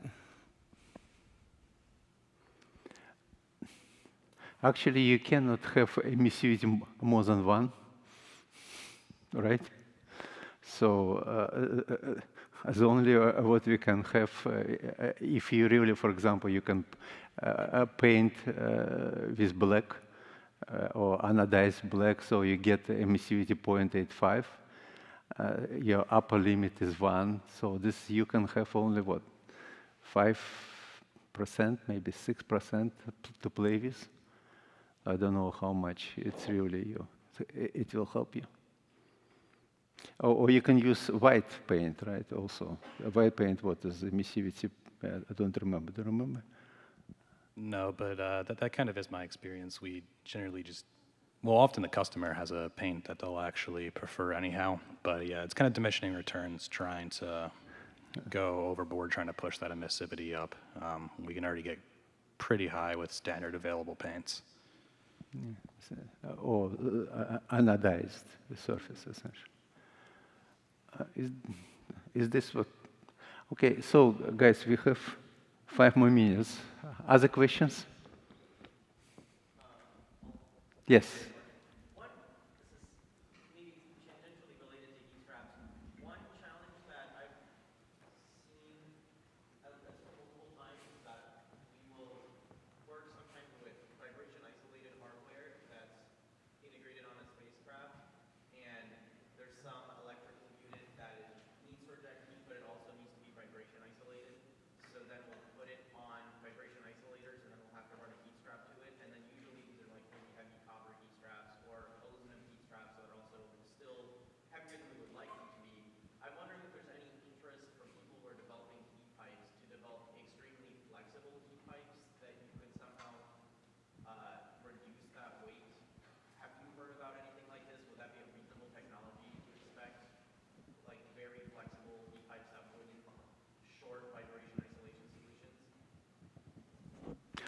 So let me repeat how I understood. So the idea is to use, instead of straps, right?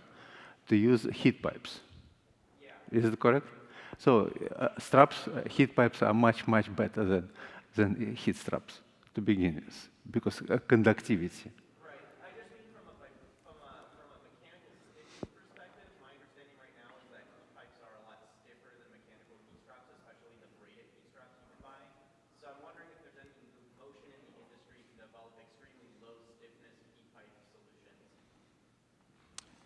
Yeah, so for loop heat pipes, I mentioned earlier, we use flexible transport lines. We actually coil them up.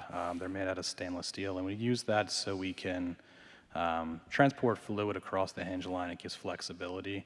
But we have used them in applications with fixed body panels, but we have a vibration isolated payload just to add some flexibility in there.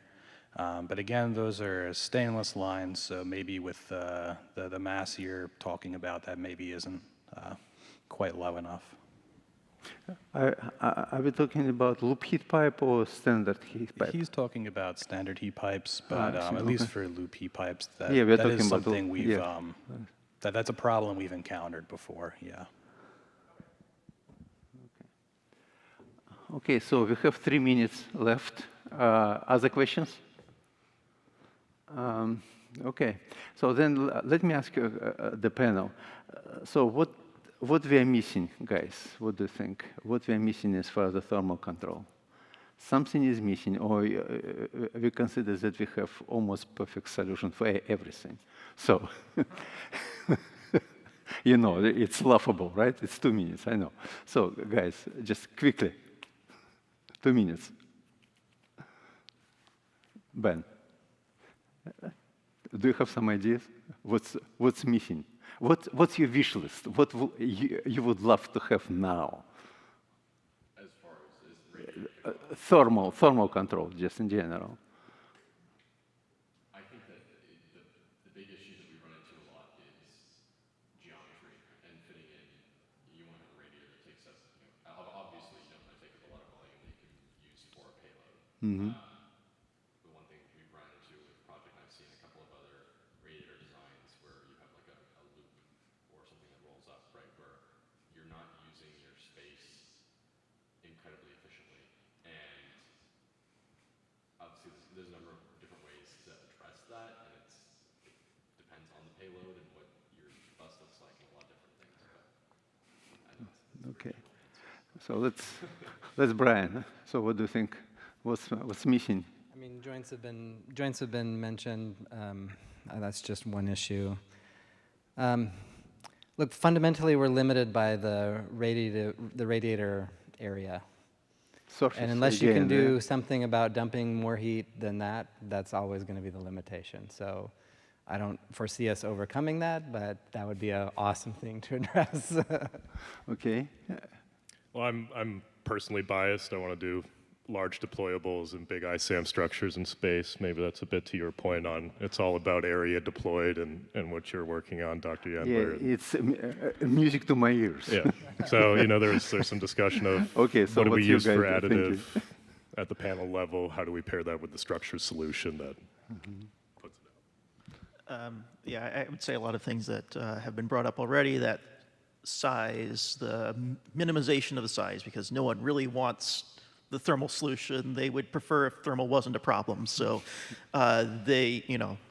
as small as possible would be the ideal, and how do we get there? Okay. Yeah, those are all great suggestions. I guess on the additive manufacturing side, especially for CubeSats, as we're trying to drive costs and lead times down. I don't know if any of you have dealt with NASA 6030 standards, but they're not very clear, and other agencies have their own standards, maybe unified qualification standards for additively manufactured components would be very nice to see. Okay, so it concludes this wish list, concludes our panel, and if you have other questions, just, you can talk to us, call us, whatever. Talk to us, and then we'll be happy to respond. So thank you very much for attending the thermal panel, and to be continued next year.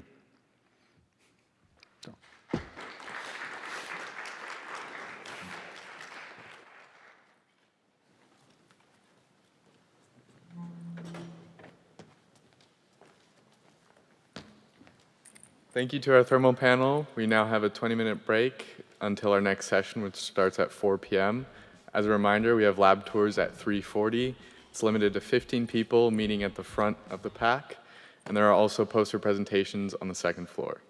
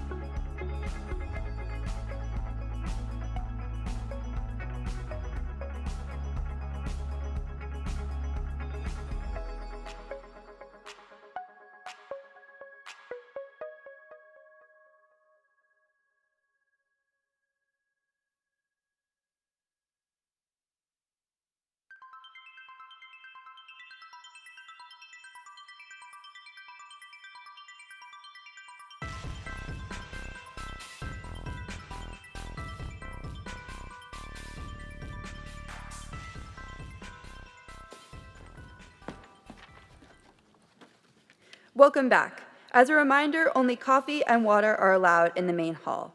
You can eat in the pavilion room and watch the presentations if needed. Next up is Rehoboth Bekele from the University of Strasbourg.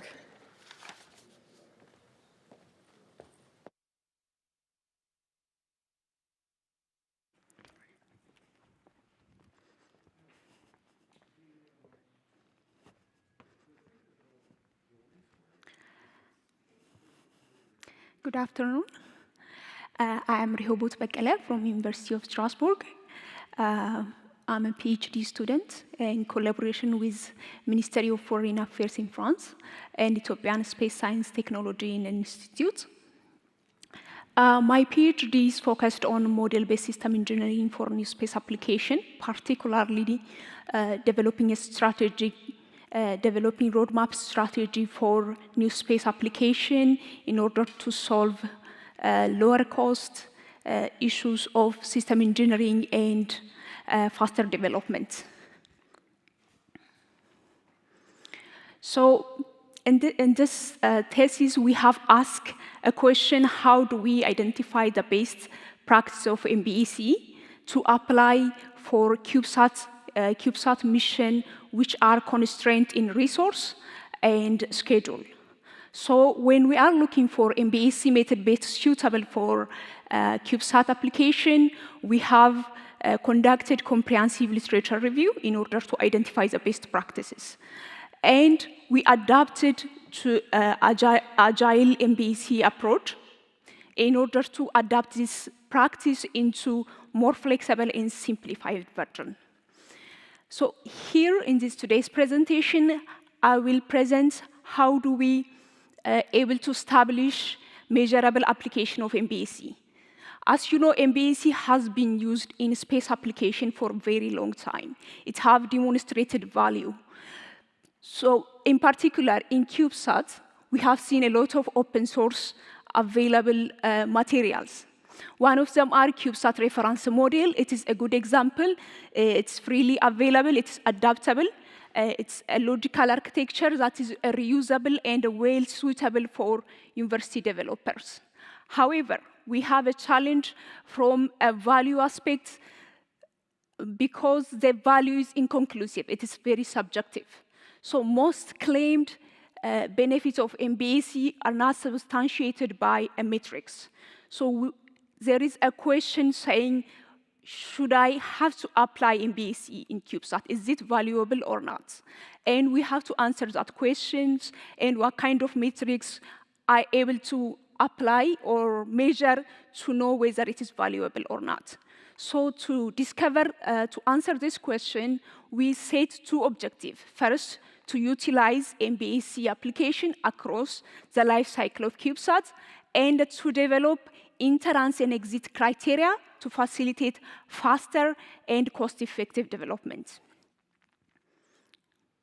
So while conducting this comprehensive literature review, we have seen unique application of MBEC over 125 papers.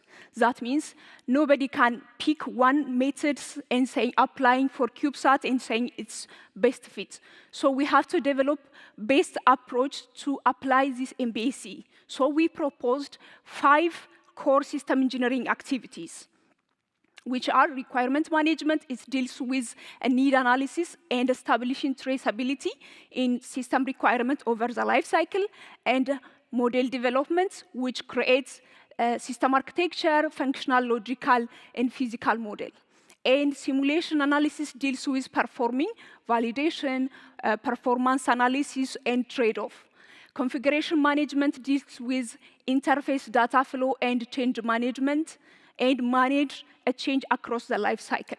Collaboration management deals with exchange of information between stakeholders and the developers.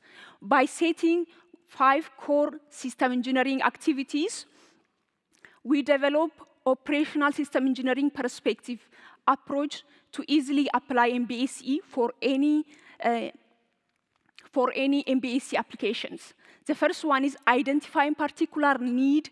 What do you need from the MBEC? What do you want to resolve? By defining that, it directs toward which activity of MBEC is supposed to be conducted. which means it might cover requirements, model development, simulation analysis, one of them or all of them. After that, it's easily select appropriate enablers of MBAC, which are language, tools, and methods. At the end of the investigation of comprehensive literature review, we have identified a few challenges that's already established in previous literature. One of them is lack of having common understanding of MBAC and interpretation, which makes it very difficult to have a common interpretation of one model of a system. That makes it for cross-disciplinary team to interpret different meaning from the models. And another challenge is to, as I said, to have a success matrix of MBAC. That means we don't able to say this MBAC have added value to system engineering development. So to resolve these problems, space organizations have evolved their MBAC implementation over the years, which is one of them are pure MBAC. It's adopted based on foundational legacy system engineering methodologies, which is more procedural. They have advanced toward enhanced method, which is targeted for particular system engineering problems. And they have advanced from enhanced to extended, which is extending using MBAC from particular engineering into procurement, management, quality assurance, and another areas, another sector of space. And integrated MBAC, this is one of advanced approach of MBAC, which centralized using a digital engineering, management, decision-making. All digital engineering process will be centralized using digital resource. So can we apply integrated MBAC for CubeSats? That cause disproportional cost because of the effort it requires specific type of tailoring into the need of CubeSat. So what do we suggest? We suggest integrated MBAC framework.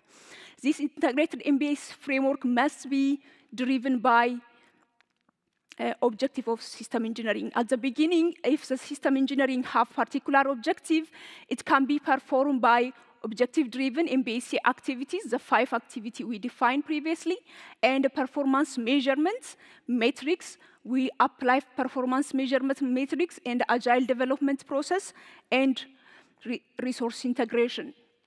This objective will define what system engineering or engineering activity have to be performed over the life cycle, and the performance measurement will direct this defined system engineering activity have done the right activities or progressing toward the right direction.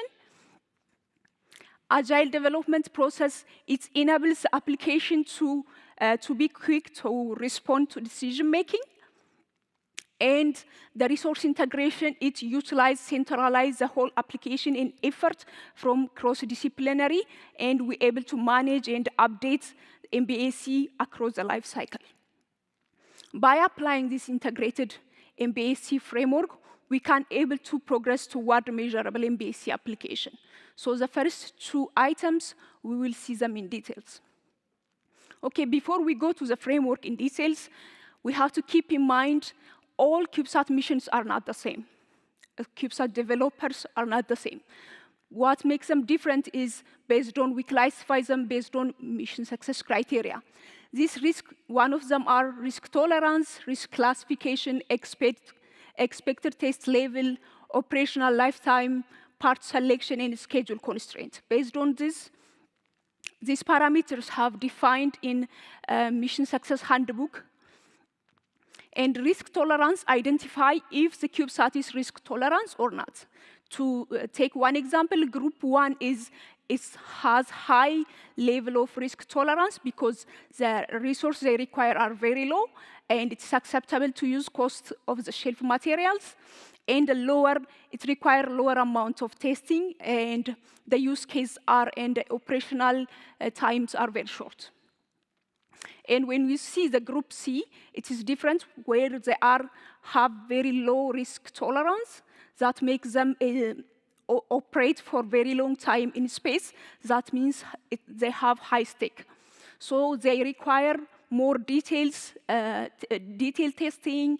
The parts supposed to be selected, screened, and have to be performed environmental testing. So what is this classification tell us?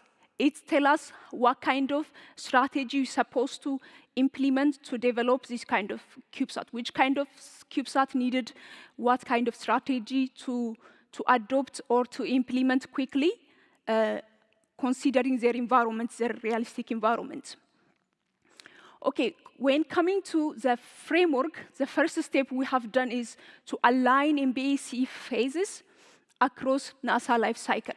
What makes them common is when the CubeSat passes through from conception to launch in operation levels, it passes through different engineering activities. So it is important to link the CubeSat project with deliverable. So it is important to use MBAC artifact for this deliverable and check performance. Checkpoint will be implemented based on a review and a gates. This review gate will be implemented as a performance where we have said whether we have to move forward or stay. So these 5 phases are important because they will able to avoid a skipping key artifacts, minimize rework, and less design change. So how do we feel these activities, these 5 activities? CubeSat reference model help us to input a parameter of system engineering activity. CubeSat reference model can be adopted using tool Cameo and using a SysML language and SysML extension. And it uses MBAC awesome methods. So when you applied CubeSat, when you use CubeSat reference model, the first step when you go from concept level, we perform requirement management. When we perform requirement management, we have 2 packages that is linked directly with requirement management, which is a mission package and requirement management. A requirement package, system requirement package. By defining these requirements, we can perform the first review, which is preliminary requirement review. The second is when we go through from the phase A to phase B, which is preliminary analysis, we develop model development, which is a logical, physical, and physical architecture of the system. So to support that, we have 3 packages which support functional architecture, subsystem package, and behavioral modeling.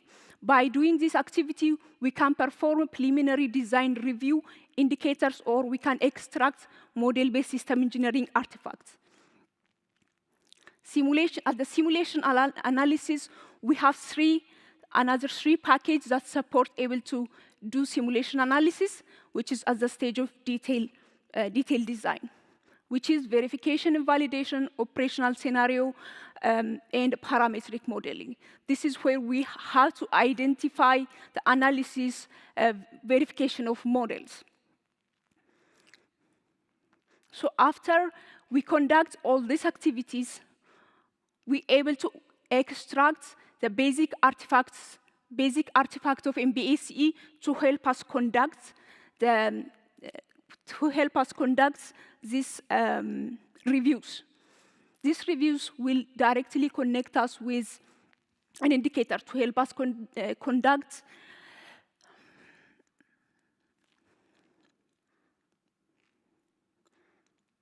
Okay, under each review, we will connect with particular indicators. First, preliminary requirement review evaluates first mission concept, stakeholder requirements and the system requirement, visibility and the risk classification.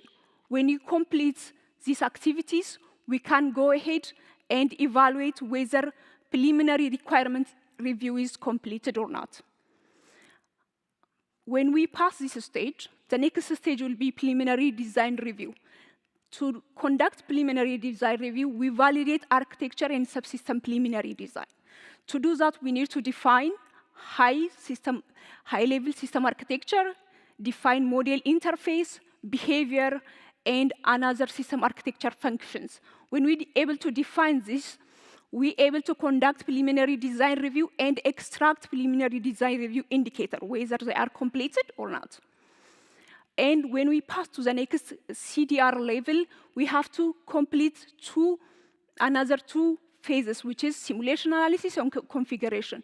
This will identify or confirm the detailed analysis are all made, all the requirements defined at the beginning. So to do that, we have to finalize subsystem modeling, performing model analysis, and define test cases and the verification links, and establish test case and link with verifications, and analyze change propagations. By completing this phase, we can extract CDR indicators. When we are ready for flights, we have to define another 4 parameters which have to be traceable to a test plan. We have to validate the traceability, validate the interface and verification results, test outcome, validate and update, and we have to go through a configuration, revision of configuration. We might have, while a lot of changes applied in the mission, we might have different configuration of baseline of the system. At the end, we will conduct collaboration, and at this stage, we will conduct accounting and reference. Whether this process is effective or not, we will reflect on this point. After completing this, we can extract and evaluate these indicators are completed or not.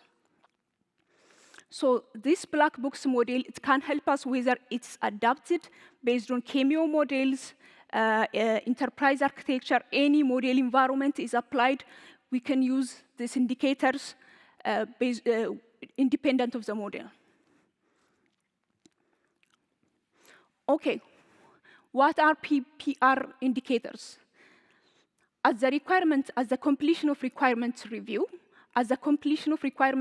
we have to able to analyze what requirement completion is, which directly connects us with a list of requirements, which is we have different type of list of requirements, if they are completed or not, traceability of index that connect us with whether the old need is translated into requirements, and if they are traceable, risk maturity shows us which tier of classification our mission belongs to, or whether it is satisfied or not.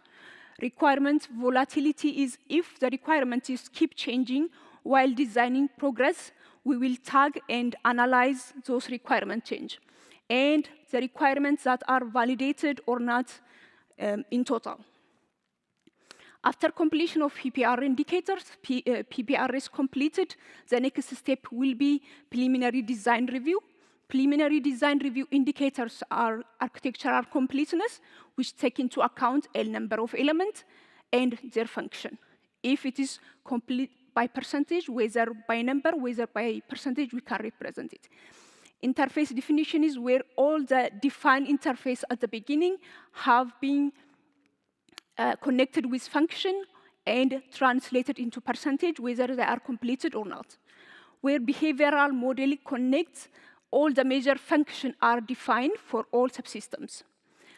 At the end, requirement satisfaction, which is requirement defined at the beginning, and the number of elements listed have to be verified by linking together. That means traceability matrix. We can extract traceability matrix.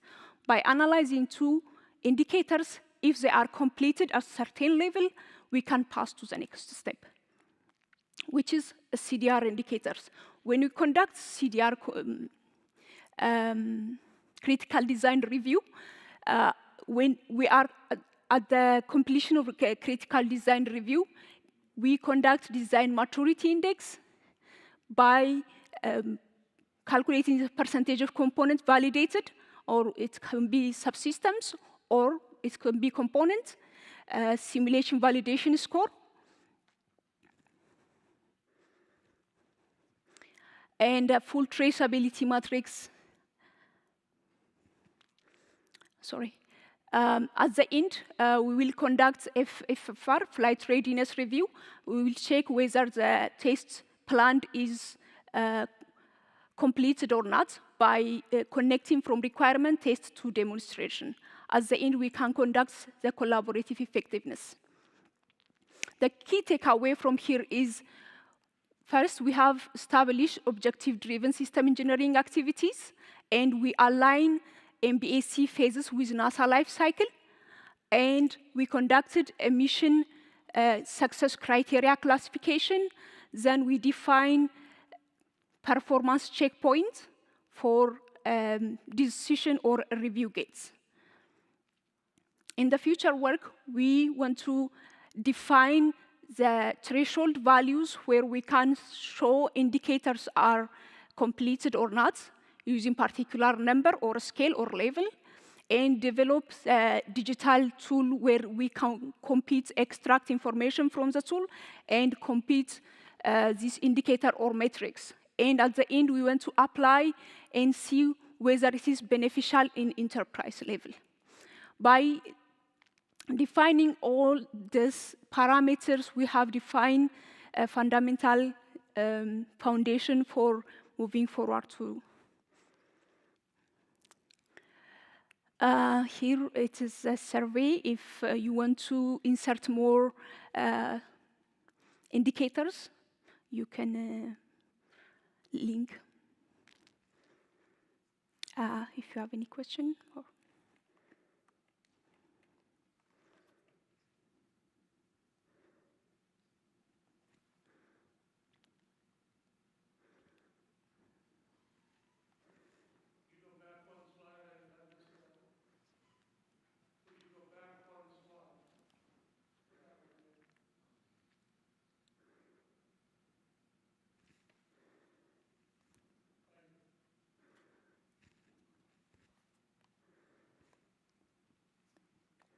Thank you.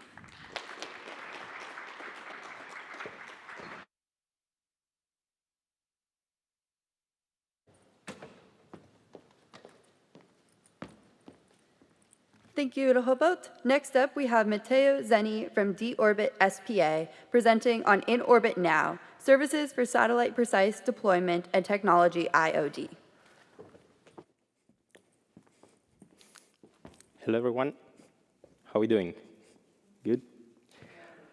So I'm happy to be here at CubeSat Developers Workshop to talk more about why you should not launch a CubeSat, actually. So my name is Matteo, and I'm here representing D-Orbit. For those of you who doesn't know D-Orbit yet, what we want to do is creating the first space logistics infrastructure to enable the 1 trillion space economy and human expansion in a sustainable space. Very long sentence, but why sustainable space? We truly believe in a circular economy in space. Of course, we are not there yet. We are not there yet, not even on ground, but we truly believe that this needs to be the future also of space and usage of space. So we are now in the first step, also optimizing satellite business and performance. This is what we are currently aiming to do in the short term. And then we will be moving towards in-orbit servicing more in general. Just to mention very quickly, a contract that we signed with the European Space Agency to develop a platform able to go to geostationary orbit, rendezvous with an orbiting satellite, dock, and move it to another orbit. The contract with the European Space Agency covers for both the deployment and the development, and the first mission that will be deployed in 2028. Just to give you another quick look to D-Orbit as a company, we are pioneers in space logistics. We are established in Italy in 2011, and then we have presence also in a couple other countries in Europe, UK and Portugal, and we have also recently opened also a presence here in the US in Boulder, Colorado. Here you can see that we launched already 17 IONS satellite carriers. I will get there in a second.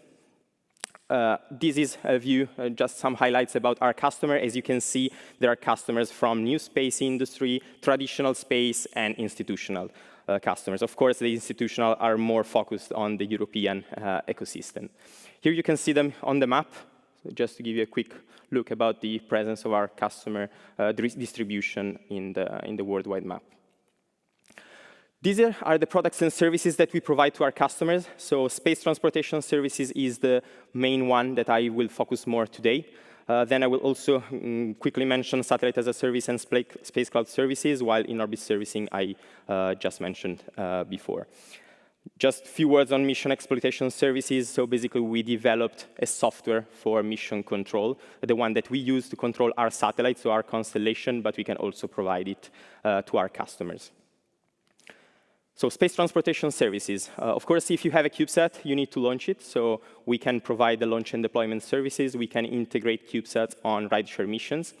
One issue that you have with rideshare mission is that you are a secondary payload, and you cannot choose the target orbit and the time of the deployment.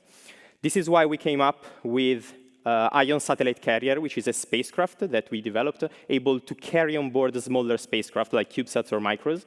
And once in orbit, with Ion, we can maneuver and then inject each one of the payloads that we have on board in the desired orbital slot. We can carry up to 64 CubeSat units in volume, around 200 kilos mass.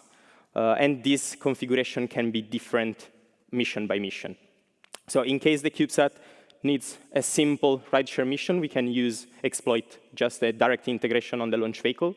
While instead, if it requires a specific orbital slot, orbital parameters, we can just bring the CubeSat there and deploy where it needs to be operated.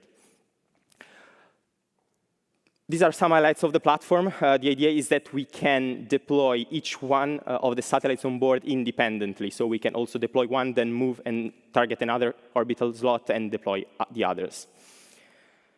This is a video of a deployment. I don't know if it's going to play or not. Yes, this is what the Ion platform on the left, detaching from the Falcon 9 on one of the past transporter missions. In terms of maneuvers, for sure, the one which is the most common is the change of altitude. This is because many CubeSats need a specific orbit for their mission, so we can just bring those CubeSats there where their performance is better. Plus, there are also the needs to be compliant with space debris mitigation regulations. So this usually imposes a maximum altitude, which maybe is not met by rideshare missions. So we can just lower the altitude and then deploy the satellite at an orbit which is compliant with those regulations. Another maneuver that is requested mainly from our constellation operators is the true anomaly phasing. So we can basically move around the orbit, deploy one satellite, then move and deploy another one. So boom, you have your constellation already set to operate without the need to spend time to get into position to generate revenues. We can also exploit the shift of the ascending node to address multiple orbits within one single launch opportunity. So if we provide customer launch, CubeSat launch services for our customers, why have I told you that you should not launch a CubeSat? Well, the idea is that if you need to test the technology very quickly and for very short amount of time in orbit, you could exploit hosted payload opportunities on board our platform. We have a standardized interface for the mechanical integration, plus also the power interface, the data interface, so we can receive a payload from our customers. We can bring it to space very quickly and test it for the end user. So you can just deliver a box and receive data from space in just a few months. These are some highlights of the IOD, IOV service that we provide. So this is very useful for testing new technologies in space. The one you can see on the right is an actual structural model of the Ion Satellite Carrier that we bring to some conferences. This one is probably from Space Tech Expo in Bremen, in Germany last year. So as you can see, the plate that we have on top of our spacecraft can be arranged every mission independently in terms of CubeSat dispensers, separations ring for micros, and hosted payloads. The idea is that we can bring those payloads into orbit in 6 months and have it tested. And after the tests have been performed, our customers can basically forget about their payload in space. They don't need to be compliant with space debris mitigation regulation or space situational awareness, because we take care of everything there. This is our heritage. So in the past 5 years, so 2020 was our maiden flight. We launched the first launch on a Vega launcher, the Italian one, the European one. Then all the rest have been performed on SpaceX mission, mainly transporter, but also some other opportunities. Like, for example, we also launched on a Starlink launch, so a very low altitude, and then we had to raise, so below 300 kilometers, and then we had to raise the altitude above 400 kilometers and circularize. As you can see, we deployed already several satellites, more than 100, plus we also tested more than 50 hosted payloads. So the idea that each one of these hosted payloads could have been an additional CubeSat to orbit, just to test very quickly some technologies, this makes me think that maybe you don't need always a CubeSat to test a technology. Of course, for some application, it's needed. For some others, can be some hosted payload opportunities can be exploited. So satellite as a service, this mainly because we received requests from our customer that after they tested their technology on Ion, they wanted to come back basically and put new nodes, so new payloads on each Ion that we launch, to basically have a constellation in space of their payloads, of their nodes, without actually taking care of the full platform, of the full mission definition. So with this one, as I mentioned, so this year we are launching 7 Ion. We are launching another 2 in June on Transporter 14 and another 2 in October, Transporter 15. We will have another 7 at least next year in 2026. So the opportunities to get those payloads in space are several. Space cloud services. So the idea is, what if the technology that I want to test in orbit is algorithms, is AI, is software-based? So do I need to launch a CubeSat just to test some algorithms? No, you can actually just upload this software on an infrastructure which is already in space. It's orbiting. We have computing nodes on these ions, and we can upload this software and test it in a relevant environment. We can use input from the spacecraft. We have cameras, sensors that we can feed inside the computing units and the algorithms and test these algorithms. Of course, this is for the IOD, but you can use it also for recurrent services. So the aim is to have a network of computing units where we can receive data from other satellites, maybe Earth observation constellation, and then process those data directly in space and then download just the precise information, which is quicker to get to ground. We will be testing inter-satellite link before the end of the year. So the idea is, so this technology is crucial to receive those data from other satellites. So this is pretty much what I wanted to talk to you today. So of course, CubeSats are great. Those provides also educational entities, universities, a very valuable experience. So you can bring a satellite mission from beginning to completion just with a university team. The idea is that not all the projects that need to be tested in space need that additional satellite to be placed in space, especially, as I mentioned, for very quick operation. Also, because the hosted payload opportunities can bring those payloads in space within the typical life cycle of a student. So I truly believe that for students, seeing the definition of the mission of the payload, the integration of the payload on board the platform, and the operations within their university life cycle, that is a great and valuable educational opportunities. So in case you have any questions, feel free to ask. Yes, please.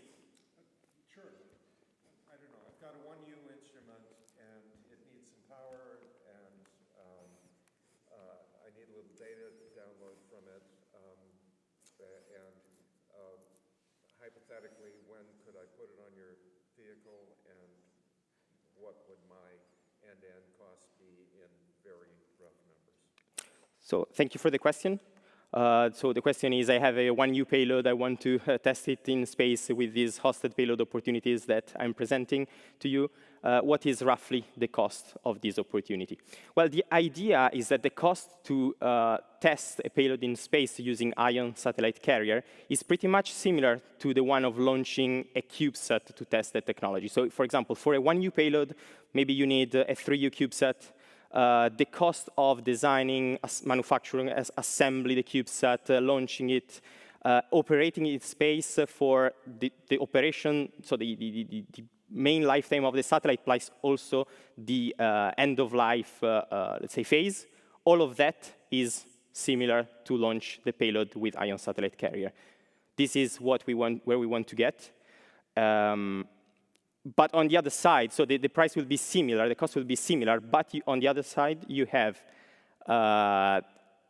quicker timeline, which maybe for research entities might not be that crucial, but of course for companies it is, for startups. So taking 3 years to get to orbit or 1 year, it creates a greater impact. And the other side is that a 200 kilos, 300 kilos platform, it has a reliability which is much greater than a 3U CubeSat. So also the risk in the mission. Please. I'm aware of all the benefits. Mm-hmm. But in months and dollars, do you have just very approximate numbers that I can present to my client? Sure. We are in the order of hundreds of K. We can also stay below $500,000 US dollars for an opportunity, but that also depends on the operations that you want to perform in orbit. So quoting hosted payload is challenging because, let's say, the costs are made out of three main components. One is the capacity on board the spacecraft. The second one is the non-recurrent engineering, so the integration effort that we need to put to integrate that payload. And the third one is operation. So you can be also a very small payload that needs to be operated every day, or a much bigger payload that needs to be operated only maybe 10 days, and then my technology demonstration is done. So in the past 5 years, we tested different kind of technology, propulsion units, chemical or electrical, reaction wheels, boards, cameras, antennas, even a drag sail. So at the end of the mission, after the transportation of satellites, after we tested other payloads in space, we then opened this drag sail for a customer, and we proved a successful re-entry of the platform. So if I understand you correctly, the minimum, the floor, Mm-hmm. of a 1U unit that is almost a brick. I mean, it needs a little power to it, it needs a little data back from it. That would be about $100,000 just for that very. It will. You don't see any action below that. I guess it will be higher. So the question, yeah. So the question for those of you watching the stream was if it's higher or equal or higher to 100K US dollar, the hosted payload opportunities, it will be actually higher. But if you need some more details about the pricing, we can. Sorry? The months of so the number of months for? Months to, we have the thing ready, you know, we're talking to you, we've signed a contract. Yeah. And about how long do I have to wait for a ride? 6 months, 8 months? So the question is how much time is needed between when the payload is ready and when it is launched? Even less than 6 months, because right now we have a very streamlined way to integrate payloads.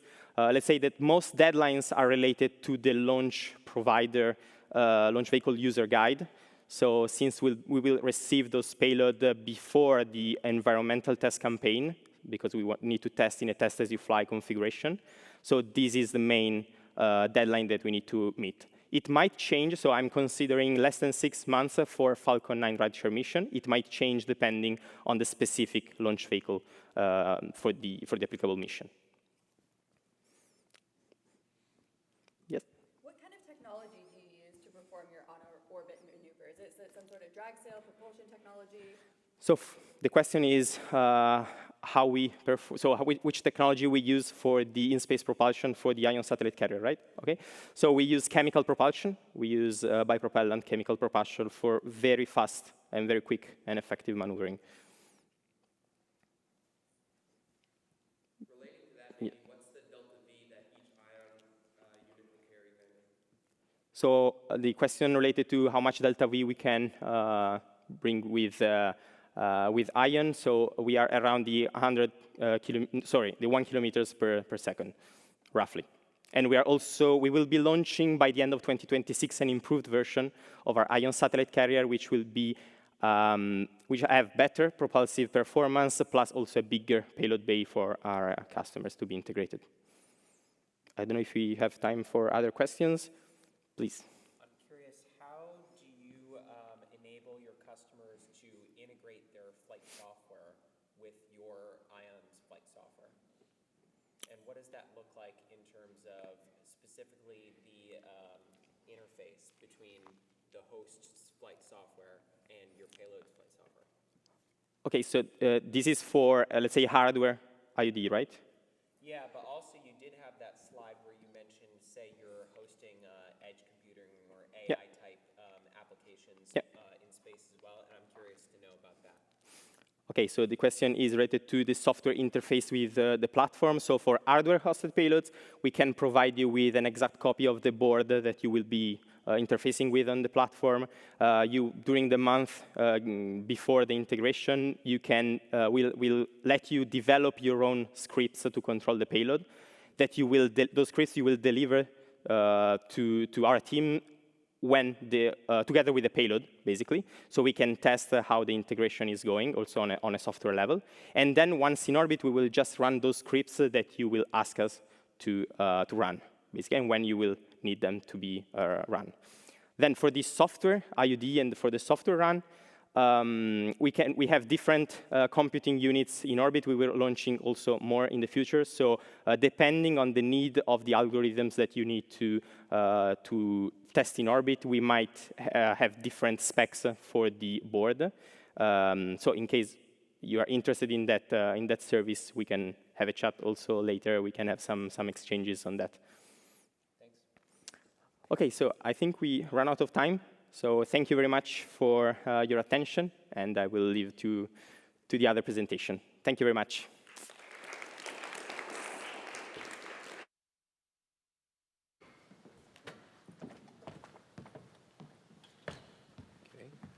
Thank you, Mr. Zenny, on that presentation. Now, please welcome Henry Danielson and Bruce DeBrew from Cal Poly to present on outer space cyber attacks, generating novel scenarios to avoid surprise.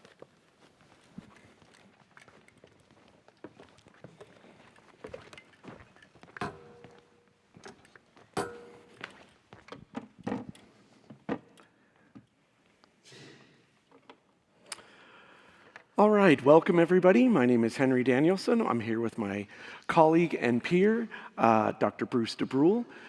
Today we are going to talk a little bit about cybersecurity and satellites. And thank all of you for coming today. Very excited to be here. This is an AMSAT satellite on my nice hard hat. I just wanted to answer that question really quick for some of you in the audience that are thinking, what kind of CubeSat is that? And it's a project that you can look up, but check it out. It's an amazing thing. Up on the screen, we're going to have our disclaimer here to start. Let me get that going, I guess. It is the standard disclaimer. All statements are the authors alone and not of any of the sponsoring organizations, including Cal Poly, NASA. All images and copyrights are property of their respective owners per the Fair Use Clause. Thank you. Thanks to Pat Lynn for our project, including working so hard on important topics. Hopefully we'll get our slides figured out, but to keep the show moving, we'll keep the show moving. Bruce and myself are here from Cal Poly San Luis Obispo. Again, very honored to be here today to talk with you about cybersecurity. So first of all, we would like to brief you on a recent Cal Poly report that we worked on from a United States National Science Foundation SATC award. And what we decided to call it with the crew was Icarus, imagining cyber attacks to anticipate risks unique to space. We have a lot of people in the world working on this and ensuring that our satellites are protected. And we wanted to come and talk a little bit about that today, specifically because CubeSats are very, very wonderful tools, and a lot of universities may need some support, and we're looking at some of that. And today we're going to talk about the Icarus. Let's see if I can get my slides up here. Still no slides. Okay. So first of all, the wake-up call. So in 2022 in February, the Viasat modems and routers were hacked an hour before Russia's invasion of Ukraine. And this was a huge wake-up call for a lot of people, specifically in the cyber world and cybersecurity in space. Fortunately, Starlink came to the rescue and were also targeted by Russia. But no successful hack had happened for 2 years. And right now, I'm just talking a little bit about Russia. Hacking our satellites is what we call casus belli, or cause for war. We're almost there. Thank you so much. Or one more. Let me see. Casus belli, cause for war. Thank you. I also want to talk a little bit about the space race that's continuing to go on our planet. Orbits are more congested, more contested than ever. And right now, the competition's continuing from all different kinds of adversaries and different countries. And our space our space race is continuing to do that with wonderful things like making sure that our satellites are protected. And there's something out there called Secure by Design, and we're working on getting some of that done. And also the rise of commercial ventures without a lot of governance is happening, and it's driven by technology which is very much hackable. US and China are racing to set up bases on the south pole of the moon currently. And there's nothing there to prevent one of us from setting up a base directly next to each other. Also, inherently dangerous situation for our competitors and adversaries. The legality of this is very interesting because there's not a lot of laws that are currently being used. Right now, it's kind of like the Wild West out there with space. Only a small handful of vague and generic scenarios typically gets trotted out, especially something about satellite hacking. You hear that on the news on occasion, something about spoofing, jamming signals, or such as GPS or military comms.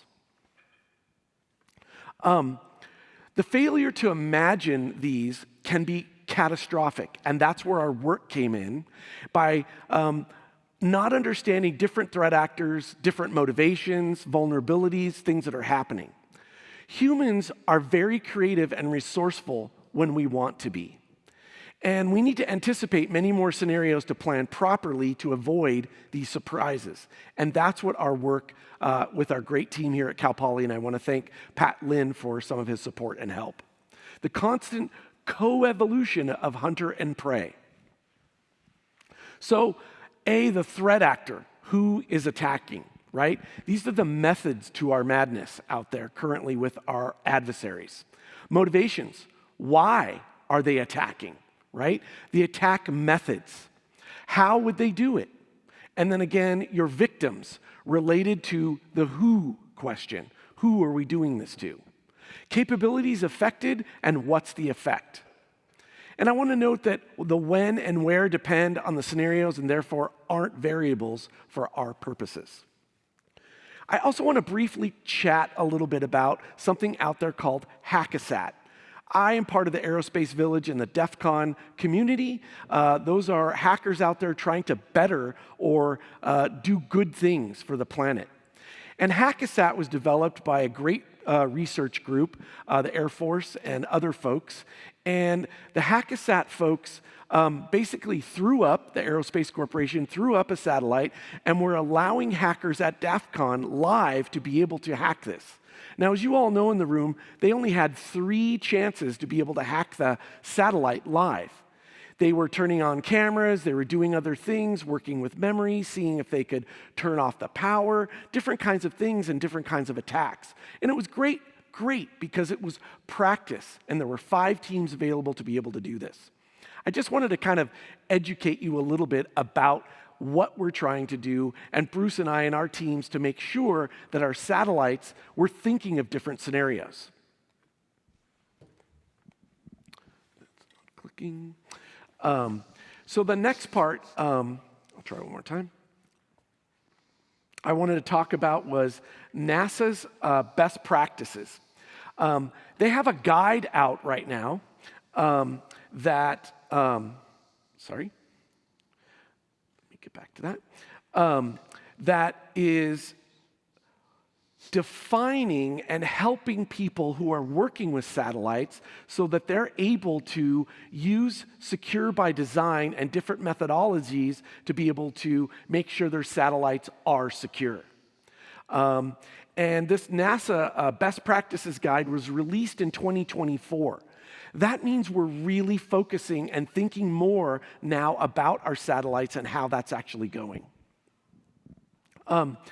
I also wanted to talk about really quickly up on the screen, we run a great program here at Cal Poly called the Space Grand Challenge, where we're educating middle and high school students and teaching them how space works, how satellites work, and how cybersecurity is interspersed within those. And I think it's a really great thing because we need more people. Right now, people are retiring from NASA and other large organizations, and we need more people to be able to do that. All right, so I want to drop it over and give it over to Bruce, and he's going to talk a little bit about scenarios and the Icarus matrix. So I'm going to take a step back first and talk a little bit about the method behind the method of our madness. So we originally talked about the method of the madness in these broad categories that we were focused on when we were trying to think of space cybersecurity scenarios.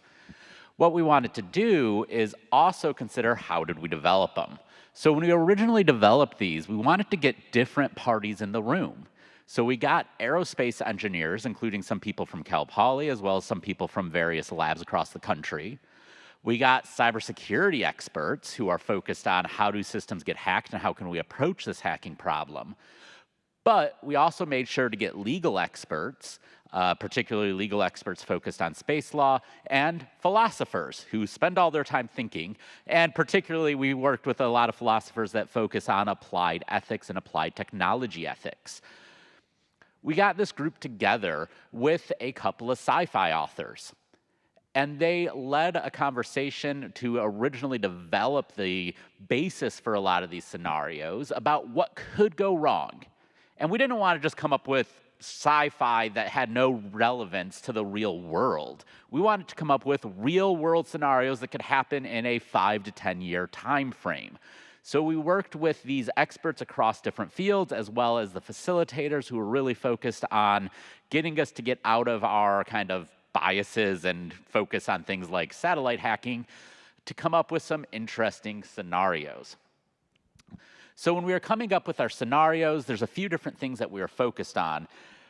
First thing that we really wanted to focus on is what would the motivation of an attacker be? Why in the world would somebody want to attack your scientific satellite? So one of the things that we started with is focused on why would we attack our satellite. The second thing we focused on is going to be who wants to do this attack. And we wanted to get out of the standard nation-state attackers against space systems and get into some alternative paths that we could see. Commonly, one of the things that we look at in cybersecurity is what I like to call the bored teenager. If we look at the history of cybersecurity, as well as space, if we go back to JPL, a lot of things can go wrong when a college student gets bored and decides to try something in their dorm rooms. So we can look at cybersecurity and see examples like that where you might have an attacker. They have no malicious intent necessarily. They just want to answer the question, can they? Can they communicate to that naval satellite that's flying in space? Can they connect to the James Webb Telescope? Can they connect to any of these various assets that somebody has paid millions or billions of dollars to put into the sky? They're not malicious, they're just bored. We can also look at some more extreme scenarios, so whether that's terrorism or other scenarios where the motivation is driven by very ideologue scenarios. Besides the motivation and threat actors, we wanted to look at both the cyber attack methods as well as the kind of space systems that could be affected. With the cyber attack methods, we largely based this on some previous work that came out both by Aerospace Corp with the Sparta work, as well as the MITRE ATT&CK framework. If you're not familiar with the MITRE ATT&CK framework, it's a fairly comprehensive and continually growing framework where people look at what are the different ways that you can get into a system and how do you actually kind of perform a cyber attack against that system. We wanted to take this and make sure we also considered some of the things that would be unique to space. Obviously, with space assets, it's hard to hide them. They're kind of flying above the planet where everybody can point a telescope. There's a lot of work on detection and how do you actually monitor space assets. So you're not going to hide assets up there. With that said, everybody can point an antenna at it and try to connect. And this is something that is very obvious, but we need to make sure that we actually incorporate that into the cyber security world, where cybersecurity might have very different views if you have an asset that is air-gapped. It's hard to, well, besides the natural air gap, it's hard to air gap the RF for space vehicles. Lastly, we wanted to look at the victims and stakeholders. And we also were very concerned in this that we don't only look at the victims and the primary victims, right? The company that lost the satellite, the agency that lost the satellite, but secondary and further down victims. So in particular, if we look at something like GPS, this obviously has military implications. Besides military implications, though, this would also have implications to things like power grids. It would have implications to things like transportation and logistics in the US, and the implications might be different for a infrastructure that's built around GPS versus an infrastructure that's built either around another system or no satellite-based locationing or timing.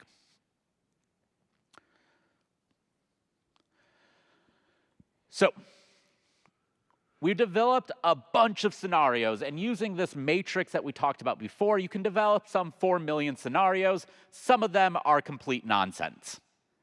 The bored teenager that was motivated by something that just doesn't apply, you can throw that out. But we wanted to actually take some of those 4 million scenarios and start building out a handful of actual scenarios that you could sit down and tabletop exercise, talk about the implications, talk about what could go wrong, talk about ways that you could defend against it, talk about things that could happen in that scenario. This also worked well because humans are hardwired for stories. When you talk to humans and you try to present something that's massively technical, their eyes glaze over pretty quickly in a lot of cases. We need to be able to communicate to decision makers through story, through things that could happen that they might be interested in. So one of the first examples that we can talk about is the eco-terrorist example. So consider an eco-terrorist that really wants to make sure that the wildfire continues to burn. Wildfires in California are a really interesting thing. It's something that I didn't realize until I moved to California. And because of that, we could consider a scenario that somebody thinks the natural state of things is to let the wildfires continue until they've run their course and we shouldn't interfere with them. So in this case, you have a really different attacker than a nation-state attacker. You have somebody that's ideology-driven. And in the ideology-driven scenario, they might have a very different playbook, a very different approach to cyber attacks. They might not care about getting detected. They might not care about getting found out because you're not going to war against them. They're going to get arrested. But if they believe that their cause is true enough, that's okay by them. Where if we consider like a nation-state attacker, they're going to care about being detected because if they're detected, that can lead to war. And the nation-state attacker might not want to lead to war. In this case, we're considering attacking Earth observation satellites. So again, this goes back to who would actually attack your science-driven satellite? Well, we could consider the case where somebody's trying to stop Earth observations because they want to let the fire go on. The next one was inspired by the Hale-Bopp comet cult.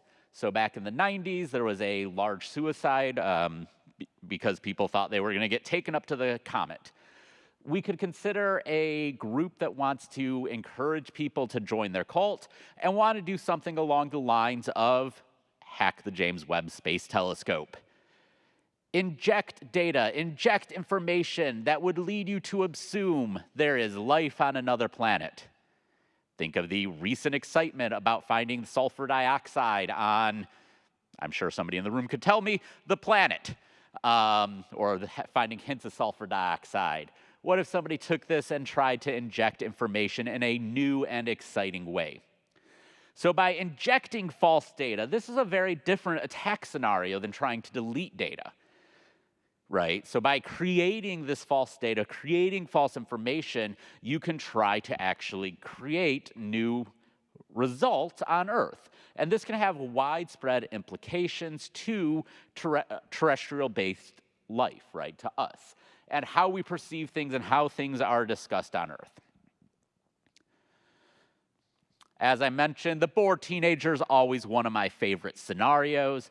So we try to consider a bored teenager that wants to figure out, could they deorbit your latest, greatest CubeSat?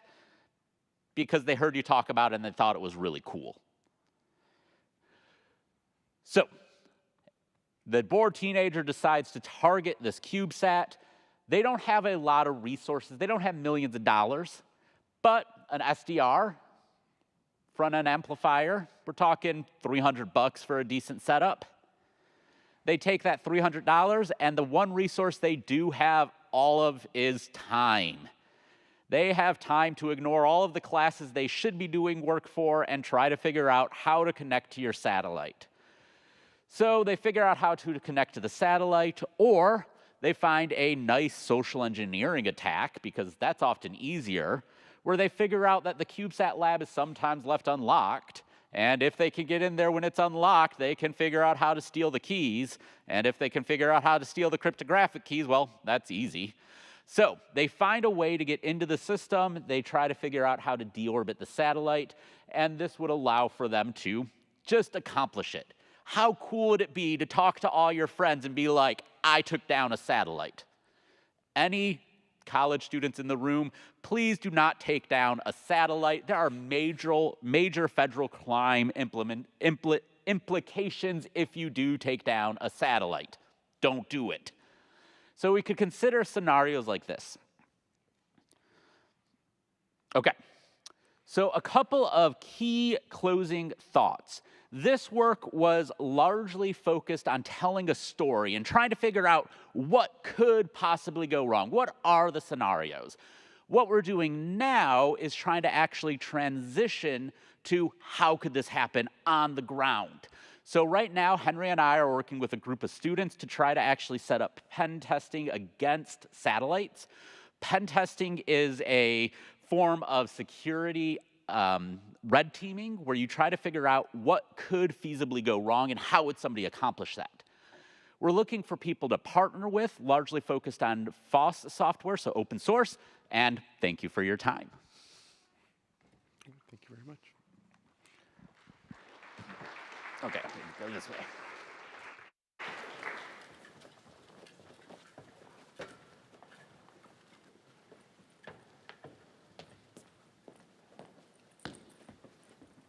Thank you, Henry and Bruce. Next up, we have Ben Gillette from the Cal Poly CubeSat Lab presenting on status update on AmDropSat, a 3U CubeSat to test additively manufactured deployable radiators with oscillating heat pipe.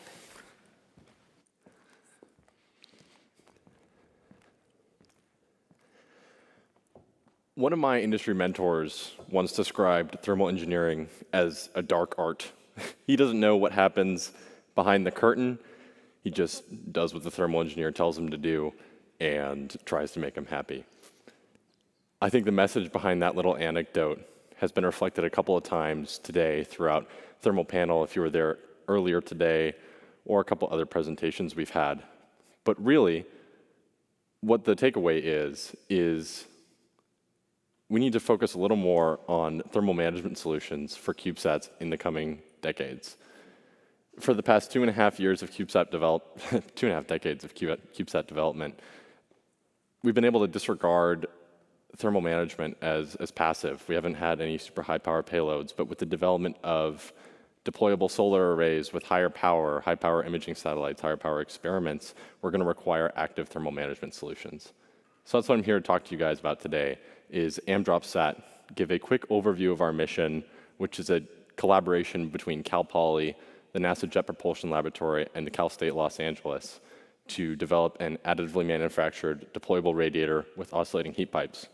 That acronym will be on the quiz, so make sure to memorize that. So a quick overview of our mission. AmDropSat is what we refer to as the whole integrated 3U CubeSat, which includes 2 AmDrops on board, which we'll be testing in orbit and validating some of our data from our ground testing. On the right, you can see the most recent version of AmDrop, which again, our additively manufactured deployable radiator with both hinges equipped on board. I hope that today I can maybe pique some of your interest in this technology. If you have any questions, please feel free to come ask a question after the presentation. Reach out to me afterwards, find me in the lobby. I'll be wandering around. Quick overview of our mission. On the right up here, you'll see our experiment matrix, just a brief overview of the experiments we plan to run in orbit. Our primary goal is to demonstrate 50 watts of total heat dissipation on orbit. And I apologize for a small typo up there, but to demonstrate an effective conductance of 5 watts per Kelvin on each radiator, explore the use of OHPs in orbit, and be ready for launch in early 2027. On our experiment matrix up there, you can see we're doing a staged testing of each radiator individually, leading up to our final test of looking to demonstrate that whole 50 watts of heat dissipation on orbit. 50 watts isn't a lot of heat compared to a lot of commercial radiators that are already available for some satellites, but really what we're looking to do is get a better understanding of this technology and test out our current design. So a little bit about AmDropSat. Last year when I was attending CDW, there was a gentleman that put together a very good presentation about the current state of the art with CubeSat thermal management. And when I went up there, I saw AmDrop. I was like, wow, okay, maybe we'll talk a little bit about this. And the picture that he had was this one up on the left, which was one of the early concepts. And that was the moment I knew it was probably worth it to come in front of you all and talk a little bit about the latest achievements that we've come up with. So that's one of the very first concepts that we came up with. On the right, you'll see a slightly outdated version of AmDropSat that used a compliant mechanism to deploy each of our radiators out the side. I'll get to a couple of issues we ran into that later in the presentation. This is our most recent design of the AmDropSat in exploded view. You'll see 2 AmDrops on the side, which will deploy out, coupled with 2 of our side panels with solar cells that will be used to run our experiments, and our Cal Poly top hat, as we call it, with our avionics stack for communication, running experiments, all the brains of our mission. And we have a rails and battery bracket, obviously for energy storage that we'll need to power everything.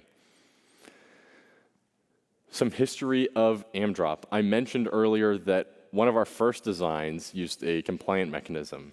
We spent a lot of time, and the folks at Cal State LA spent a lot of time looking at flexible joints, which you can see in the bottom left there are a couple of different shapes we experimented with. A like traditional helical coil spring, torsional series, or a serpentine structure to actually 3D print the entire radiator as one structure with these flexible heat pipes.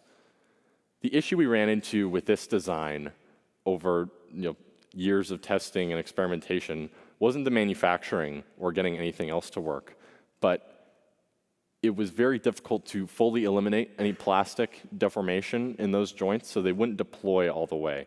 You might have seen back on the previous slide how one of the earlier versions of AmDropSat really only deployed to maybe 45 degrees total travel. But the other issue was using those springs as oscillating heat pipes as we did in the radiator really created some difficulty because there's a lot more travel that the fluid has to move through, and we ran into some difficulties as using this as an OHP. On the right, you'll see our most recent deployment mechanism, which uses our shape memory alloy actuators, as we call them. We use alloy of nitinol to plastically deform the radiator out and permanently deform it using the use of heaters wrapped around each nitinol coil. We 3D print both the evaporator and condenser plates, and then we have a brazing method we use to attach each of the heat pipes, which are made of stock tubing of 3000 series flexible aluminum, which really helps with the lifetime of the radiator so we can run more tests and be more confident that when we run integrated testing for qualification and acceptance on our integrated satellite, that we're not going to have any issues with cracking in the heat pipes, especially when we're dealing with large flexing in this joint. So a little bit about the AMDROP design. Up here on the left, you can see an X-ray from just after printing that we were using to inspect to make sure all of the powder was expelled from the heat pipes. And we're using to troubleshoot any misalignments in these small tubes, which ended up being a pretty big issue as far as 3D printing. But I think it's a good example if you're not, you can't see it from the outside, but you can see the channels very clearly in this diagram that show where the working fluid is moving throughout the radiator operation. On the right, you can also see the most recent version of the radiator, which, if you're curious, we actually have sitting up in the lobby at the PolySat booth. So if you want to come by and take a look at the hardware, we have a version of that we've been using as for a lot of different testing in thermal vacuum chamber and on the vibe table, as you'll see right here. That most recent version, again, uses that nitinol to deploy with small heating wires wrapped around each of the nitinol wires, which we use to deploy once, and then larger heating pads will be used to simulate a thermal load, and those will be placed on the satellite bus side and simulate any thermal loads that we'll have later if you were using this in a different application. Next steps for our project, you can see the next version of the radiator that we're working on has a larger condenser plate surface, because we're still working on improving the thermal performance of the radiator before we have a flight mission or a flight unit ready to go. In the next couple of months, we're looking to finalize this radiator design after 3 or so years of development. COVID threw a wrench in a couple of different things. But hopefully, we meet our requirements with this latest version of the radiator. We'll be able to finalize design over the summer. And our team here at Cal Poly will be working a lot towards integrating this thing into a 3U CubeSat that we can send up to run tests and characterize the performance of in orbit. We'll be doing a lot of work over the coming summer, designing rails, various components of the CubeSat, finalizing our avionics stack, and then hopefully we're looking to be ready to launch in early 2027. Like I said, this is a very short presentation. I wanted to give you all a look at the current state of the AMDROP project. So is there any questions out here for anything that I've said today? Yeah, right back there.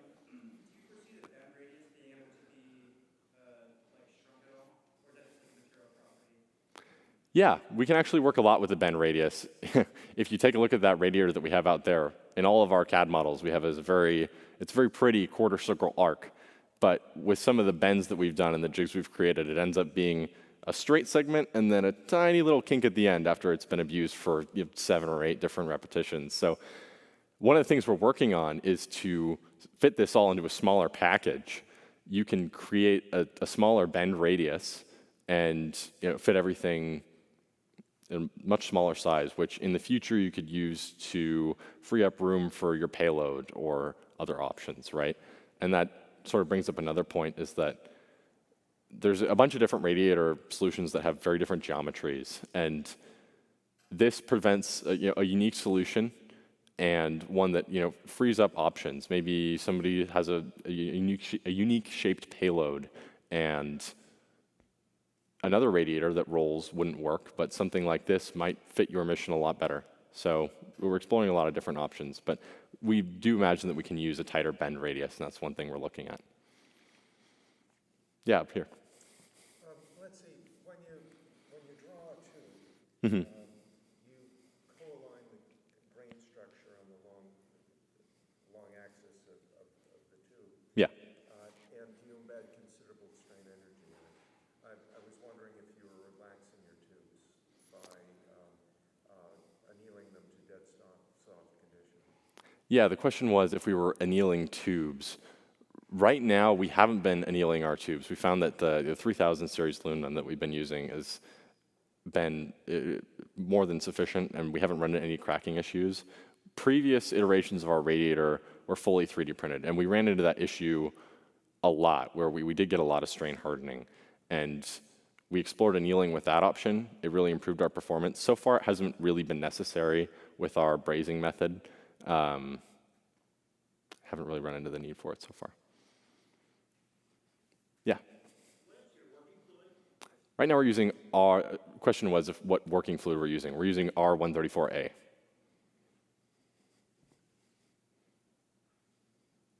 Yeah. What's been the biggest challenge you've come across in developing this radiator and in the AmDrop project overall? Biggest challenge that we've had developing AmDrop.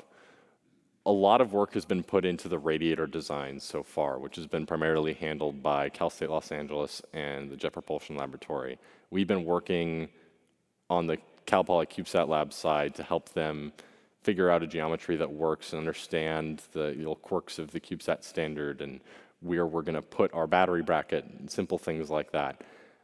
The biggest challenge has been working through our earlier versions and is seeing that a compliant mechanism, which is a lot simpler in principle, you only need a hold down mechanism and then it'll deploy itself. But the problem with that earlier design is that we want to deploy with 40, 50 pounds of force is what we're holding back with our hold down mechanism, which ended up being a problem. Again, we ran into plastic deformation issues with that compliant joint. So developing the radiator has been a real pinch point. We know how to build a CubeSat. We can wrap the thing. We'll send it up. That's not really the problem here. But a lot of the effort has been put into that radiator and getting it to meet our thermal requirements so far. Yeah. I guess I have like 3 questions. Sure. Take them one at a time. My first question is, you mentioned getting the powder out of the print at the end is a big problem. How do you make sure that the powder gets out if the channels are kind of these small channels in the radiator? Do you flush them out somehow? Is there like a way to blow it all out? And then how do you validate that all the powder has been removed? Yeah, so as far as specifically how we blast out all the powder, I'm not completely familiar. JPL likes to keep their printing processes pretty tight to the chest, but we have a lot more ports than what you've seen on a lot of the CAD so far. So there's a lot more fill and powder removal ports that we weld off with ultrasonic welding to pinch those shut and keep the seal with our refrigerant. As far as verification, we've been using X-rays primarily. It works to see if powder's been fully cleared out, and we also use that to check any misalignment in the tubes, primarily between the condenser and evaporator. We sometimes get some misalignment of that small channel between where the hole's 3D printed on our condenser evaporator and where the center of that channel actually ends up in our stock tubing. So I guess my second question is, the earlier iteration of AmDrop that was all 3D printed in one piece, I saw the value in the 3D printing process to be the fact that you have this like one part now as a result, and you can 3D print the entire structure. Now that the middle section and the tubing is not 3D printed as well, where do you see the value of the 3D printing method over something like CNC machining the condenser and the evaporator sections and then integrating the tubing afterwards? Like, do you still see the 3D printing methodology as having value outside of like the one partness of the whole structure? Yeah, I still see there being value. For sure, printing the entire thing as one unit was a challenge for additive manufacturing. It is very well suited because it's not a geometry you'd be able to make with traditional manufacturing methods. I think there's still value in it, especially with how quickly we've been trying to move between iterations. Obviously, that's a well-known advantage of 3D printing, is that you can get through quickly without having to revise, or your manufacturing process is great new tooling. We've had changes that we've wanted to make in the condenser geometry. Even just the last rendition of our radiator, which I just put up, there's geometry we're trying to create that is like curving our, you can't see inside of this CAD model, unfortunately, but curving our heat pipes through an L-shaped bend and geometry like that, which is difficult to create still with traditional manufacturing progress. And quick iteration, it's really helped out. And when we go to integrate this into a CubeSat, there's some geometry that we're looking to create to integrate deployment detection sensors and other things that will be easier to make with the use of additive manufacturing. I guess my third question is, for the tubing that connects the condenser and the evaporator, originally it was aluminum because it was all one part and you were 3D printing the whole thing. Mm-hmm. Now that it's not one part, to me it sticks out that you're still using aluminum, and you've mentioned that it is not like the most compliant material, right? So did you get a chance to investigate different types of tubing, like maybe even non-metallic tubing or like copper tubing or something that might be softer? Is there a reason you're still on aluminum, or like is there an interest in pursuing other material options?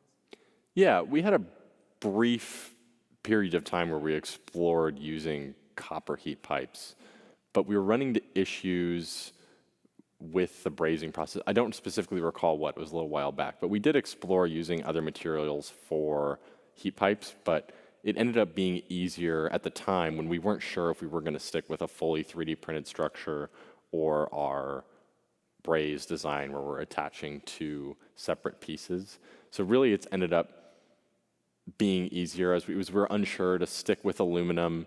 We explored copper, ran into a couple of issues with that, and we know that using like a 3000 series alloy is going to work. It's not really the hiccup in our design right now. So we're looking to get a functional first prototype, and then I think that would be something we're looking to explore in the future is what if we incorporated other materials into that section. Yeah. Any other questions? Yeah. The JPLs used wax pellet actuators in a whole suite of thermal applications. Mm-hmm. For regulation. And I just thought I'd broach the possibility that if you use a wax piston two-phase actuator, you can actually use the heat of the thing you're trying to cool to deploy the device that's going to do the cooling.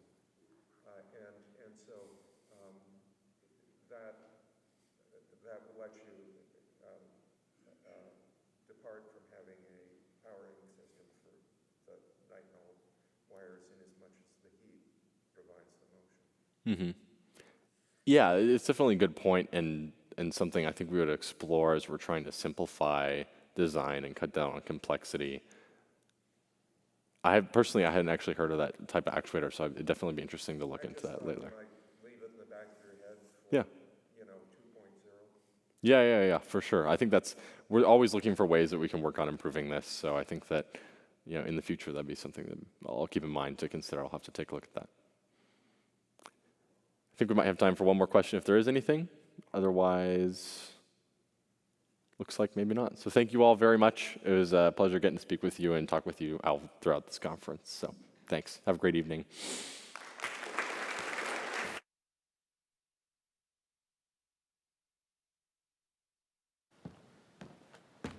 All right, thank you, Ben. Next, please welcome Antonio Rico from NASA Ames Research Center and the Aerospace Corporation to present on SpinSat, a novel variable gravity and radiation exposure platform for deep space science. Thank you very much. Good afternoon, everyone. So as you heard, I'll tell you about SpinSat today. The slides will probably be along in a moment. There we go. So just to set the stage here, SpinSat, maybe you can think of it like a big pizza. It's 1.3 meters in diameter, so about yay. And it will rotate at about 35 rotations per minute. So if anyone remembers vinyl records, also called LPs, 33 1/3, it's a little faster, 35. And the purpose of SpinSat, the reason it's going to be spinning in deep space, is to generate artificial gravity.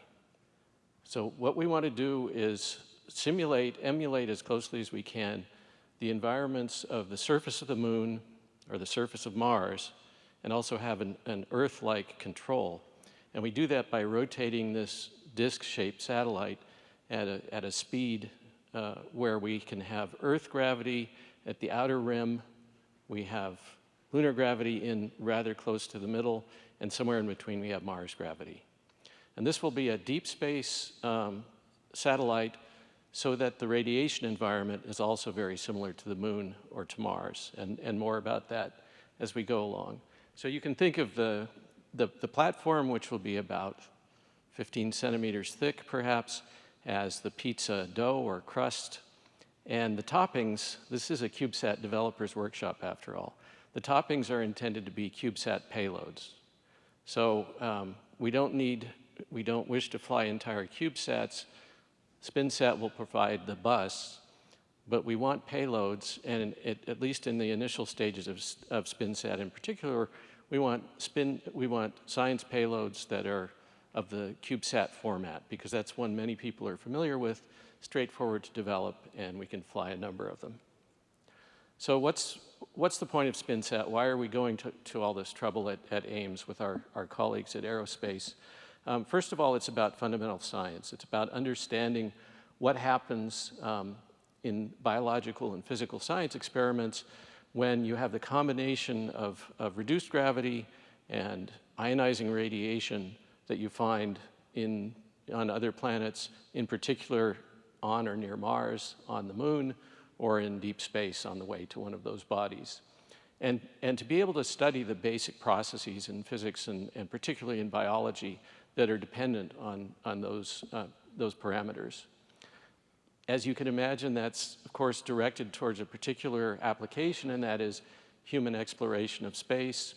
And so when we think about human health and performance, and as well as that, the effects on the biota that accompany all of us everywhere we go, we don't yet understand very well how those parameters will change during long duration exposure to deep space radiation and reduced gravity. So SpinSat's designed to enable beyond low Earth orbit experiments to understand and mitigate effects on humans and their performance, and to understand what's going to happen to our biomes as they're exposed to that experiment for longer durations of time. We need some tech development to support those missions too, for things like life support, for growing food, and other systems. And again, those systems have to function in new environments. So this really summarizes that across the top, and some of the key aspects of the approach. So this platform, as I said, will have to be deployed beyond low Earth orbit. Think of cislunar orbits, halo orbits, some highly elliptical orbits where at least much of the time they are beyond the Van Allen belts, beyond the radiation shielding magnetic field of the Earth, so that we can get the radiation environment that we need. It's a multi-payload platform, so it will support as many as 64U of payloads. So if you think of people building 4U CubeSat payloads, for example, it could carry 16 of those at once and put them in different gravity levels. The technical approach that we're leading at Ames is to start with another disc-shaped satellite platform called DiskSat, which you heard Elwood Agassi mention yesterday, that's been developed by the Aerospace Corporation. And DiskSat is a CubeSat alternative, and importantly, it's something that's very amenable to spinning and to providing the radii that we need to do those kinds of science experiments. So that we also will use some high TRL off-the-shelf components, including heritage components from BioSentinel. If you haven't heard of that, that's a 6U CubeSat that launched in late 2022 and now has been in a heliocentric orbit for about 2.5 years. It went up with Artemis 1. And BioSentinel is still sending us periodic, every week or so, periodic space weather reports from its radiation spectrometer. So its bus and its avionics components are working just fine in deep space. It's currently about 63 million kilometers from Earth. And so far, it had a design lifetime of around a year with some margin, and it's working well at 2.5 years. So we'll be able to use a lot of those components for the deep space bus of BioSentinel, of SpinSat. The artificial gravity, I already mentioned where that comes from by spinning the platform. The shielding, the radiation environment, well, we start with the deep space radiation environment, and then we add some shielding. And I'll tell you more about that later to try to mimic the radiation environments of the moon or Mars. So why can't we do these things with platforms we already have? For example, on the ISS, there are centrifuges. And so you can generate partial gravity on the ISS that's similar to the moon or to Mars if you need it, or Earth. However, you don't have the deep space radiation environment. You don't have the radiation environment of Mars or the moon, and biology cares about that. There's a difference when you have both of those things at once, at least some of the time there is. ISS, of course, can give us microgravity. It's a bit noisy. But the other thing is if you want to use the centrifuge, you don't necessarily get to use it for weeks to months, which is what some of the duration that some of these biology experiments require. There are ways to get the radiation environment of deep space or Mars or the moon, but terrestrial particle accelerators tend to give their doses in sort of an acute, short duration fashion. And as you probably know, biology responds differently to many stimuli when it's delivered over time, very gradually, versus if it's delivered all at once. You can think of pushing on your hand for a couple of hours gently or whacking it in a fraction of a second with a hammer, different response. Well, radiation is sort of like that. If you get all your dose at once, it's going to do much worse things than if it's delivered gradually over time. So all of this matters, and that's why we need a new platform. The National Academies is saying the same thing with regard to being in cislunar space, thinking about Gateway and Artemis.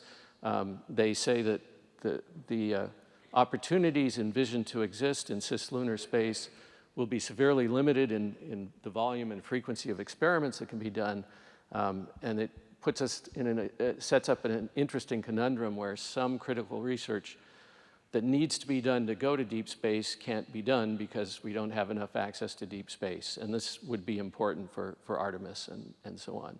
So SpinSat is intended to respond to this. Some of the specific objectives, you're getting some idea of this, but let me be a little more specific here.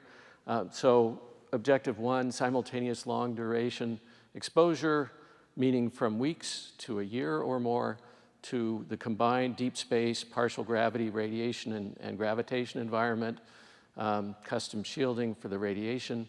Low cost per experiment. We're looking at, for example, the CubeSat launch initiative program as a possibility, and keeping the cost down and subsidizing or getting most of the cost paid for if we have academic payloads. Frequent access to space. By being able to carry 64 U of payloads per flight, we can get a lot more science experiments into space. The payload interfaces will start out most likely as CubeSat style interfaces, again, because people know how to build to those. Importantly, the platform on SpinSat is going to provide power, data communications, the right gravity and radiation environments, and a benign thermal environment to do science experiments, including particularly biology experiments. The point of this, of course, is to let the principal investigators focus on designing their science experiment, not on worrying about the spacecraft, access to space, and how do they make it all work, but let's get the science done instead. And easy payload integration is a key objective here. We are aiming ultimately to be able to do what we call just-in-time loading of biological payloads. That could be a matter of days, less than a week certainly, and perhaps eventually even hours before launch. But if you can get down to days before launch versus what it is now, which is often months, sometimes even years before launch, there's a whole range of new biology experiments that are possible. So again, we're putting together the CubeSat platform, which is already well into development by aerospace, with a lot of the components from BioSentinel, and coming up with what you see at the right there, CubeSat, the pizza crust underneath, with the toppings being the CubeSat payloads. And you see in this around the outside some 2x2U payloads, which are effectively single gravity at Earth gravity. And then there are some longitudinal payloads, radial payloads that run from the center outwards, and those have multiple gravity levels in them. A lot of the biological phenomena are interesting to study over a continuum of gravity levels if you can do that. So to go into the science, I want to give you a little bit of background and context. This is a series of biological CubeSats experiments that we've developed and flown at NASA Ames with a number of different partners. And these are some of the types of experiments we imagine being able to do in a more complete and more relevant to Mars and Moon format using SpinSat.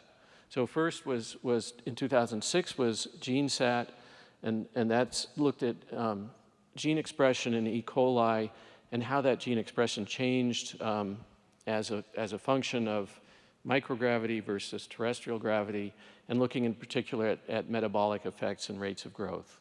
In 2009, PharmaSat let us study the effect of antifungal drugs you would use to treat a fungal infection in microgravity, and see how that was different compared to at 1G. And we saw that the dose rate dependence was fairly similar with some little interesting twists. In 2010, we studied the bacterial spore Bacillus subtilis, commonly used biological model. In somewhat deeper space, we went to a high inclination orbit at 650 kilometers with the Oreos CubeSat and looked at effects of longer periods in microgravity and space radiation, and some interesting thermal effects with that one too. In 2014, we developed the SporeSat CubeSat, and that was to look at the germination of aquatic fern spores. Fern spores, it turns out, this type anyway, have gravity sensors in them. So SporeSat had a couple of teeny tiny centrifuges. They were 50 millimeters in diameter each, and those let us create artificial gravity for the fern spores and look at how their calcium ion channels turned on as a function of gravity. In 2017, we did ECAMSat, that was the E. coli antimicrobial satellite, and that looked at antibiotic resistance in the bacteria E. coli, in particular a version of that that's responsible for urinary tract infections, and how that particular bacterium might develop more antibiotic resistance because it's in microgravity. Finally, in 2022, I've already mentioned BioSentinel. That was a satellite to study DNA damage using yeast, brewer's yeast or baker's yeast, one of the most important organisms, microorganisms on Earth, I contend, because of what it does for humans. But we were using it because it has the same DNA repair mechanism that we and all of the eukaryotes have, at least one of them. And so we were able to design an experiment to look at how deep space radiation would damage DNA and how the repair mechanism dealt with that over a long duration of time. That was the point of BioSentinel. So in most of these, you heard me mention microgravity. So we have not been able to do with these, with the exception of SporeSat, to look at variable gravity. And that's what we get with SpinSat, and we also get deep space. So to go a little bit more, we have a broader range of organisms. You might recognize that most or all of the things I mentioned in the previous slide fit into the second one on the left there, model organisms. So those are microbes, things like bacteria and fungi, because they're very robust. They can be stored on a launch pad for weeks or months and still be brought out of their sort of state of stasis or hibernation or dormancy when they get to space and you're ready to do science. If we want to study the thing at the top left there, human cells, and you see some of the typical sample types we'd like to look at, organoids, tissue cultures, stem cells, cancer cells, and so on, then we need shorter durations of stasis, and that's a big driver for SpinSat. Organoids, I'm particularly interested in getting to space. Those are tiny representatives of lungs, of our brains, where you're not flying a whole lung or a whole brain, but some little tiny cellular constructs. We also would plan to look at synthetic biology processes, things like using biology to make vitamins or engineered materials, some interesting physical science one can do as a function of gravity, and even radiation matters, for example, for planetesimal accretion. You see in the next column what we measure for them, and a whole range of parameters we can now measure with autonomous technologies for biology and, of course, for the more physics-oriented experiments, and then the different kinds of assessments we need to look at these. So this is far from an exhaustive list, but it gives you an idea of the type of range of experiments we will be able to support with SpinSat. This just goes a little bit deeper into the biological experiments, and I won't spend much time here except to say that you see the science targets listed across the bottom. Central nervous system, bone and muscle health, microbiomics, pharmacologics, wound healing, and so on. And those are the kinds of science phenomena we want to be able to look at. A little bit more about how we get the right radiation environment on SpinSat. So over on the right there, you see a graph, and the blue and red curves are the neutron flux as a function of neutron energy that you would find on the surface of the moon or the surface of Mars. And these neutrons, sometimes called neutron albedo on the moon, these neutrons are generated when galactic cosmic rays smash into the moon in the top layers of the regolith, and they generate secondary neutrons, and those come back up out of the moon. Neutrons are not good in certain energy ranges for biological organisms like humans, and you see on the graph at the right the region of biological concern from 1/10 of an MeV to 100 MeV. That's where the neutrons do the most damage to human cells and other living cells. So the other family of curves that's just a little bit lower than the red and blue curves are generated by a shielding material that's being modeled and ultimately built at Aerospace Corporation. And it's a combination of a polymer and little tiny cubes of tungsten. And that combination, if you get the spacing and size of the cubes right and the density of them and use the right polymer, you begin to approach the same neutron signature that's generated on the surface of the moon or the surface of Mars. It's not a perfect match, you can see that, but where the biological effect peaks, which is right in between 1 and 10 MeV, that's where you get, if you will, the best impedance match between the neutrons and human tissue where they do the most damage. We're actually getting pretty close to matching the artificially generated neutron spectrum. So that's how we get something that looks from a radiation perspective like the surface of Mars or the moon, but do it in deep space. Okay. Here's some different configurations, again, just of the platform with various CubeSats. You see some Rocket Lab configurations of 6U and 12Us, Exopod 8Us, and so on. And I think there's some more details of SpinSat there. I want to show you the timeline before we close. We're sort of right in 2025. We're between the refine stage and the start to build it stage. So that the top line in that series of arrows is what's going on with the payloads, and the bottom line is what's going on with the spacecraft. And let me draw your attention to the far right where it says commercialize. We heard Danielle McCulloch from NASA tell us yesterday about the Flight Opportunities Program. And what we plan to do with SpinSat is to spin it out to the commercial world. Sorry, I had to say that. So that they can build it and make it a commercially available product. And if they do that, then it can enter the Flight Opportunities Program potentially. And not all the payload developers want to build their own payloads from scratch. Fortunately, there are a number of commercial operations out there that will build payloads. Some more technical details. We don't need to go into those now. Last thing I'll say here is that this is a great platform for early career researchers. I've been delighted to see a lot of early career researchers at this meeting this week. And so we hope to make access to deep space and these interesting environments more accessible. And so I'll just close by showing you the ideation team, the bunch of us that sort of came up with the basic concept and why we should do this and what we should look at. And at the very bottom there, but not least in importance in any sense, is NASA Ames Mission Design Center, which has done the vast majority of the engineering with a lot of help from the Aerospace Corporation of what I've showed you here. And funding has come from NASA's NASA Ames Research Center, internal funds, and the Mars Campaign Office. Thank you very much. And it's very dangerous to make me the last speaker on any given day. I know you all want to go to dinner, but if no one's going to drag me off the stage, I could answer a couple of questions if there are any. I saw one there. I guess, yeah, I'll start.